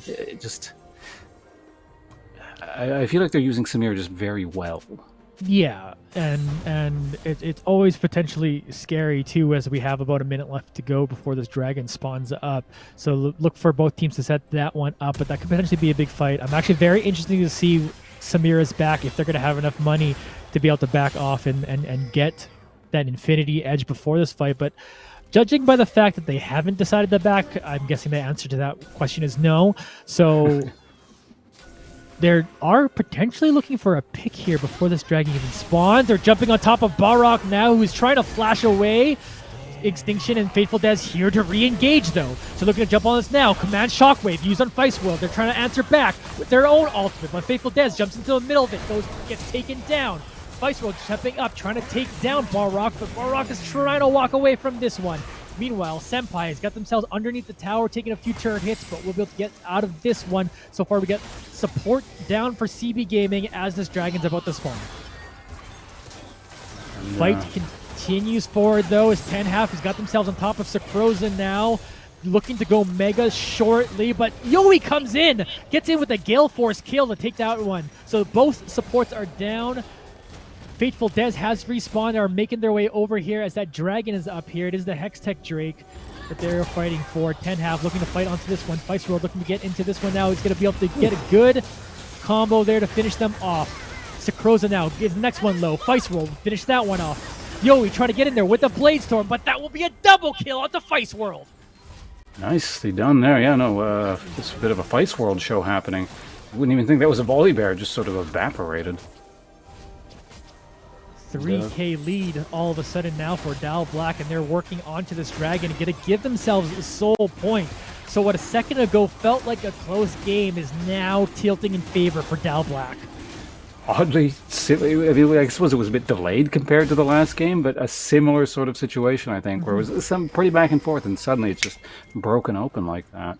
CB's got their work cut out for them. Definitely don't want things to go the way they did last time, so hopefully they can shape up. Find some objectives or kills. Look at that bottom of the screen there. Infinity Edge finish for Nikonax. Been alluding to it for the past few minutes there.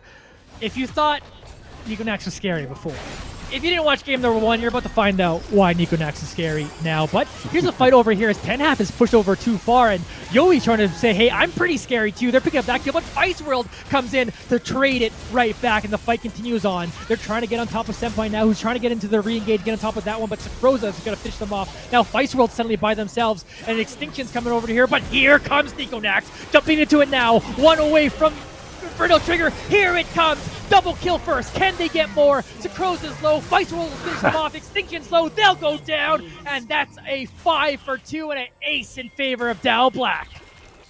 And a Baron to boot, so definitely, if it wasn't obvious that you're supposed to take the Baron after a big fight like that, it happened directly beside us. You know, just pop over next door, get themselves a free Baron buff. That was a fight that looked nice for CB Gaming. It looked like that was potential for them to find that comeback angle that maybe 10 Half had pushed too far, but they were able to last long enough for Nikonax and Feist World to get on over there. They take that fight, they take this Baron, and right now this game is looking like Dal Black's. This series is looking like Dal Black's. Yeah, the fight just lasted too long. It was a nice idea, it started off well, but at the same time with 10, I don't...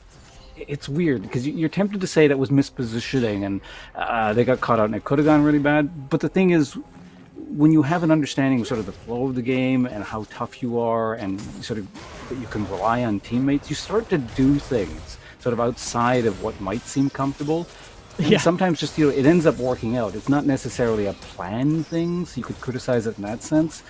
But at the same time, there's something in your subconscious that tells you, I can do this. And it ends up working out.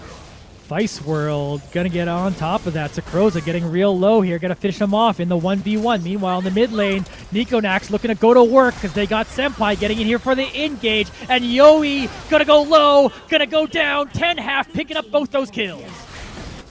And in the meantime, Feist has chased off Polybear. So. And wow, this game just suddenly blown wide open. 10 Half taking a little bit of damage there, but Balrog just means you're out of position, and that means Nikonax could take down another one. They're at 7 kills already. There's just so many threats. Honestly, it's interesting because Feist, I'm not saying, you know, they were doing poorly last game or didn't have impact or something, but it really feels like they're stamping their mark on the game this time around.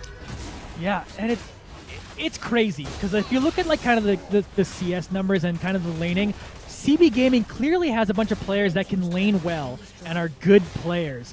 But once things start breaking out into skirmishes, it just looks like Dow Black has that little bit more organization. They have that little bit more of a game plan what to do as a team. And look at this. They've taken down 3 inhibitors at 23 minutes and 50 seconds.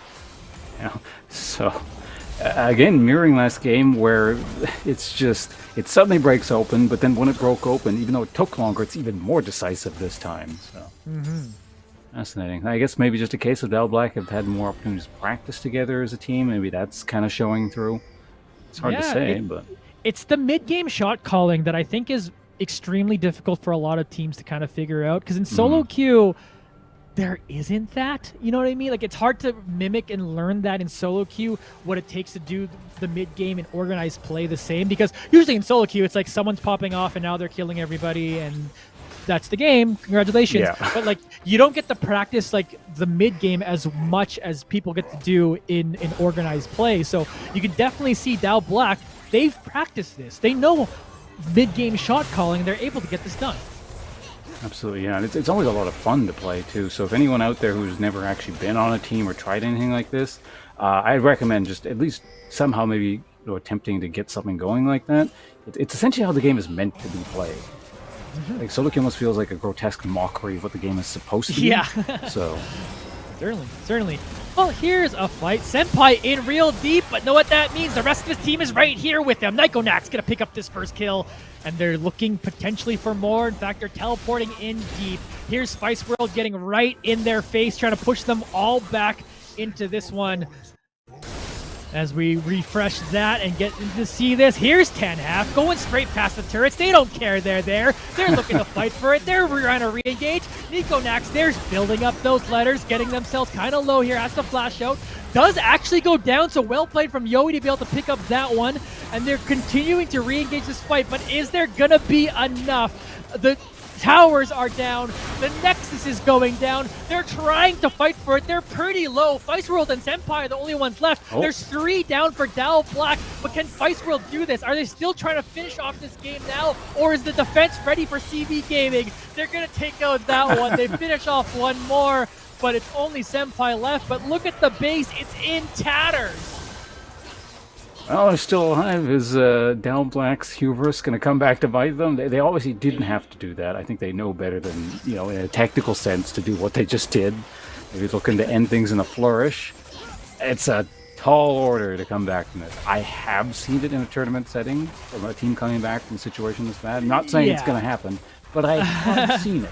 Yeah, it's in the world of plausibility, and it's one of those things. If Dow Black are like, they're suddenly just like playing happy League of Legends, and they're just like, haha, we're so ahead, we're gonna go crazy. And you saw a little bit of Nykonax, they're popping off like, I got shield bow, I got 3 items, I'll just go crazy. They didn't get to S, and then they died. And that's a big part of that champion. If that champion gets to S and then pulls out the Infernal Trigger, it feels like the most broken champion in the world. But if you could shut them down before they get to that point, then you have the ability to win these team fights. And CB Gaming now get a taste of that. But Infernal Soul now for Dow Black. Sorry, not Infernal Soul. Hextech Dragon Soul that they have now. So they have that with them. And now I think if they just dial things back a little bit, they can cross their T's and dot their I's and finish off this game properly. One would think it's a formality at this point, but we'll see what happens. They did flub the last one. Yeah, they did. And again, they're probably just like being like, oh, we're so crazy, let's go nuts. But and then you go like, okay, let's just like calm things down. And you like, there is still margin for error for Dow Black. So I think they can kind of realize, hey, if we just like, and you can see it, they're not just going straight to the base. They're looking to set up this Baron. They've even set up some deep vision and stuff. They're like going, okay, we're just gonna like do this properly and make sure we win this game, make sure we're stepping into the finals. Yeah. For FCB Gaming's sake, I am glad they fought that last one off. It's just, I like seeing Cubers punished. So. Yeah. But they got the Baron now. They've got the Soul. And now they're going to start pushing as all these waves start crashing in with super minions, and now they're Baron empowered. So this will likely be the last fight for me to cast for the day. We do have, of course, the other semifinals and the finals being casted by some other people here, but here we go. Last defense. Can they make anything happen here? Ultimate's coming down. They're trying to jump on top of now. It's in extinction, but they'll get focused down. They'll get blown up.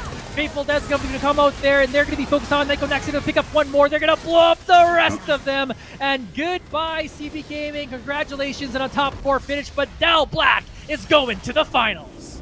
It's the end of it there. Gandalf did not show up with the Rohirrim. Bad ending.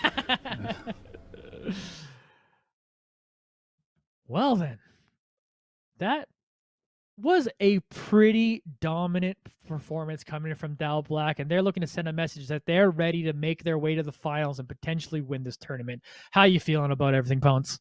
I know it was, again, I'm glad every single set or series was just very different in terms of how it played out in this last one, which it feels even for a while, and then just suddenly a team that seems to know how to, again, as you say, I think it was a communication, maybe practice kind of thing. Yeah. So it just kicks it in high gear and breaks the whole game open.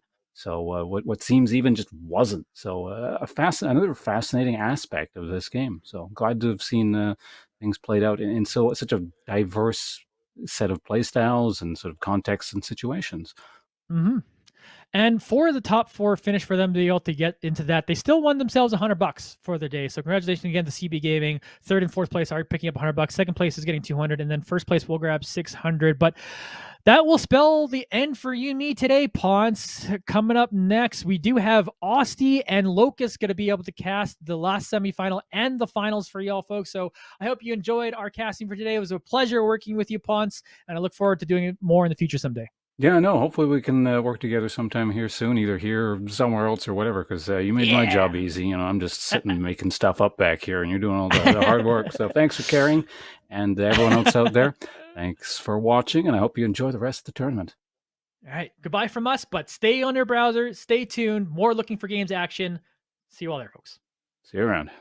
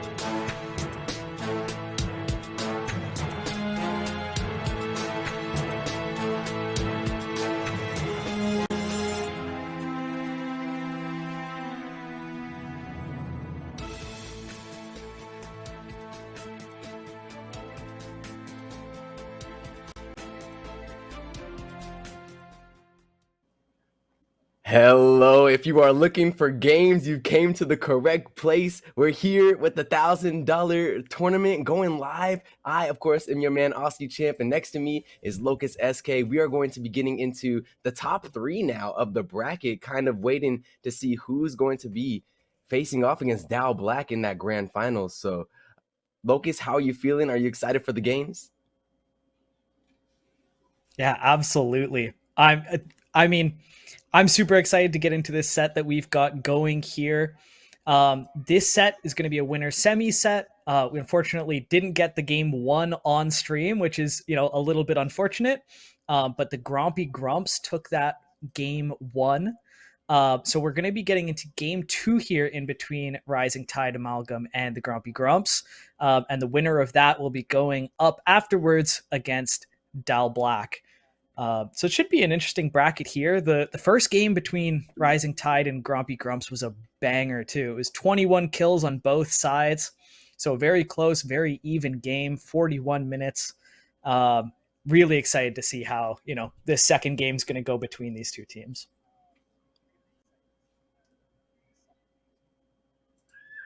Yeah, this is for the big bucks. At the end of the day, it's single elimination. Everything is on the line. So, best of 3, you will have an opportunity to adjust and adapt the way you need to before, ultimately getting put on the ropes like that. But this is going to be really for all the marbles. And I believe right now, our team, the Grumpy Grumps are up 1-0.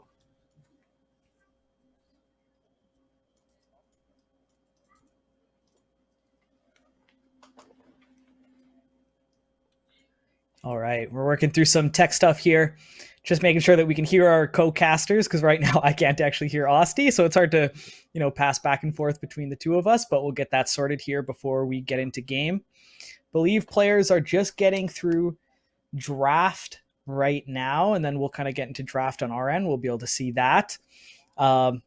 So yeah, these players, it's a ranked lock tournament here, as I'm sure that all of you guys who have been watching so far have already known. Diamond 4 is the highest rank available to play in this. $1,000 prize pool brought to you by Shaw.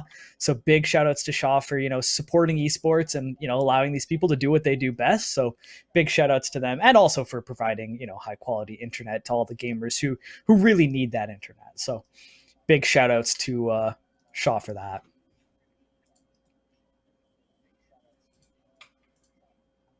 Yeah, Shaw doing their thing, making sure that these athletes are put on the main stage and are really able to reap the rewards of doing such. This is not easy to come out and spend all day waiting for your bracket to make sure that you're checking in and get things going. So very exciting to see how this is going to get going moving forward. But to start things off, bans flying across. Got Seraphine, Thresh, and Garen off the board, as well as some Jace action, which I know was a big factor in their game 1.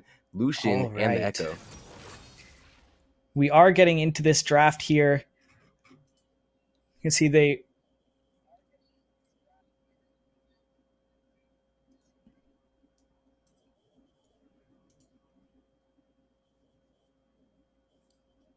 Okay. Yeah, so we're getting into draft here. We've got the bans and the picks going through here very quickly. Jace, Lucian, and Echo here on one side, and Seraphine, Thresh, and Garen on the other. We're seeing the Olaf, Maokai, and Silas on the side of the Grumpy Grumps. And we are seeing Kled, Sejuani, and Singed on the side of Rising Tide. That Singed was actually banned out from Rising Tide in the first game. So we'll have to see how that pans out here. They actually banned it themselves in the first game, and now they're playing it. So we'll have to see where that's going to head. Getting through your second set of bans here. We're seeing the Jax and the Aurelian Soul. Soul. I apologize for having there we go. MIA. Got it working. That's what's important. Yeah, as we're getting through this. You got me? Yep. No, we can hear you now. Hey, it's all good. Good to hear, bro. All right. So yeah, I was just first things I was saying was about how that Jace was taken off the board instantly from the side of the Amalgam. So definitely was a big part of the success for the Grumpy Grumps going forward. So excited to see how things will open up with that character taken off the board, and all across the board now. huge team comps being locked in on the blue side there. So much AoE lockdown that Olaf can become a big thorn in the side. But there's great answers that you see as well locked in from red team. Yeah, absolutely. Yeah, that Jace, like you mentioned, that was kind of the star player on the side of Grompy Grumps in that first game. Massive performance on that Jace, doing so much damage. So we're going to see that Olaf, who's another character that, when they can get ahead, they can really steamroll that game. So we'll have to follow Ari Gamer Girl in the top lane and see what happens with that. But there are a lot of threats on the side of Rising Tide as well here. That singed mid can be so scary with those early roams coming out. You just kind of shove the lane in and see if you can go make plays happen anywhere else on the map. And with a Sejuani and a Mumu to help you make those plays, they're scary early game. Yeah, that is going to be a roaming duo that you do not want to find yourself caught out of rotation by. And on top of that, you even have the Singed, who can just be so tricky, such a annoying champion that if you don't deal with, it starts to really become annoying. And then when you do deal with him, you are kind of put in this threatening situation of like, am I over chasing? Am I opening myself up to have the crazy Singed things happen that can really start to change the game in a way that's very unfavorable if you're trying to be the one that has to dictate the pace in the way that the Grompy Grumps have to. So I'm gonna really want to see how these ultimates are used and which ultimates are also ultimately stolen by the Silas. Absolutely. There are a lot of good ults on the side of Rising Tide to take.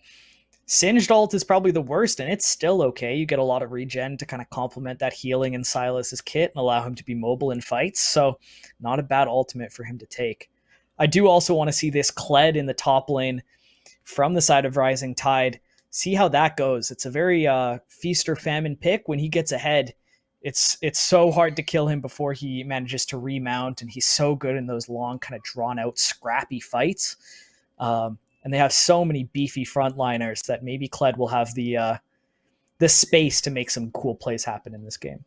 Yeah, thematically, Kled has to be one of my favorites. Just really goes in, has so much character about him. You just listen to him yelling at Skarl and telling everybody that they are in danger when he's nearby.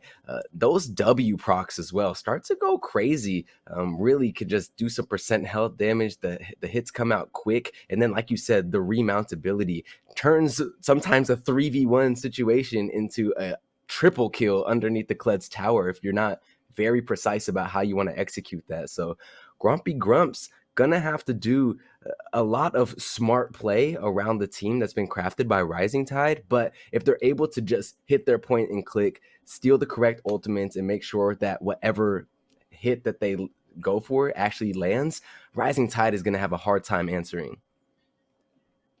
Yeah, absolutely. The bot lane, I feel like, should be pretty safe on both sides. Maybe a little bit more aggression with the Amumu and the potential Singed roams, but Ezreal Karma is a lane that should be able to take on a lot of pressure and still come out pretty strong in the later parts of the game. So I think we're going to see a lot of pressure around both the mid and the top side in this game, because an Olaf ahead is scary, a Kled ahead is scary, and then, Silas and Singed are both those kind of playmaking, roaming champions. So we'll have to see what happens as we get into the game here.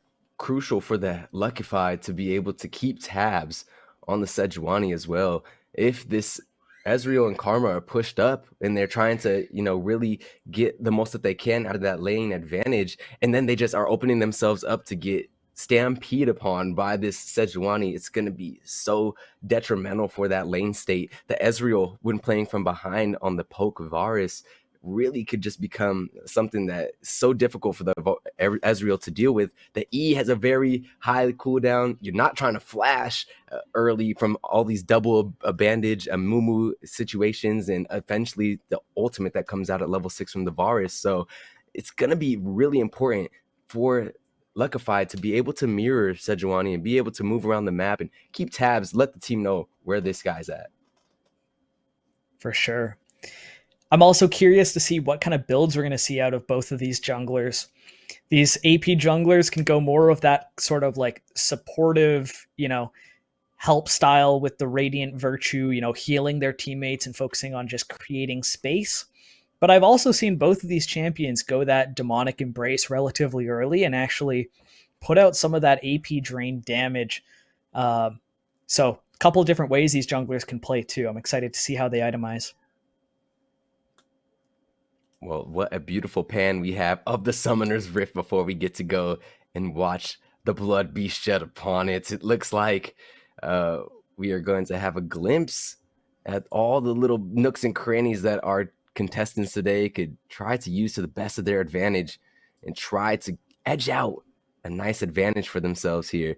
This is going to be kind of the game set match point for the Amalgam as well. So would like to see them really come out of the gate swinging and show why they want to bring this to 1-1. Yeah, they are going to be fighting uphill here, but that's what the best of 3 set of the bracket is for, right? This is where you actually have that second chance to make something happen and to bring that back. And I'd love to see Rising Tide bring this to a game 3 here, like you mentioned. Grompy Grumps, we're going to be grouped up here while Amalgam just kind of takes their posts. The standard start here from Amalgam, just making sure that there's no funny stuff. They're not giving away any vision to their jungle. Pretty solid start here from both teams. Luckified is the captain, so this is Captain Malachi's call. Everybody jump into the brush and get ready for something cheeky. Nah, it's going to be just a nice defensive fan out from the Rising Tide Amalgam. They're not going to be pressing and trying to open themselves to the early level 1 that the Grompy Grumps have crafted. Really could be something that they do not want to find themselves in, with between the Karma Qs and the Ezreal Qs and the roots from the Malachi, then those undertows. Like, it is all bad news, and Rising Tide play very appropriately. Yeah, I'm sure we've all seen that kind of insane Olaf level 1 clip where he gets like 11 or 12 kills around the red side blue buff from way back. But that champion is scary at level 1. Kind of Nothing to stop his healing. There, young Locust. A little bit. That's a season 3 or season 4 clip maybe.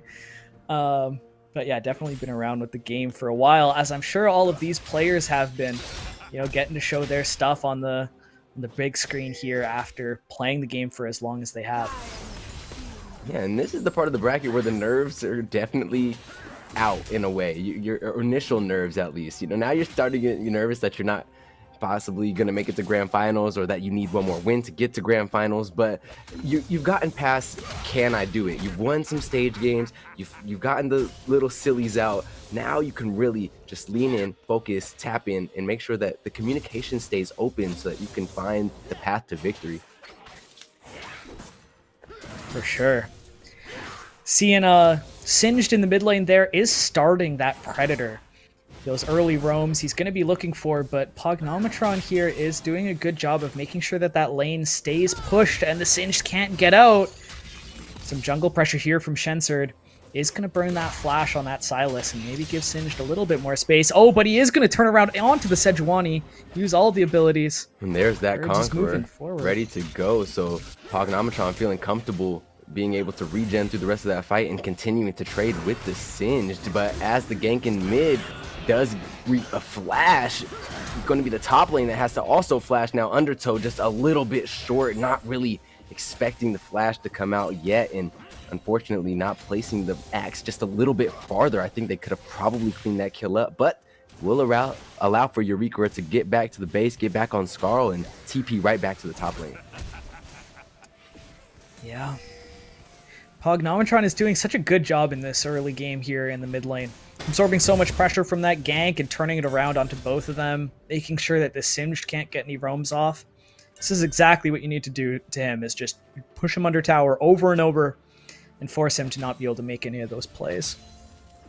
Yeah, when he's not in the top lane, it's not really going to be that proxy Singed that you have to worry about. Not going to want to find himself between the mid lane turrets. But, if he does go missing into the fog of war, your team has that looming threat that they could be flung and, grounded at any point. So definitely important that Pognometron continues to play this matchup this well. And look at the health bar as well. Still so healthy. Yeah. Not much action going on here in the bot lane. Both these ADCs just kind of sticking to that safe farm where they can get it. Ezreal is getting a bit of an advantage here, a little bit zoned out. Has a few pots burned through already. Seeing another gank up here on the top lane. This Kled has no flash, but does have a lot of creeps and is level 5. It's going to get demounted here. Yeah, not enough creeps for this experience. Every time that Olaf gets a little bit of damage, that attack speed gets crazier, and that was just a well-played gank coming out from Luckified, flashing, getting the root, just making sure that there's no opportunity for Eureka to mix things up there, and that's going to be a great advantage to start to press there in the top lane. Ari Gamer Girl already was doing a great job keeping the wave so close to the tower and allowing that to be an opportunity for the jungler, but now is going to feel very comfortable to just keep running towards Eureka in the top lane, but I digress. All right, Shensard is in some trouble here. Is going to be very low. Karma is going to flash forward with the root, and Pognometron is going to take it, and a tower shot as he walks on out. So first, I guess second blood here, because Luckified got the first one in the top lane, but first blood in the mid lane going over to this Sylas. And the red buff too. Gonna have so much regen on top of the healing already in the kit. If you are Gerbs here, you are not in a good spot. This is really unfortunate to see happen so early here for the Rising Tide. That is, a flash that has to be forced out. Those chains would have been the shackles of death for Gerbs, so had to make sure to keep that hand ready. This is a huge lead the Grompy Grumps are starting to open up with, and I'm feeling like they can just continue to press the gas very easily all the way into the mid game. Yeah, nothing really going to stop them here. Leads kind of starting in all three of these lanes and in the jungle. Very good start for Grompy Grumps. Rising Tide does have some tools in the later game with some of their, team fight ultimates with the Amumu and the Sejuani, and then also just with Varus being that strong late game kind of tank shred champ. But they have to make sure that they can get there. And a 2k gold lead at 6.5 minutes isn't the way you want to start. Ooh, there's a lot of movement heading towards this top lane. Starting out with a big charge towards Ari Gamer Girl as well. Gerbs is going to be able to bait in the Olaf for just long enough for the team to arrive.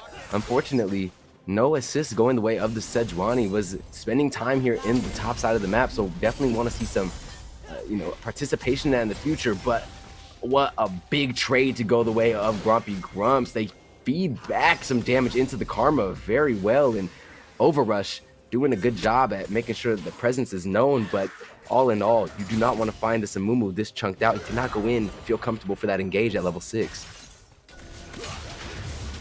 All right, Pognometron starting off more in the mid lane here.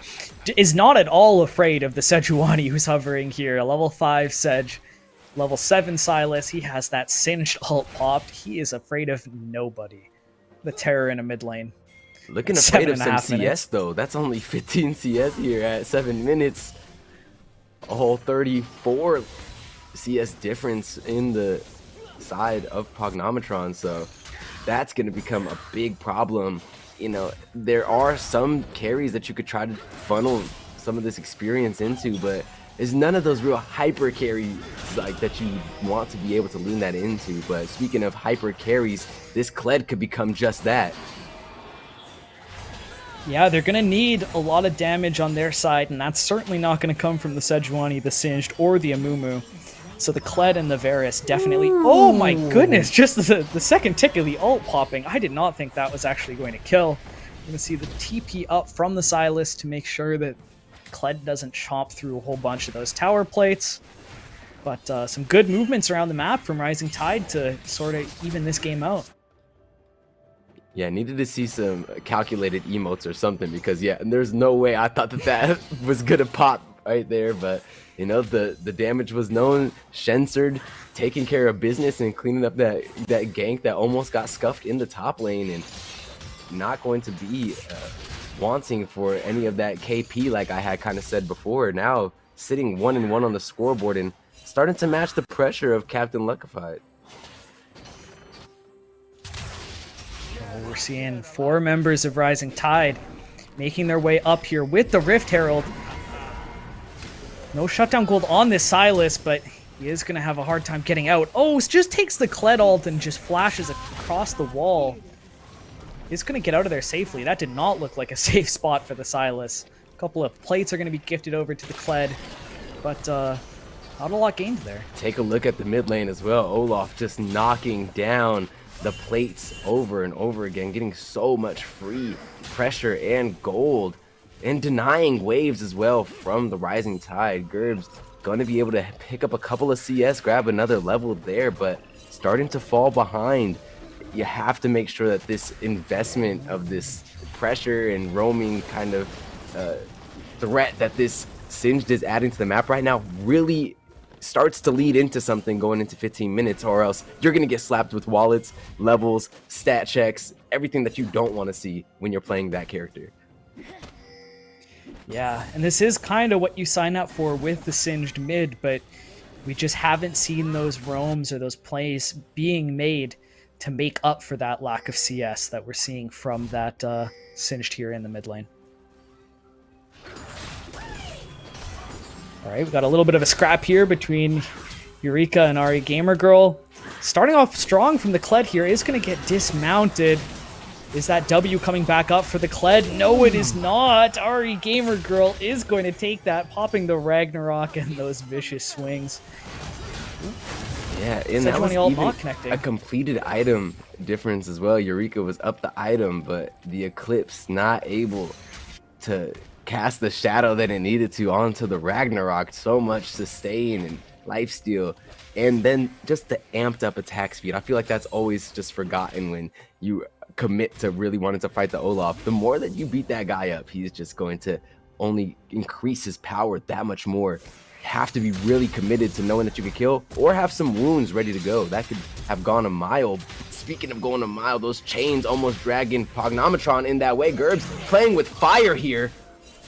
Oh, he's going to try and stick around to make that bait happen for maybe the Kled to TP in and ult, but just a little bit too much baiting, and that Q from the Sylas is going to take it.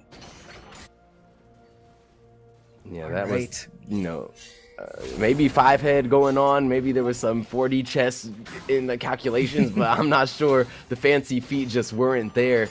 At the end of the day, the ultimate price is going to be paid by Gerbs, just now coming back off the respawn and looking to cause some havoc somewhere.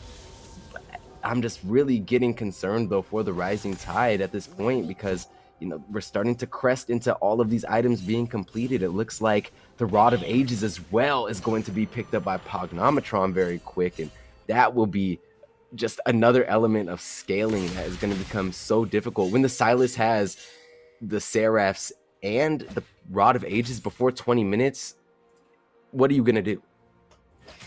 Yeah, when you're already ahead and then you're just scaling so hard with the items. I love that pick of those two items on that Sylas.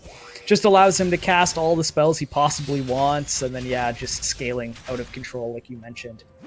We are going to see that Radiant Virtue come out from the Sejuani. Going to see a little bit more of that supportive playstyle there, and the Demonic from the Maokai here. Oh, a little bit more damage oriented. Oh, a 3-person Amumu ult.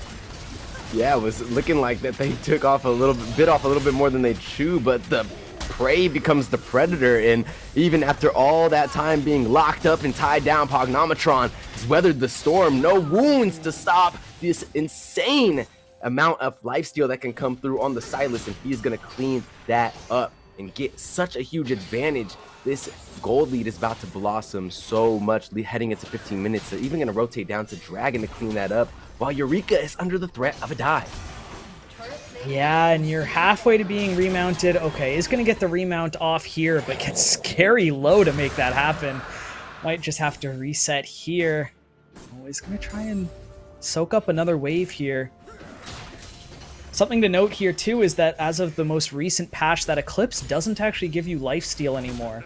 So that Eclipse on the Kled, he isn't going to have much regen anymore, just opting for that, that ability haste that it now grants you.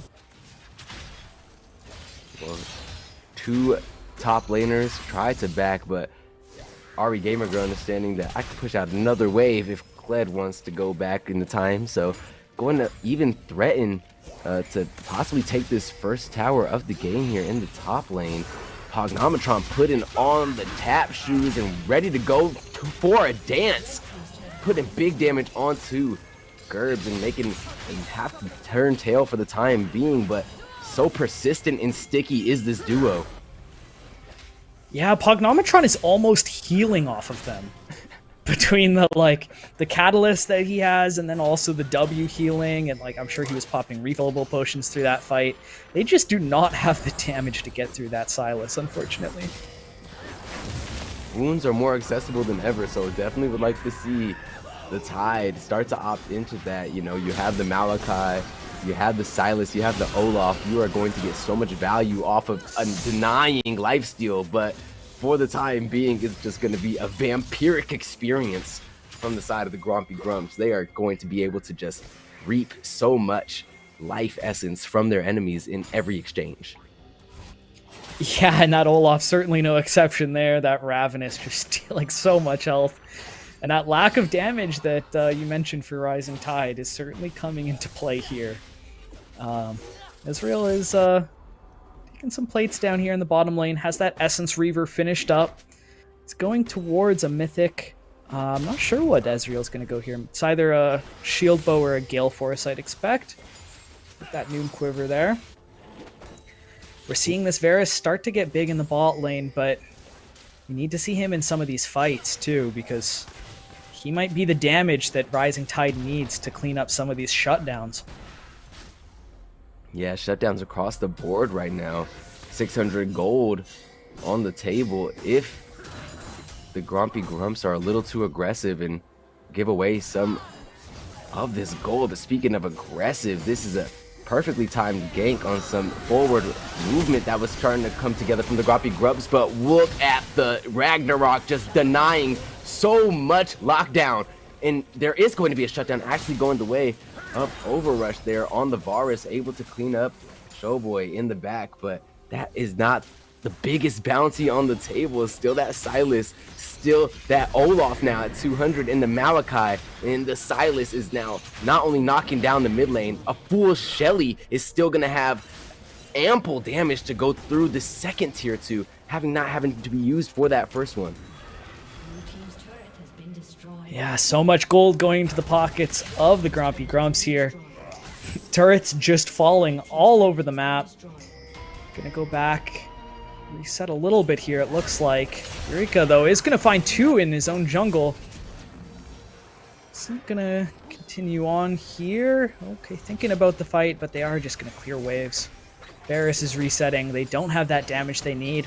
And also, when you're talking about those Grievous wounds, that's another position where that Varus could help out. That E applying those Grievous wounds.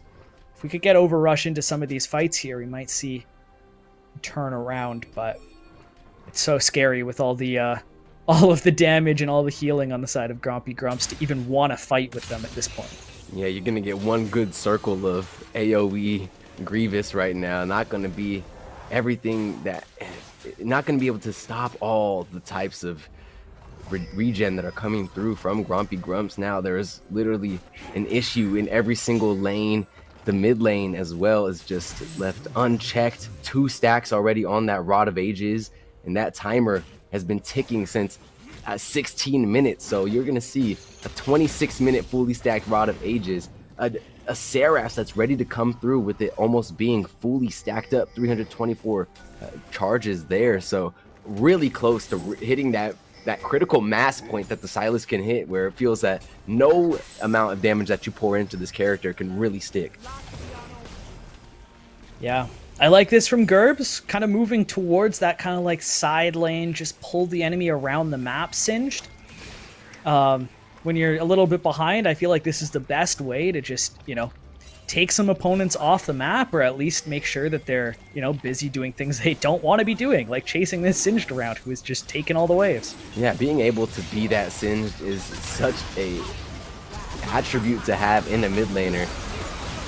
Going to be important to have this Singed come through on this fight, though, because there are so many ultimates getting poured into this dragon area right in this river. So much nullification of any opportunity that the Rising Tide would have liked to mount. Grompy Grumps is doing so much damage, and you see as they kind of broke the game with how much they were doing there on the attack, able to just really clean up and get that dragon, no doubt.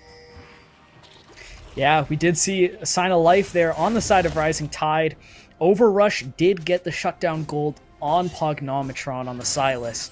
So a good chunk of change going into that Varus's pocket. Looks like he's building towards that Ginsu's for his second item. So there is some positives there on the side of Rising Tide, but it did not look like a fight that was going in Rising Tide's favor. The important thing now is just to be able to mount defenses around these towers while the Singe tries to be as annoying as possible. It's so difficult though with the types of advantages that have been built up, and oh my gosh, this Olaf almost 1v9ing, but a huge shutdown going the way of the support there, reserved, cleaning up that huge raid boss. Yeah, the Triforce Ravenous Olaf, that 2-item power spike coming in huge for RE Gamer Girl. And Grompy Grumps are going to turn their eyes over to Baron. With no Olaf at the moment, but going to have TP up when that Olaf spawns. Well, this is a great call here. You know that Rising Tide is only getting advantages by pulling you around the map. How better to threaten to force them all to come to you and really be able to have an advantage from them doing that kind of movement if you are on the Baron, and they're actually going to be able to get the Baron smite, even though they were kind of getting pulled in all directions there. See where Grompy Grumps want to go from here. It looks like they want to just go for it all. Yeah, that Baron buff going to make them even stronger than they already are.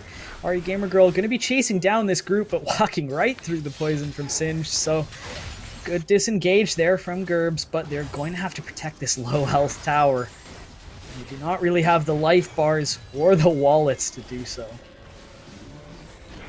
There are so many ways that Rising Tide could have possibly looked to make this 20-minute mark a little less painful, but at the end of the day, Grompy Grumps did a great job of nullifying that, taking it off the table. They were aggressive when needed, and they were able to get these little bits of advantage that have now mounted into what could be a 22-minute end of the game. I mean, they have the Baron buff, they have 3 dragons, they have this fully stacked Silas that we have been talking about kind of throughout the game, that, oh, he's at this point, he's at that point. Now, look at him, ready to go. Even has the Ionian boots of Lucidity to even more amplify that, how fast those spells can come out.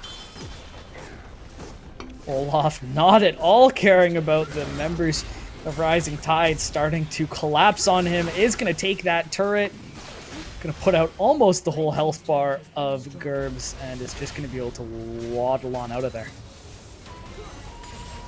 Avenel and Snowboy just being some nuisances in the mid lane. Snowboy with a great shift over the wall there, and now it looks like we're swapping sides in that the opponent of the Rising Tide are going to be able to get cleaned up in tow. So much damage output to be coming out. There's not even going to be one casualty on the side of the Grompy Grumps as they continue to mow through the Rising Tide Amalgam. Olaf is already knocking on the Nexus, but oh, let me just change my focus and beat up this Skarl. There's the Eureka. Going back to the fountain, tail between the legs. Yeah, and that is going to be Grompy Grumps cleaning up this series 2-0 and are going to be moving on to the finals to fight Dal Black. Congrats to both of these teams for making it this far, and, you know, Rising Tide making it to that kind of third place semifinals mark. Huge props to them for making it there. But it is going to be the Grompy Grumps who are going to move forward. So yeah, very excited to see this Dal finals. Black seeing that performance, I'm a little shook. I'm thinking about everything I saw there and gonna be really key to trying to figure out how to shut that down, because once they started getting that lead, Grompy Grumps just looking like they're unstoppable. Yeah, and they've already shown a couple of different champions that are so terrifying for the side of them. Pognometron on that Silas and RE Gamer Girl on the Olaf and on the Jace.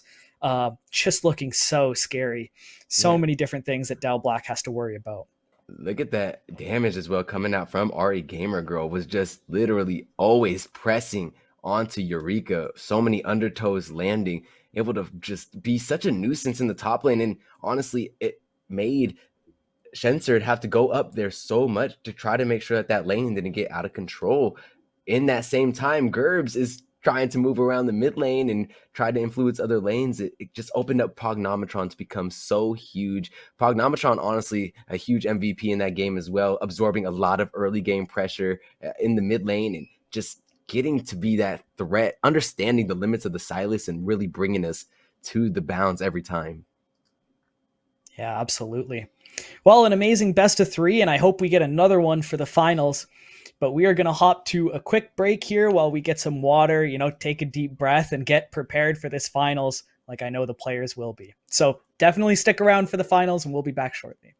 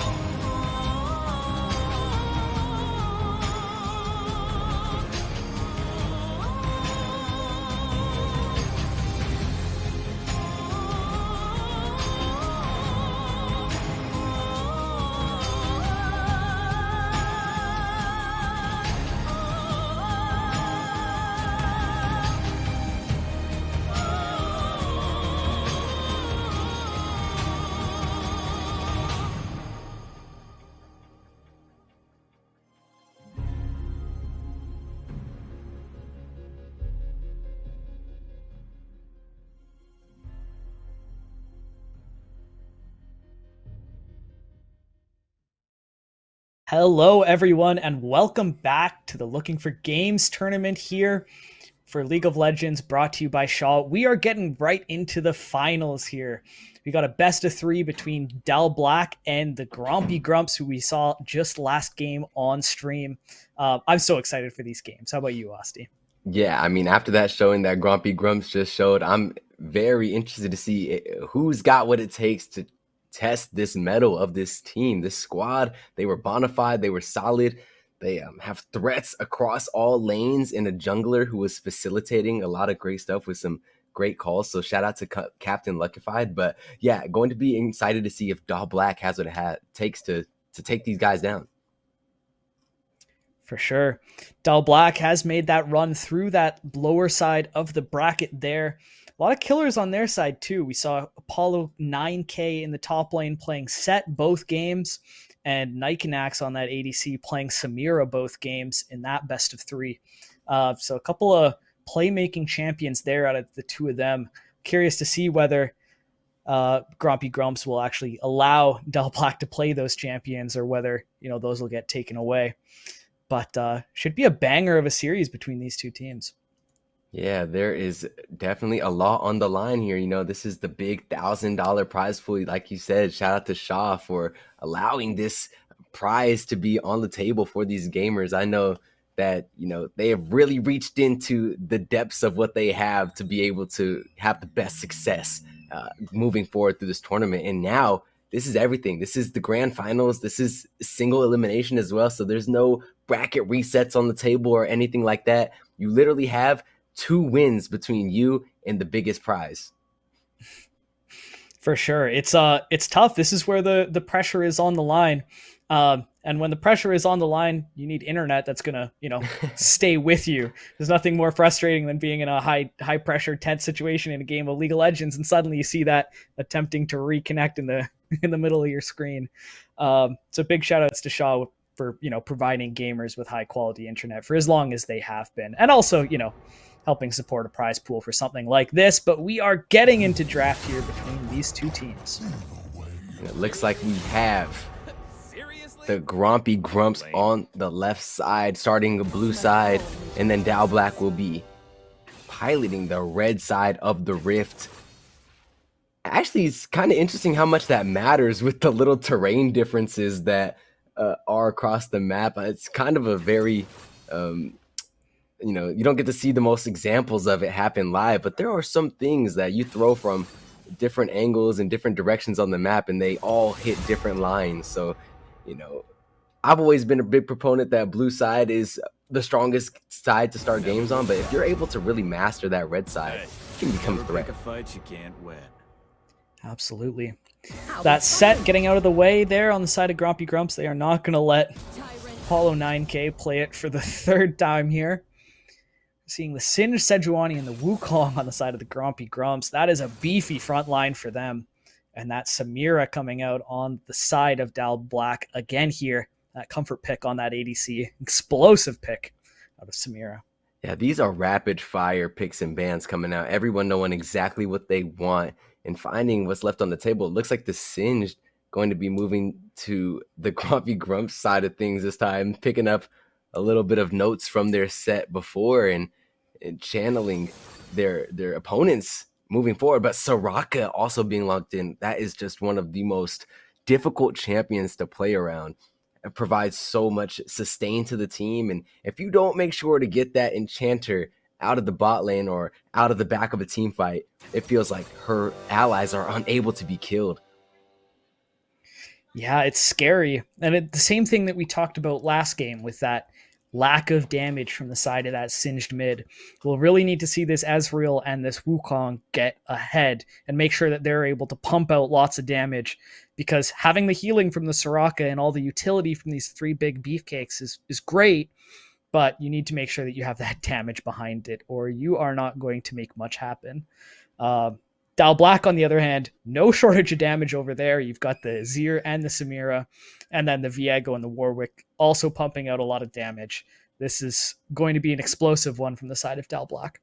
Viego's ability to take over games, you just have to always respect it. you know, jumps on top of the Ezreal, becomes super safe and buffed up. Then all of a sudden jumps into Wukong and is running around and hiding. Then gives a big heal off of Soraka life, could throw some Sejuani in there. Like, there's literally so much comeback potential and playmaking potential loaded inside of that character. So going to be interesting to see how the Grompy Grumps play around it.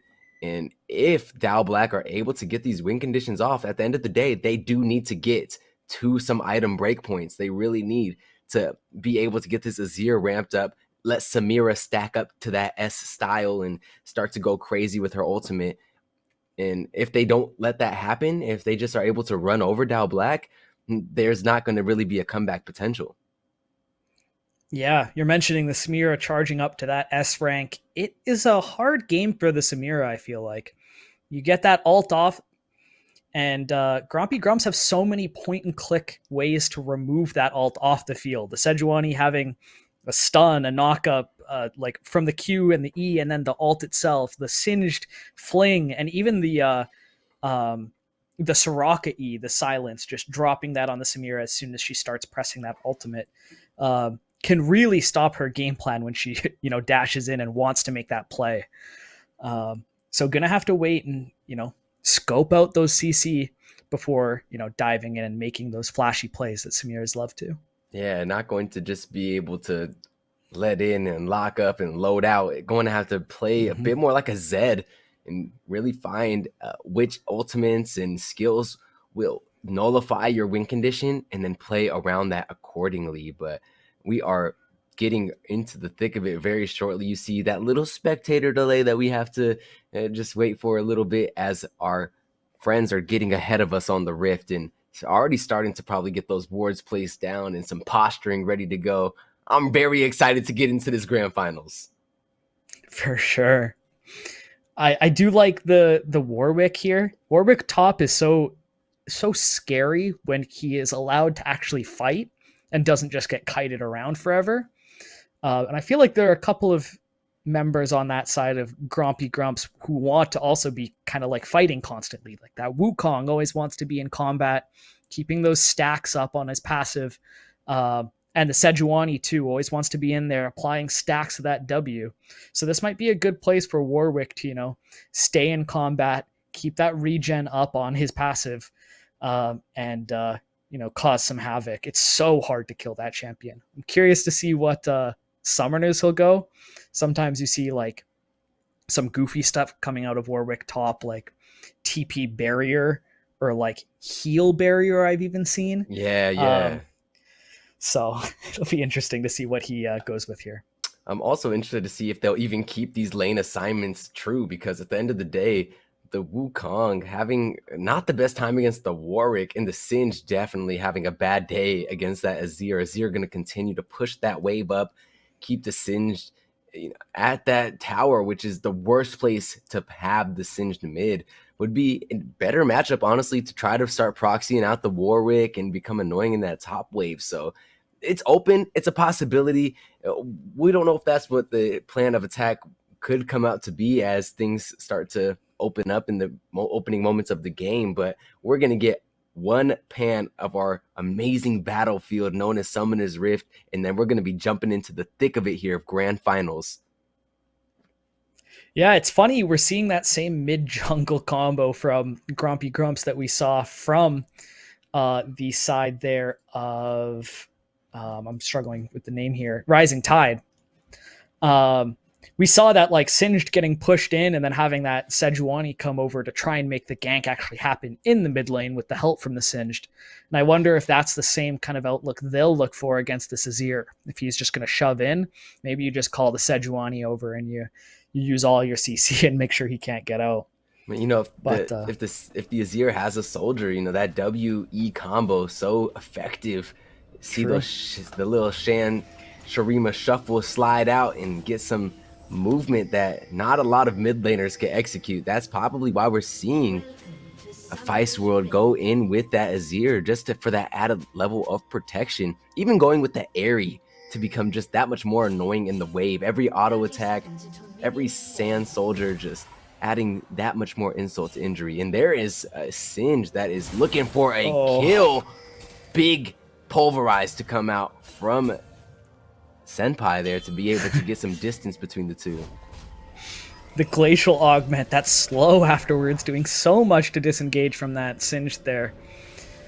That those early Predator boots not paying off quite yet, but we'll see once laning phase gets started here. A cheeky play, but I like the idea. Sometimes you catch somebody who's not paying enough attention and not respecting how much move speed that Singed has, because you're relatively far away from a tower when you're sitting in that bush without, burning a summoner spell or something. Those boots are about half back on the cooldown as well, so no doubt going to see Pognometron look for another opportunity with that cooldown. But we are in the first wave of the first game between these two, and it could literally be the first sentence to a book of either one of their victories. For sure. Getting a little bit of a scrap here between the bot lanes. Alistair trying to waddle in and get this pulverize. Does not quite reach it, but that Ignite is going to come out. Nikenax is getting very low here, and that first blood going to go to the Ezreal. And the Sejuani assist walking in. Going to give the second one over to the Sejuani, and that's 2 kills early for the Grompy Grumps. That is, I kind of was thinking like that something that tells the tale of the game could happen in the first moments, but I wouldn't think it would be that strong of a statement to come out from the Grompy Grumps, just calling out so much disrespect from Dal Black there. You have to respect those Mystic shots and the amount of attack speed that starts to ramp up on the Ezreal. This is not, a normal level 1 champion. Kind of has a huge steroid compared to anybody else in the game at that point, and then on top of that has the Soraka damage to boot. Yeah, and the Alistair doesn't offer the most at level 1 if you miss the pulverize. So yeah, just kind of had to waddle around, whereas the Soraka putting out all those autos, all those Qs, it's definitely a one-sided fight down there in the bot lane level 1. Warwick pushing the wave up here in the top lane. He did go that barrier. We've seen the barrier and the flash. Singed is going to make an engage here. Sejuani is coming through. No flash burned yet, but might not even use it. Understands, this is going to go down. Oh, has the rest of the team coming in here, though. But the Soraka with the roam as well. A big scrap here, but they can't kill the Warwick. They can't do enough damage to kill him and get him off the map. So Viego takes the Singed. Is going to get the ground and the flip. Oh, they aren't going to be able to finish it up onto the Soraka there. A big scrap in the mid lane. Completely even on gold at about the 4-minute mark here. What a banger of a game that we have in front of us right now. Grompy Grumps looking to bite off a big chunk of Dal Black, but end up with more in their mouth than they can chew. The Soraka was so close, but the Viego is too strong. This character able to get the resets and start to threaten. You saw how quick those Singed hands were as well to get the fling and start to threaten the Soraka. Has to flash out and leaves the Ezreal stuck under this tower, allowing for this Samira to just get this free ramp up. Now not having to really deal with the fact that it was down a summoner spell and down the early pressure from that kill that came out, and Dal Black fire back. Yeah, that was an insane fight. It's so funny seeing the Warwick at low health and being like, okay, we just gotta kill him. Like, we gotta get him out of here. And then seeing him pop barrier and heal 200 health under that barrier in like a second or two.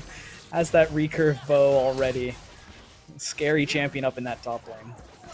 Yeah, that was a lot of skirmish being shown to great effectiveness by Dal Black. Going to see if they're able to see some repeated success in the future, but at the time being, it looks like we're playing a replay if you didn't tell me otherwise. Very similar situation Feist World finds themselves in, but there is the Viego with the rotation once again, just starting to look to farm this Singed, but Pognometron getting out by the skin of his teeth. No mana, no health, but you don't need it when you're getting out in that situation. The Warwick threatening, but Apollo 9K not going to go for it. Yeah, that Sejuani, like, just synergizing so well with the other melee champions on the side of Grompy Grumps. Stacking up those stacks of Frost and making sure that Sejuani can get those stuns off. Ari Gamer Girl is going for a trade here. is going to clone on out. Oh, a little bit of a standoff here. Paulo just, you know, trying. He just wants our gamer girl to step up and take that fight. Because Warwick is definitely in a better spot here. Warwick, such a powerful champion in those 1v1s, but would be interesting to see when Ari Gamer Girl is going to grab some Grievous wounds that really tone that character down. Even if you're able to grab a Frozen Heart on somebody like the Sejuani, just see that additional attack speed get just nullified so much that it's going to make that character feel so bad at the end of the day. Ends up becoming kind of just a ultimate bot to lock people down with that suppression. Yeah, and it's funny, you don't even... Oh my goodness, the damage coming out of Ari Gamer Girl here, but the barrier always going to force Ari Gamer Girl's flash here. But that's no ultimate out of the Wukong, and Warwick is going to stick around. Oh, but actually gets outplayed. Does not have anything to regen off of in the bush, and that clone, you know, giving Wukong the avenue to get into that bush safely. Well played from the Wukong there. Doing work there, able to turn around the ties for Ari Gamer Girl. Usually do not see that Wukong win those 1v1s, but some amazing outplay. This top laner has no doubt been such a strong backbone for the Grompy Grumps today, and look at the rotation that they have on the mid lane. Feisty staying alive for so long, but Luckified finally gonna get the kill here. Going to see if 10-Half is able to get any of these kills out, but there's such tanky members that are still on the menu. They house the Sejuani. There's a double kill going onto the Singe. Will things continue onto the Soraka, who is flashless for the time being? Looks for the fling, and great job putting the silence right underneath to deter the kill from Feisty, from 10-Half, but what a huge play by the Viego, cleaning up so much of these kills. Yeah, and we are seeing, you know, Ice World really wants to push out this lane and make sure that the Singed can't do a whole lot, but that's just calling Luckified over multiple times. He just, you know, keep repeat ganking in this mid lane.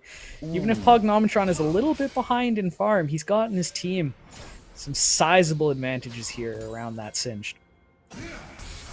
Yeah, definitely a different story than what we kind of saw happen against the Grompy Grumps on the Singed pick before.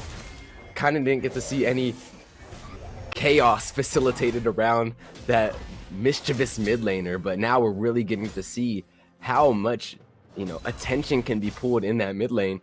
And we're not seeing the biggest CS deficit, but it's definitely starting to mount. You know, 30 CS, that's no joke, going to be a kill and some change in the pocket of Feist World of advantage right now. So have to see where you can kind of make that up. That Azir is going to scale so well. You have to make sure to try to make some really meaningful advantages other places in the map.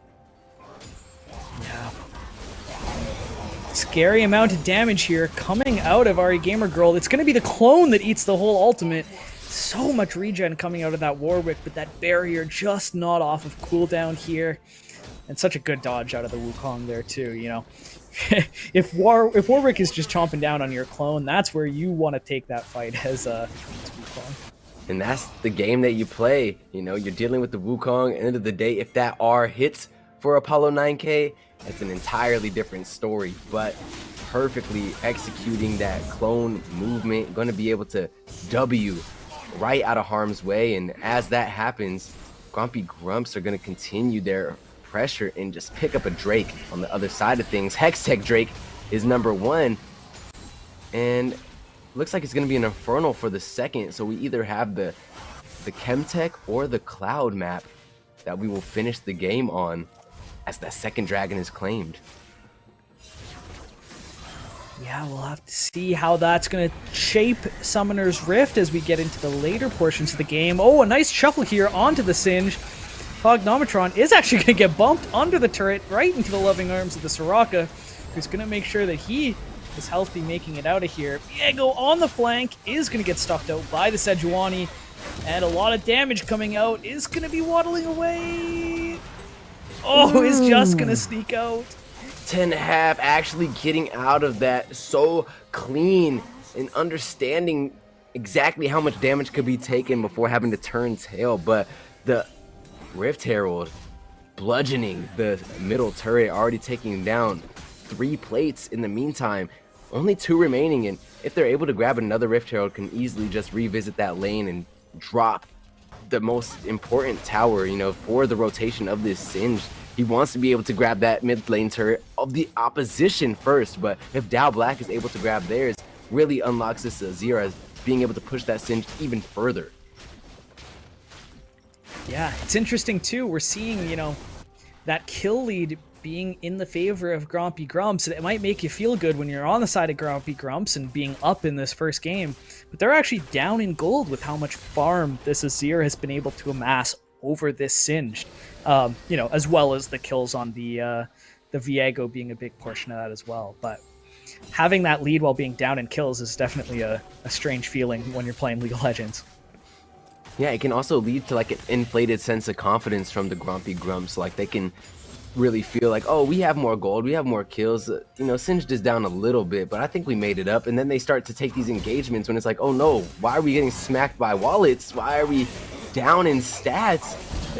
Oh, that's exactly why, because they got way more standing gold in the turret. Apollo 9K trying to get this shutdown here in the top lane. The barrier comes out, but it's not enough. Ari Gamer Girl goes on a killing spree. Yeah, it's scary how close that was with where the Warwick is compared to the Wukong, you know, down 40 farm, down 2 levels actually at the start of that fight, and it was still really close just because Warwick is able to, you know, stand in the fight and just regen so much. But this Wukong is just getting too far ahead in this top lane. It's like a top laner's dream when you know you have the strength and the other top laner just continues to want to fight you. You're able to grab so much resources of your own, and then as that top wave dies, nobody picking up those resources. And look at the work that we've seen come out time and time again with the Azir just pushing anyone he can back on spawn. Yeah, not gonna make a whole lot happen here. Is gonna force Singed to maybe miss out a little bit more farm here underneath the tower. Singed, not a great champion at farming under tower, but won't lose out on much more than that.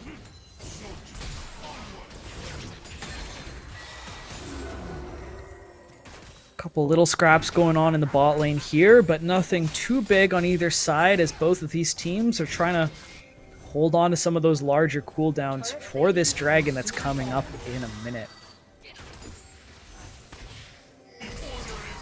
Going to be very important to see who comes out in this mid game with the proactive play. You know, at the end of the day, Grumpy Grumps can facilitate so much chaos, but Dow Black can really be the ones to push the pace and enforce the hand of the Grumpy Grumps. So we'll be interested to see if the Grumps will kind of ensue chaos before Dow Black can formulate a plan, or if the rotation of this Alistar and the Warwick can kind of lock somebody down and force there to be a very uneven fight that the Grumpy Grumps have to take. Yeah, we're looking at this top lane again, and Apollo 9K is getting beaten up. Actually does regen quite a lot of health off of that clone. That's when you got to type team in the chat after that. Team? I mean, you got to leave the lane at some point, I think. Like, somebody help. It's rough at this point. You're Warwick, you're a champion that doesn't get to do a whole lot unless you're melee range. And Wukong's just going to keep on bopping you with that Q over and over again. As we get a fight here, Alistar starting off something here, but it's a 2v4.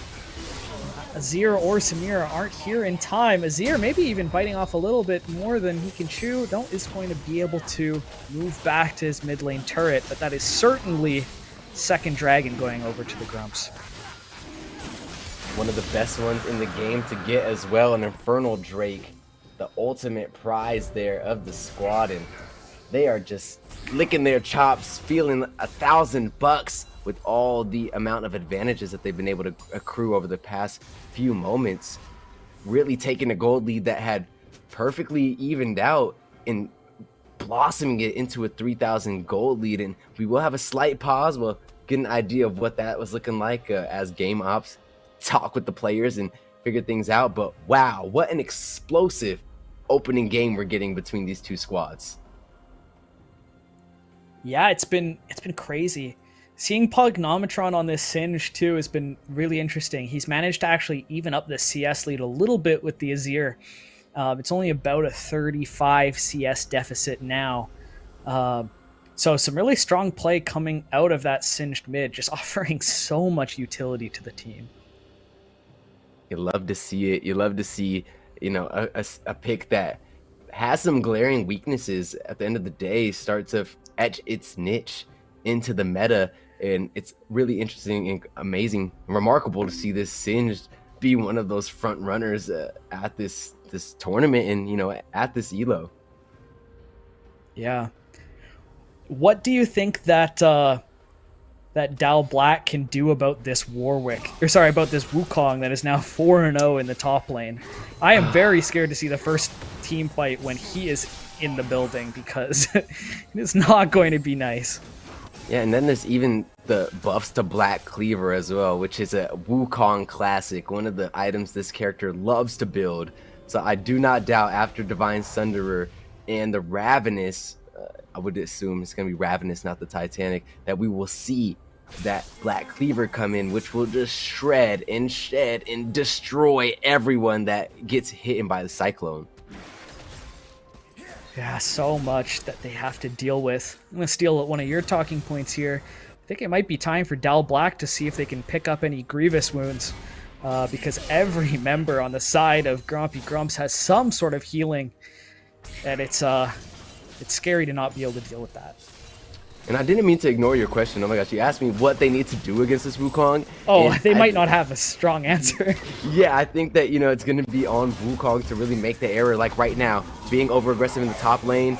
If, you know, the jungler is there with a little bit of help of the Alistar, you could probably look to do something to help out this Warwick. But Warwick, Apollo 9K almost doing it by himself. So much behind, but that Blade of the Rune King doing work. Yeah, I respect the idea to try and, you know, put out as much damage with that Bork as possible, ulting in. But, you know, with the flash up, you might want to just ult out of that situation and just see if you can get back to your tower. Will be the Chemtech Drake that we get to enjoy for this game. And to be honest, if Dal Black were able to start to stack those up, would be a huge avenue for them to do some good work in. But how can you mount Drakes when you cannot even mount a fight? What huge cleanup by the Grompy Grumps there in the bot side river, and there are just pings all across the map. Take what we can. Let's plunder this booty. Yeah, Ari Gamer Girl yet again taking over this game. Behind the turret here, going on Nikenax. Samira can be such a strong champion, but that shield bow is going to get chewed right through. And all of that extra armor and regen that Wukong gets from that passive just doesn't have to care about that turret at all. Yeah, it's looking like a top diff, top die kind of game out here, as Apollo 9K did fight valiantly, but this Ari Gamer Girl Wukong pick, honestly all the picks that we've seen come across from this top lane are just very impressive. You know, and I think I've seen a gold 2 ranking this season. So, you know, this is what I got to deal with when I'm getting to gold 2, man. Yo, I might as well just stick to my ARAM play. Get me out. Yeah, that is scary to have to deal with, especially now that that Ravenous is completed and starting to be stacked up. Just so many different things to worry about. We actually might be at the point where even if you do buy Grievous wounds, there's just so much healing on the side of Grompy Grumps. Like, you might not be able to get strong enough Grievous to get through the healing of a Soraka plus a Sejuani with Radiant Virtue and a Singed ulting and Wukong. Like, it's just so much healing. You're not wrong in any form or fashion, Locust. It is so many things that Dal Black has to worry about right now, and man, I can't even begin to explain just the full court press that is going on here onto the Dal Black team. No turret is safe. You were talking about Dota earlier and how those paper-like turrets can kind of seem like they're not helping you out. It's looking a little bit like that here in this game. Yeah, for sure. Apollo 9K is going to get thrown into the team. doesn't have a great place to go. Oh, he's actually going to regen with the ult, holds the barrier and the flash. Some great discipline there out of Apollo 9K, knowing that he's actually safe and doesn't have to use any of his summoners.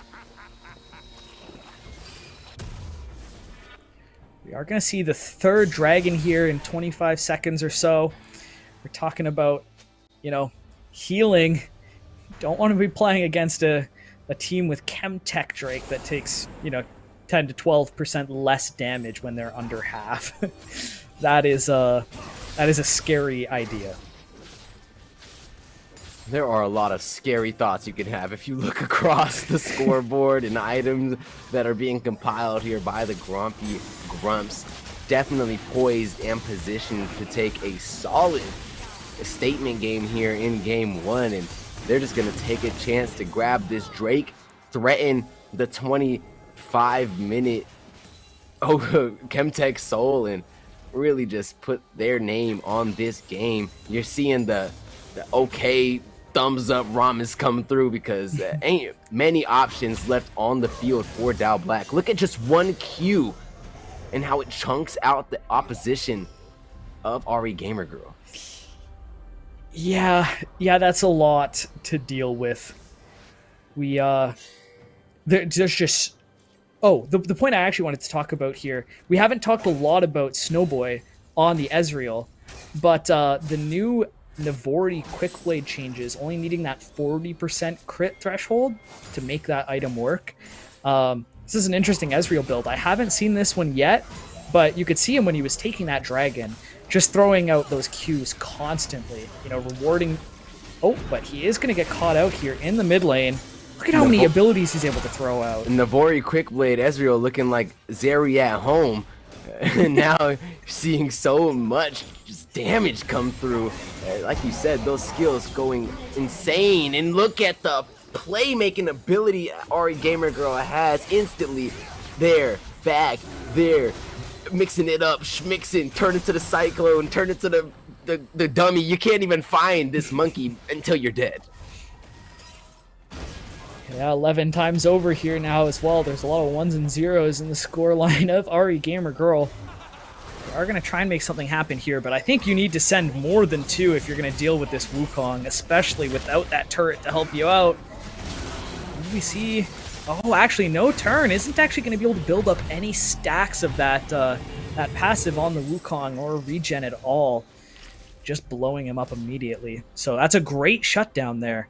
And like a thief in the night, the Grumpy Grumps are out. You're looking at the monkey, but you gotta keep an eye on the purple worm that is gonna provide so much pushing power and just make Pognometron just that much more annoying to deal with. You're seeing them try to collapse on top of the Singed and try to make at least one of these Baron buffs nullified so that they can try to push back, but Pognometron's so tanky, so agile, and is able to get right out of dodge. Yeah, they already are securing the area around the dragon.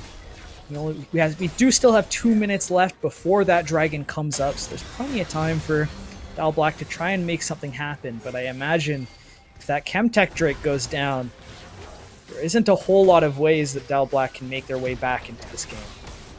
Yo, this is 2023 Blue Ez right here. You know, all the blue items, just taking care of business and really going dangerous with those skills. You know, not gonna have some AP behind it, but really just you see how caster this marksman can become with this Navori Quick Blade change. And thank you, Locust, for pointing that out. It's definitely going to be important to keep tabs on that as the year goes on. I think that we might see this become very prevalent. Yeah, I mean, besides the little bit of a late tier, I feel like, just starting to stack that one up now here at the 23-minute mark. That is a terrifying build to get 2 items into. 40% crit. Look at how many Qs and Ws he's able to fire off. Okay, Fire Ice World is just going to be able to scoop the Wukong out of there and just flash out. Good job on his part staying alive. They need him for the wave clear here. And there is the damage that you can see come out on the main carry here of Dow Black. That is the tank. from the top lane. That is the archetype that this Wukong is attempting to fill here, and he is literally 80%ing the main carry, going to be teleporting onto this experience here with Pognometron. The ulti is popped, the bait has been bit, and there is so much death being put to the side of Dow Black. They have now lost life after life. 4 times more lives have been lost by the Dow Black members than what they've been able to take from Grompy Grumps. But as I say that, the base is getting ravaged and seized. Look at the Samira popping off though, getting all the style points in, but it's just not enough. It's too little and too late, and the Grompy Grumps are continuing their onslaught.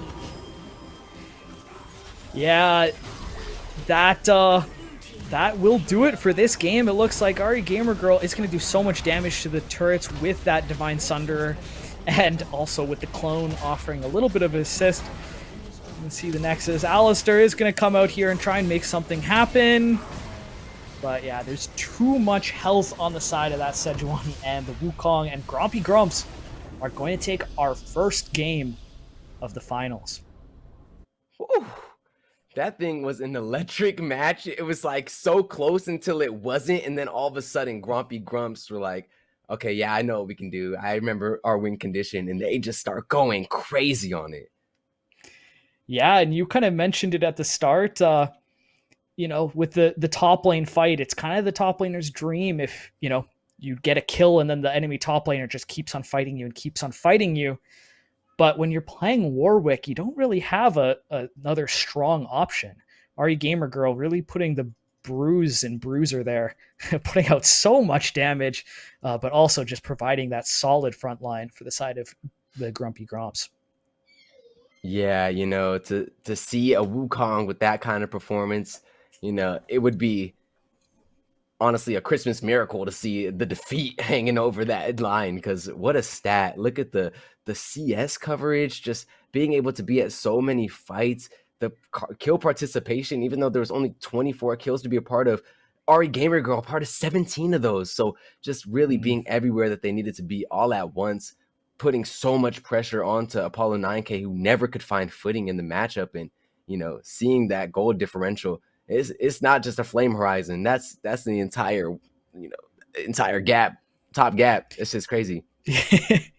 Yeah, also seeing that mid jungle combo from the side of the Grompy Grumps as well. That Singe Sejuani just making Azir's life very painful. Still able to put out quite a bit of damage on that Azir, but just wasn't able to get to the points that Azir needs to get to have that impact. That duo of Pognometron and Luckified just making that so difficult. You know, and shout out to everybody that could keep a 1 KDA, because that was so much damage coming out from the side of the Grompy Grumps. They were just able to do so much work with this team that they crafted. You have to make sure that they cannot lean on this type of team comp again, because they have shown very high levels of proficiency across all the lanes now. And then in the game before, it wasn't this exact same team comp. They kind of used what they were able to defeat in the Amalgam before this, and then kind of flexed it into their own little way and really made a dangerous little threat of these 5 champions. Yeah. All right. Well, we had a banger game 1. I'm excited to see what game 2 is going to bring us. We're going to head to a quick break, catch our breath, get a little bit of water. Make sure to get up, stretch your legs, do the same, and we will see you back here in a couple moments for game 2 of the finals.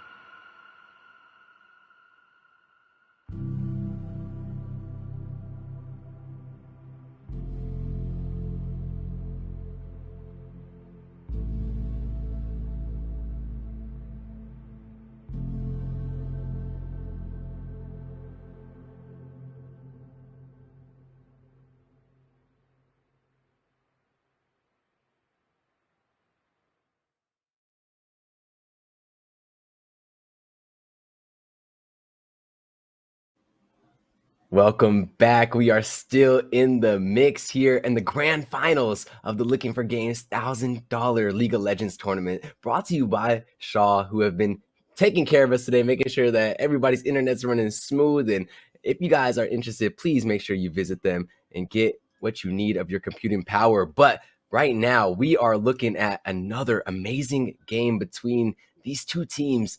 Have been just going crazy. That first game was absolutely explosive. I cannot wait to get into the second game. Locust, what is your predictions for how things could go moving forward?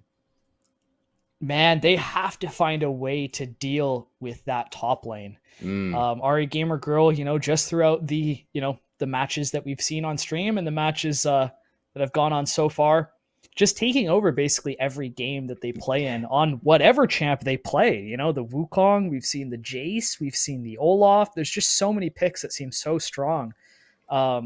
It's hard to imagine that they're not going to get a champion that they're comfortable on. Yeah, we'll be interesting to see if it's another carry champion, because I mean, at the end of the day, the amount of mechanical prowess that we've seen already on the table from our gamer girl, we have not been left wanting any in regards to that. Just so perfectly done. You saw those evasions of so much pressure coming out with the Wukong clone, was able to terrorized the top lane and then just made the entire trip through mid, bot, securing towers, and taking people up to the skies, putting them into the skies. Like, it was just all the things that you love to see coming out from a Wukong. And I'll be interested to see if another carry champion is just waiting to be shown off today. Yeah, I did really like seeing 10-half on that Viego. I felt like there were some sparks of brilliance in the early game, making those plays happen, having mastery of other champions as well for when he gets those possessions. So I think that could be some way that someone they could play through in order to make something happen in the second game. But ultimately, that's going to depend on what champion he's going to pick up as well. Fi Ice World as well in that last game put out a whole bunch of damage on that Azir, even though he was pretty well shut down. So maybe we see another mid out of him that can, take over the game, but we'll have to see how he takes on the pressure of Pognometron and Luckified this game. That mid jungle duo doing so much for the Grompy Grumps. Yeah, Grumpy Grumps, they will take an inch and make a mile for themselves if you are not careful. So it's going to be very important to see what type of defense gets mounted by Dow Black here. This is your response game. It looks like, you want to go to something easy, go to something that you've practiced, go to stuff that's comfort picks, because if you're already in the, unsettling place of we've gotten knocked down in a very devastating loss on that first game, and then you also just kind of pick some weird stuff that you guys are not very practiced on, or things that you're not confident in playing, it can just escalate and really just already set you up for failure when you already know Grumpy Grumps are trying to force your hand in that way. Yeah, we are going to see that set for Apollo 9K. That is the champion he's played the most throughout this tournament. So locking that in first, pretty safe pick in the top lane as well here. So a solid pick there. We're going to see both of those picks, the Wukong and the Olaf, banned out on the side of Grompy Grumps. So looks like that's a see here. Urgot response perhaps as well. So that would be definitely something difficult for Apollo 9K to deal with if it gets going. You cannot shield the execute that comes out from the Urgot. Also, any time that you're within his death ball range, just continues to be such a threat. And there's a way to toggle that W on and off in between like every 3 procs, and you can weave auto attacks in between those. The top level Urgots all abuse that, and I'll be interested to see if Ari Gamer Girl will be playing this Urgot, which I believe so, is going to be doing that little bit of tech that just amplifies the damage by essentially 33%. All right, we are seeing the Veigar come out of the gates here for Fi Ice World. Sometimes, just picking those scaling champs in these high pressure environments and forcing your opponent to make those plays can be a way to, get to that late game and take out some of these games. But, so far in that first game, Grompy Grumps showing no trouble in, closing out these games early and refusing to let their opponents take them to that late game. So it's going to be tough. And we're going to be seeing the Rel here for the last pick coming out of the Grumps. 3 solid carries and 2 really tanky options as well for the Grompy Grumps to rely on. And then on the other side of things, you have the big catch and delete potential that comes out between the Amumu, Maokai, Veigar. Then on top of that, Kaisa can jump to the back line and really get explosive on that Varus, try to clean up one of the main damage dealers in the fight before things really even get started. Set, you already know, suplexing and haymaking and gold crushing, all the kinds of disrupts and disjoints that this character can offer to a fight. Really an amazing team comp drafted for the team fights by Dal Black.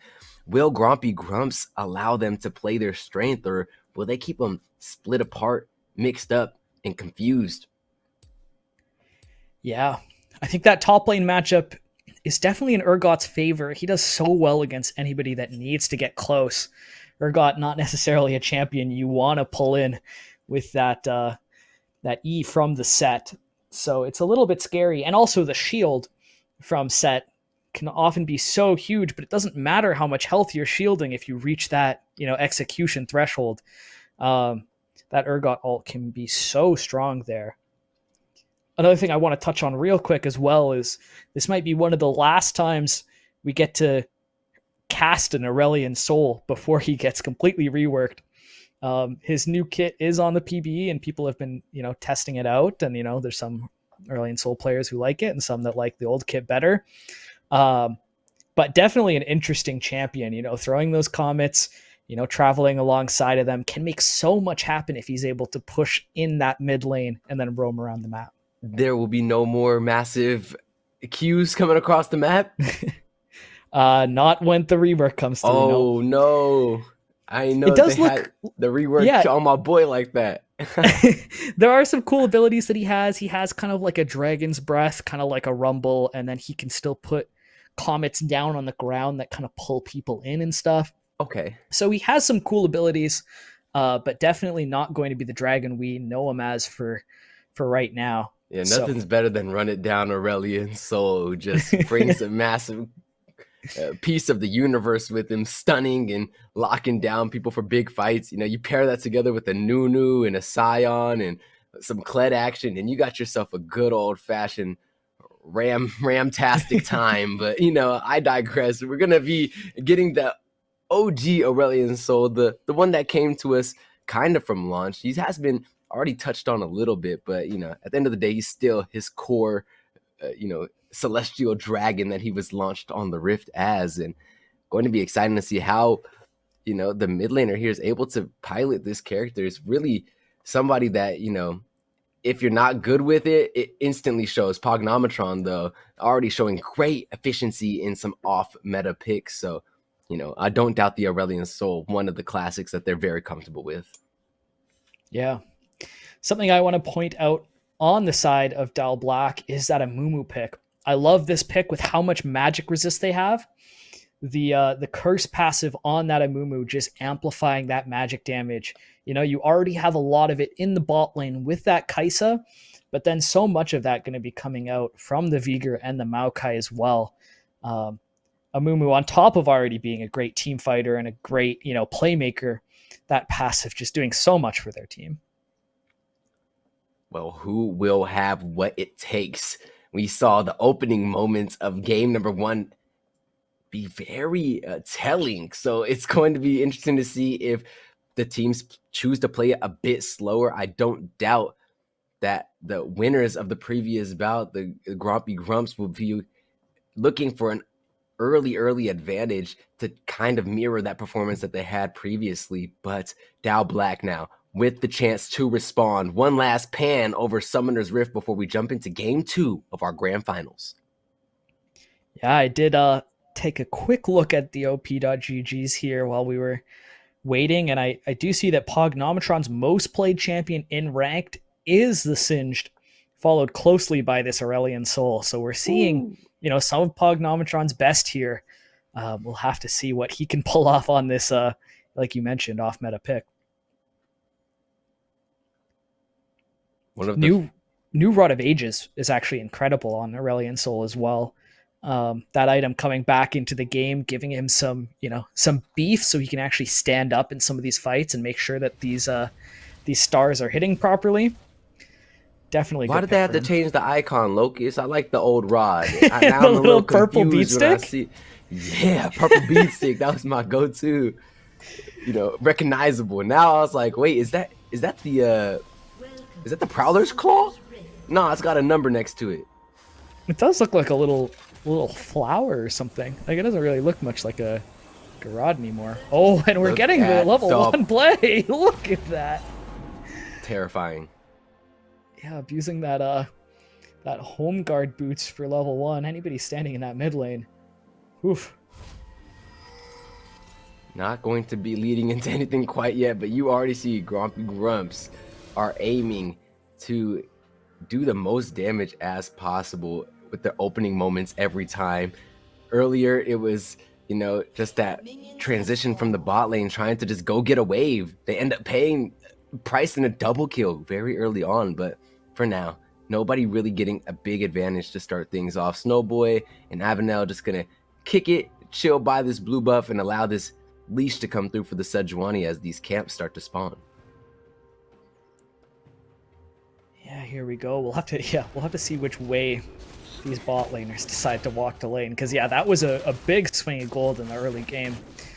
Dal Black is going to be happy that they, if they can just start an even playing field rather than, on the back foot, they'll be happy, especially when they're trying to scale towards that late game here with that Vigor. Going to be so perfect for Vice World if he's able to get the advantage against this Aurelion Sol. You start to get the baby cages and the big executes with the R that are just amplified by how much AP is going to be built up on Pognometron, and you really start to feel great in that matchup. Feel like you can't really do any wrong, especially because the movement from the Aurelion Sol is usually very telegraphed. They're all going to be jumping in here. Does get that level 2, is going to attach with the E and get the stun. It's going to take a little bit of damage back here, but not a ton of damage done. Oh, you're grateful that Q misses, actually. You do not want to go back in and get Rel W'd as she remounts that little knock-up. Be dangerous for the tiny Amumu. Wouldn't have happened underneath the turret as well, so Avenel would have been very comfortable going right back to that knock-up as the remount came through, but going to be just a big advantage in the initial skirmishes. You already see how there's a biscuit and a potion in the inventory of Snowboy to the just Doran's blade sustain that's left in the hands of Niosix. So going to be important to Nikonak. So going to be important to really go back and get some resources, but they're going to do a great tempo on that back and kind of force this Kai'Sa to stay in lane for much longer than she wants to. And look at the counter jungling as well. Ari Gamerger there for the support and making 10 have to flash away from the blue buff. Yeah, we are seeing a little bit of a spectator bug here. You can't actually see where the orbs are spinning on the side of Aurelion Sol, but I'm sure that these players in the game can actually see where those orbs are. Makes it a little bit harder to play and to play against if you can't see those. I believe that set E is called the Face Breaker, if I'm not mistaken. I'm thinking about it because you're definitely trying to break some face there, Ari Gamer Girl, but Abenel coming through with those roams that you kind of made mention towards in our little talk between the games. A very good mind by the support to always kind of put that pressure towards the mid lane when it can be afforded. Yeah, when you are paired with ADCs like that Varus and the Ezreal, who are a little bit, self-sustaining and have the, long-range wave clear, you can sometimes afford to just, mosey on up and see if your mid laner needs anything. It panned out quite well for them last game. No early game plays happening here, though, so far on either side here. Trades going on in the top lane. Yeah, a little aggressive there, but there is still the cannon minion there on the side of our gamer girl, and now Apollo 9K kind of positioning too far forward. Great time with the flash, but still gonna get stunned, still gonna get gunned, and it's gonna allow for a first blood to come through for Ari gamer girl. Yeah, and that was such good presence of mind from Grompy Grumps, knowing that they can make that dive happen because that set W is still down. If he had that shield and he was able to, you know, unleash a 300 damage true damage burst underneath that tower, that would have been a lot more scary. But they weren't afraid to pull the trigger when that ability was down. No haymakers to be had, and the only slug that will connect will be the first one into the pocket of Ari gamer girl. Now Avenel unleashed and unloaded to just continue to add pressure all over this map. Veigar not going to be able to back, and the Maokai not even being able to farm wolves effectively without just being harassed.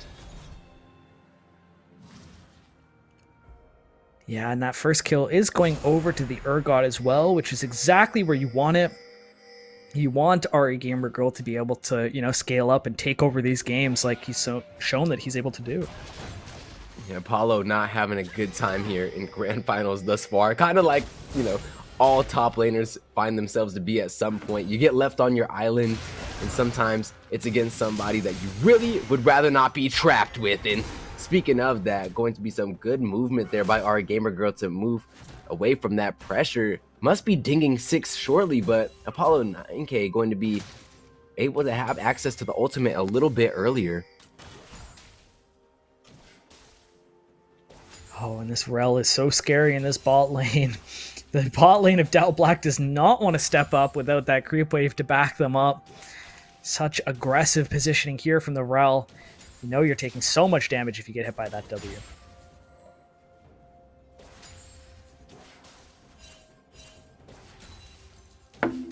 All things considered, a very slow pace to this opening game as opposed to where things started out in our initial meeting between the two. Grumpy Grumps finding some opportunities here and there, but Dow Black definitely trying to allow a slower pace to this game. Yeah, and that's exactly what you want when you're piloting a champion like Veigar.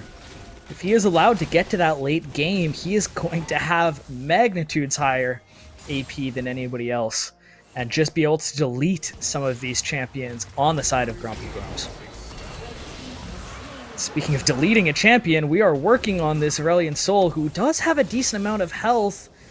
Oh, and we're not able to actually get that Veigar ult down.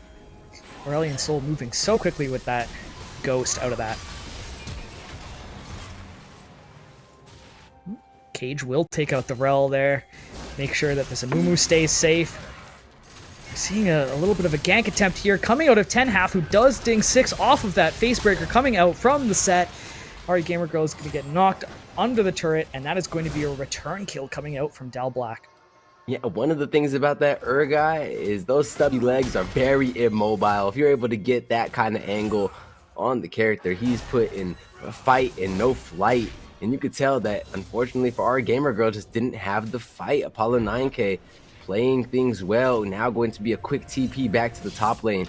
Not going to be allowing Apollo 9K to build up any type of plates or any, even not even going to be able to back in the brushes here as Ari gamer girl just puts the threat through the lane.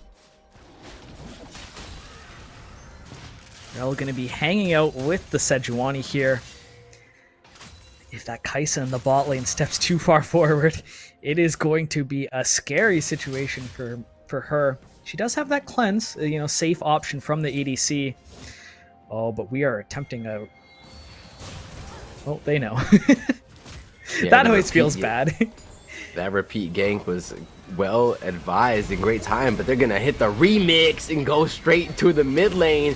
Actually find Luckified here on the Sejuani and be able to get a great kill onto that Sejuani. Pognometron still alive, but not for long. Spice World getting the ultimate in exactly where it needs to be. Going to be a good cleanup kill there by Avenel on the Rel.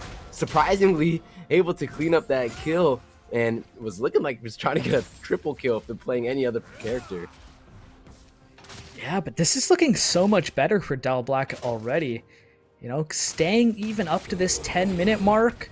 You know, Apollo 9K more comfortable on this set, able to kind of bounce back against RE Gamer Girl. And the Vigor well on his way into this mid-game. Has that Everfrost complete and is scaling up all that AP. So a great look for Black to start this one off. Yeah, who needs boots when you can just lock them down with the Everfrost? Going to be a very scary Veigar, no doubt, that's starting to stack up in the mid lane.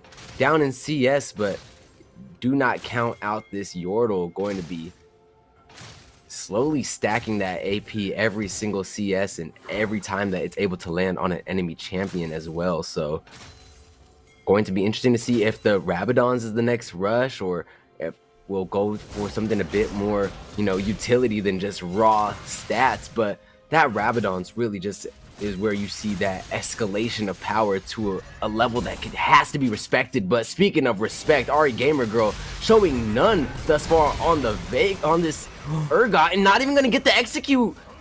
Apollo 9K gonna be able to clean up the kill with the team before the execute animation even goes off.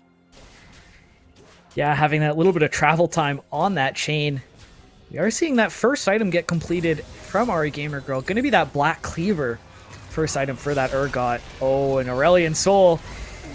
Might be a flying dragon, but is Pognometron actually going to be able to make it out of here? It actually looked, from what it looked like originally, there was no way for him to get out of there, but is actually just going to slide on out. Vice World is a little bit off to the side here, is going to put down a baby cage, see what he can do, but that Maokai is getting so low health, and so is the Amumu. That's Pognometron taking one, and Luckified taking the other. Ooh, yeah, and it's gonna keep going as well. You see the Sejuani with the sights on, locking down with the Freljord's might, and just like that, going to be able to get the Veigar cleaned up as well.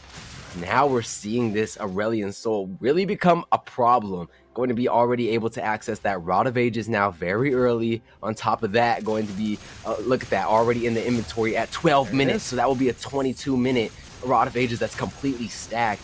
On top of that, we'll be able to just be able to get this Dark Seal stacked up as well. Already 6 stacks on that item, which could be transitioned into that Magi's, which allows for the extra movement speed on full stacks.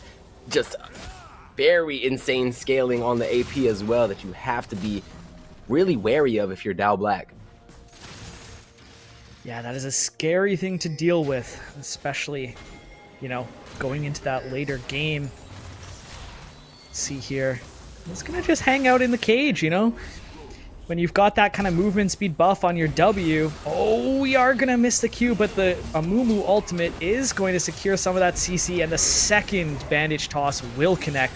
So that is a kill heading over to the Vigor, as Howard, the friendly Rift Herald, is gonna make his way into the mid lane.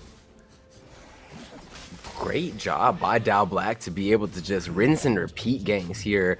Going from top lane, cycling down to mid lane. Obviously the comms from Grompy Grumps not really playing a factor here, because they could easily be making these callouts. Hey, we saw them top, they're going to be heading right down towards the river.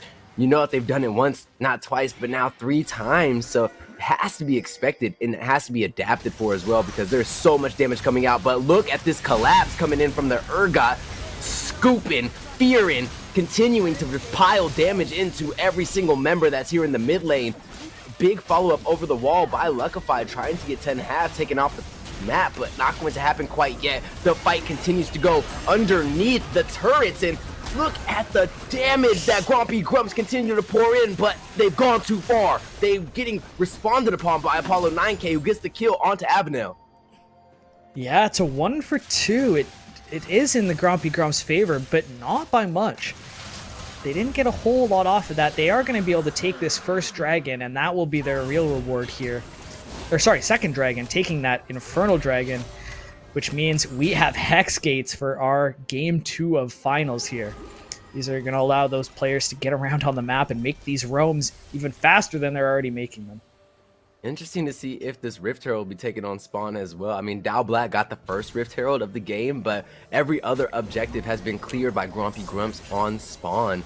It's going to be interesting to see if they're able to get any more neutral objectives in their hands, and it looks like Avenel is starting to clear out vision and set up for that opportunity if they find one pick. We are seeing some mythic items getting finished on a couple more members here. The Radiant Virtue on that Maokai, going to be offering that healing and some, support for his team here.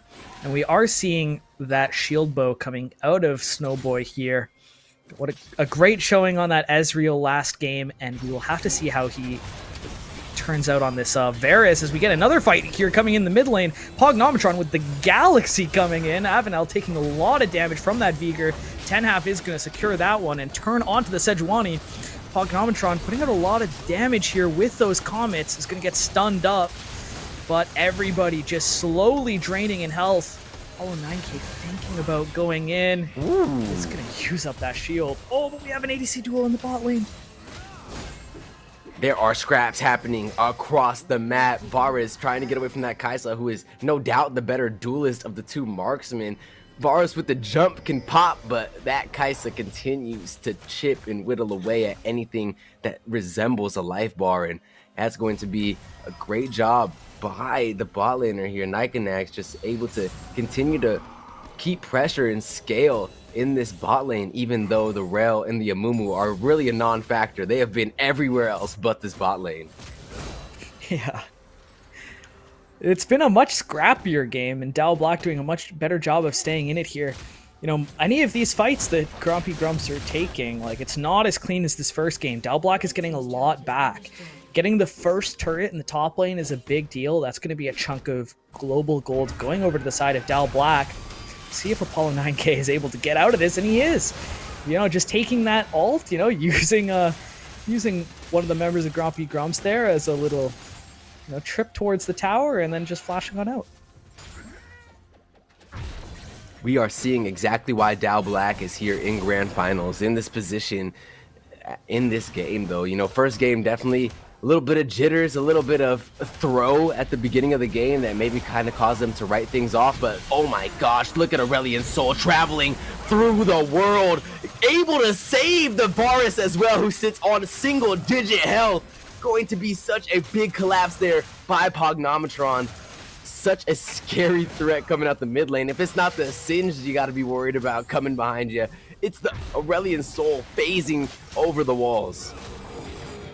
Yeah, and I understand the idea to go for that Varus under the turret, but you don't have items on the Kaisa yet. You're still working with components, and that Varus with the cleanse and the shield bow shield, just so durable by Ice World. Good flash there just to make sure that he stays safe. Doesn't want to get taken out by that Sejuani. That Sejuani cooldown already 10% back though, so it's so insane to think about how many times you have to really be respectful of the Glacial Prison.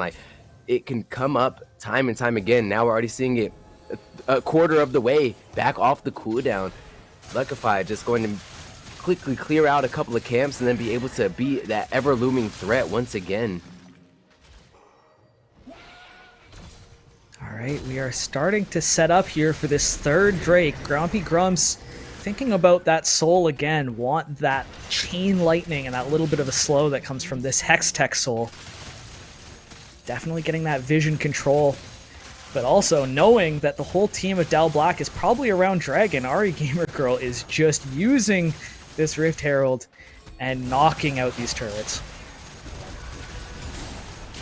But you see how Ari Gamer Girl will toggle the W, and then about every 3 of the auto fires that come out, you'll hear the auto attack animation actually come out. What the Urgots do is they just weave in an auto attack it's exactly like 3 ticks of that W, and you literally lose none of your W damage and gain weaving those auto attacks in between. So such a big tech that is actually being utilized here on the Urgot, and that's why we're seeing so much damage output. But it's really baiting in Ari Gamer Girl to this more aggressive playstyle that they're getting called out for.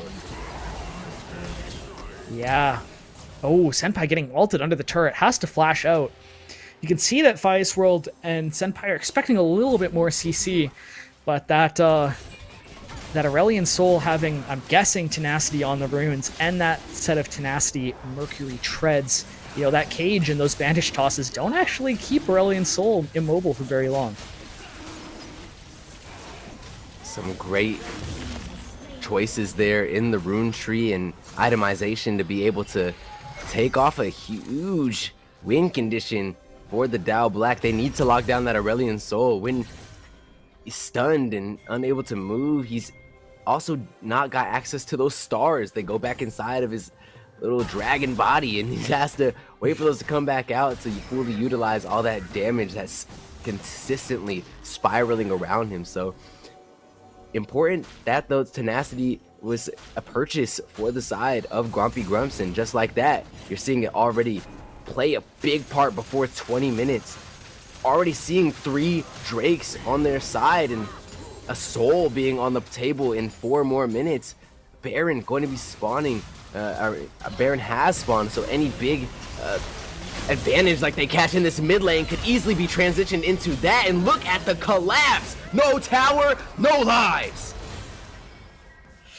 Yeah, and that's scary. You know the Vigor has no flash, so you can just feel confident just to charge in and ult if you're Sejuani. That's what you pointed out earlier, the flash having so much longer of a cooldown than that Sejuani ult. Using these, these cooldown timers on these abilities so well on the side of Grompy Grumps. I mean, it's already halfway back up as well, so like literally this Sejuani can clear out some vision and then just Glacial Prison whoever wants to run up on this objective. And that's why we're seeing the Grompy Grumps go for the greedy 21-minute Baron. Look how fast this thing melts under the single target pressure that this team is provided. A collapse, a rotation coming in from Dow Black. They want to stop this. They do not want to allow, and that's why we're seeing the Hex Gates deliver Senpai to the back lines. The TP is also coming through from the Set. Here's the fight. Yeah, Set not able to join right at the start of the fight, but they are able to blow up Luckified here. They're getting on top of Pugnometron, but he is able to flash and ghost his way on out. Is caught by the baby cage here, though, and is going to be taken out by Apollo 9K. So a couple going back on the side of Dow Black. Oh, and they're able to burn through Apollo 9K before he is able to put that shield up, and the Varus Herald, the snipe. It's turning into 3 for the side of Grompy Grumps, and you can't imagine Nikanax is getting out of this. Oh, the Everfrost, and maybe another cage coming up soon here from the Vigor. Yep, Urgot's got nowhere to go. Those little crab legs can't make it out of the cage, and Nikanax sneaks out of there. Those arrows had never looked so piercing, Locust. I tell you what, that was a huge cue to fly across the field there by Snowboy. Not having the most, flashy performance, but you look at the stat line and it's like there's never a ball that has been dropped. Just 6-0-3. Runa got the entire Rage Blade ready to go as well with that Imperial Shield Bow. So there's so much just sustain that can come out from him as well. Going to be so difficult to deal with this Varus and these huge sweeping Qs from the Aurelion Soul that are starting to be launched off. Are there any other abilities that hit a whole lane? And Amumu's getting caught here and will go down. Avenel looks like it's going to be traded out, and Senpai will take that one with the Ignite. 1 for 1 in the mid lane. The only thing I could think of that is that powerful would be what, like a Galio R, but it's not even that big when it gets that far on the rift. A Karthus ultimate is kind of like omnipresent and could hit everywhere at once. That's but true. Besides that, Aurelion Soul filling a very unique niche and being able to just shut down a lane. For sure. Urgot, so good at taking out these towers, though, and even when Ari Gamergirl isn't able to take over the game in terms of kills, we've seen, I think, 4 turrets dropped specifically by them. Luckified is going to put a little bit of damage out here onto 10.5, but not a whole lot going to either side here. It's going to be a nuisance here and just keep on pressuring this Maokai out of his jungle. Yeah, that Sejuani, an amazing counter to the Maokai. Able to just walk through the brushes and clear out those saplings without taking too much harass. Able to just continually match the presence at the team fight with the Glacial Prison, and honestly able to even clear the jungle a lot more effectively with the sweeping hitboxes that are provided in the character. So great pick by Luckify to be able to choose this Sejuani and then make it count, because there's no shortage of good moments that are coming out from 10-half, but at the end of the day, there's just such a great display of teamwork that's coming across from Grompy, Grumps, and Ari Gamer Girl, starting things off with the fear and the execute. From there, just being able to continuously put out so much damage, nobody on the side of the Grompy Grumps is gonna fall, and the Urgot walks away with a triple kill, the Dragon Soul, and everything more for the Grompy Grumps. Yeah, and that is a huge swing there. That soul is so important. On top of an already, unkillable Varus, you now have to deal with him having chain lightning that slows. Or having that on the meteors from the Aurelian Soul. There are so many ways that soul just benefits the side of Grompy Grumps so much, and you can see it's also helping them just push down these turrets, get this first inhib. Senpai is alive, but you can't imagine Amumu's going to do much to the team of Grompy Grumps. Still have not seen the soul claim. There it goes as I reference it, and it's going to be a very streamlined path to victory if the Grompy Grumps want to take it. Unfortunate for Senpai, they're not going to be able to stop any of those backs and kind of grab somebody off the desync there. Everyone will be able to just go back, use all this gold that they've been able to forge from through the souls that were taken from Dao Black, and they're going to be so difficult to deal with in the coming moments. I'm very curious to see what the Dao Black response will be. They have to take something, and they have to make it meaningful. For sure. All right, we're going to see Dao Black get a moment of just calm and relaxation here before this Baron respawns. You can see that Grompy Grumps are thinking about it. Apollo 9K on the bot lane, but does have that TP, and Snowboy is actually caught out here. This could be the first death from this hyper carry. Varus is going to use that stopwatch, buy a little bit of time, but that shutdown is going to go over. Oh, that comment!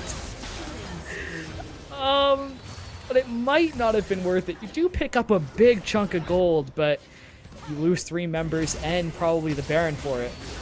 That's about the quickest all chat worth I've ever seen happen. He's like, yeah, pour your souls out for Varus. He's going to be a quick kill here onto the Vice World's Veigar as well. Oh my. Very dangerous margins that Ari Gamer Girl are playing with here, but when you have the execute at the end of the day, you leave nothing up to chance, and that will be a full wipe of the team across the map by Grompy Grumps. Dao Black going to be losing the Baron here as well, and Locust, if I had to guess, a game in a Nexus could be coming here very quickly, because this is every single advantage that you want now in the pockets of Grompy Grumps. Yeah, you are seeing that that Archangels on the Aurelian start to almost hit max as well.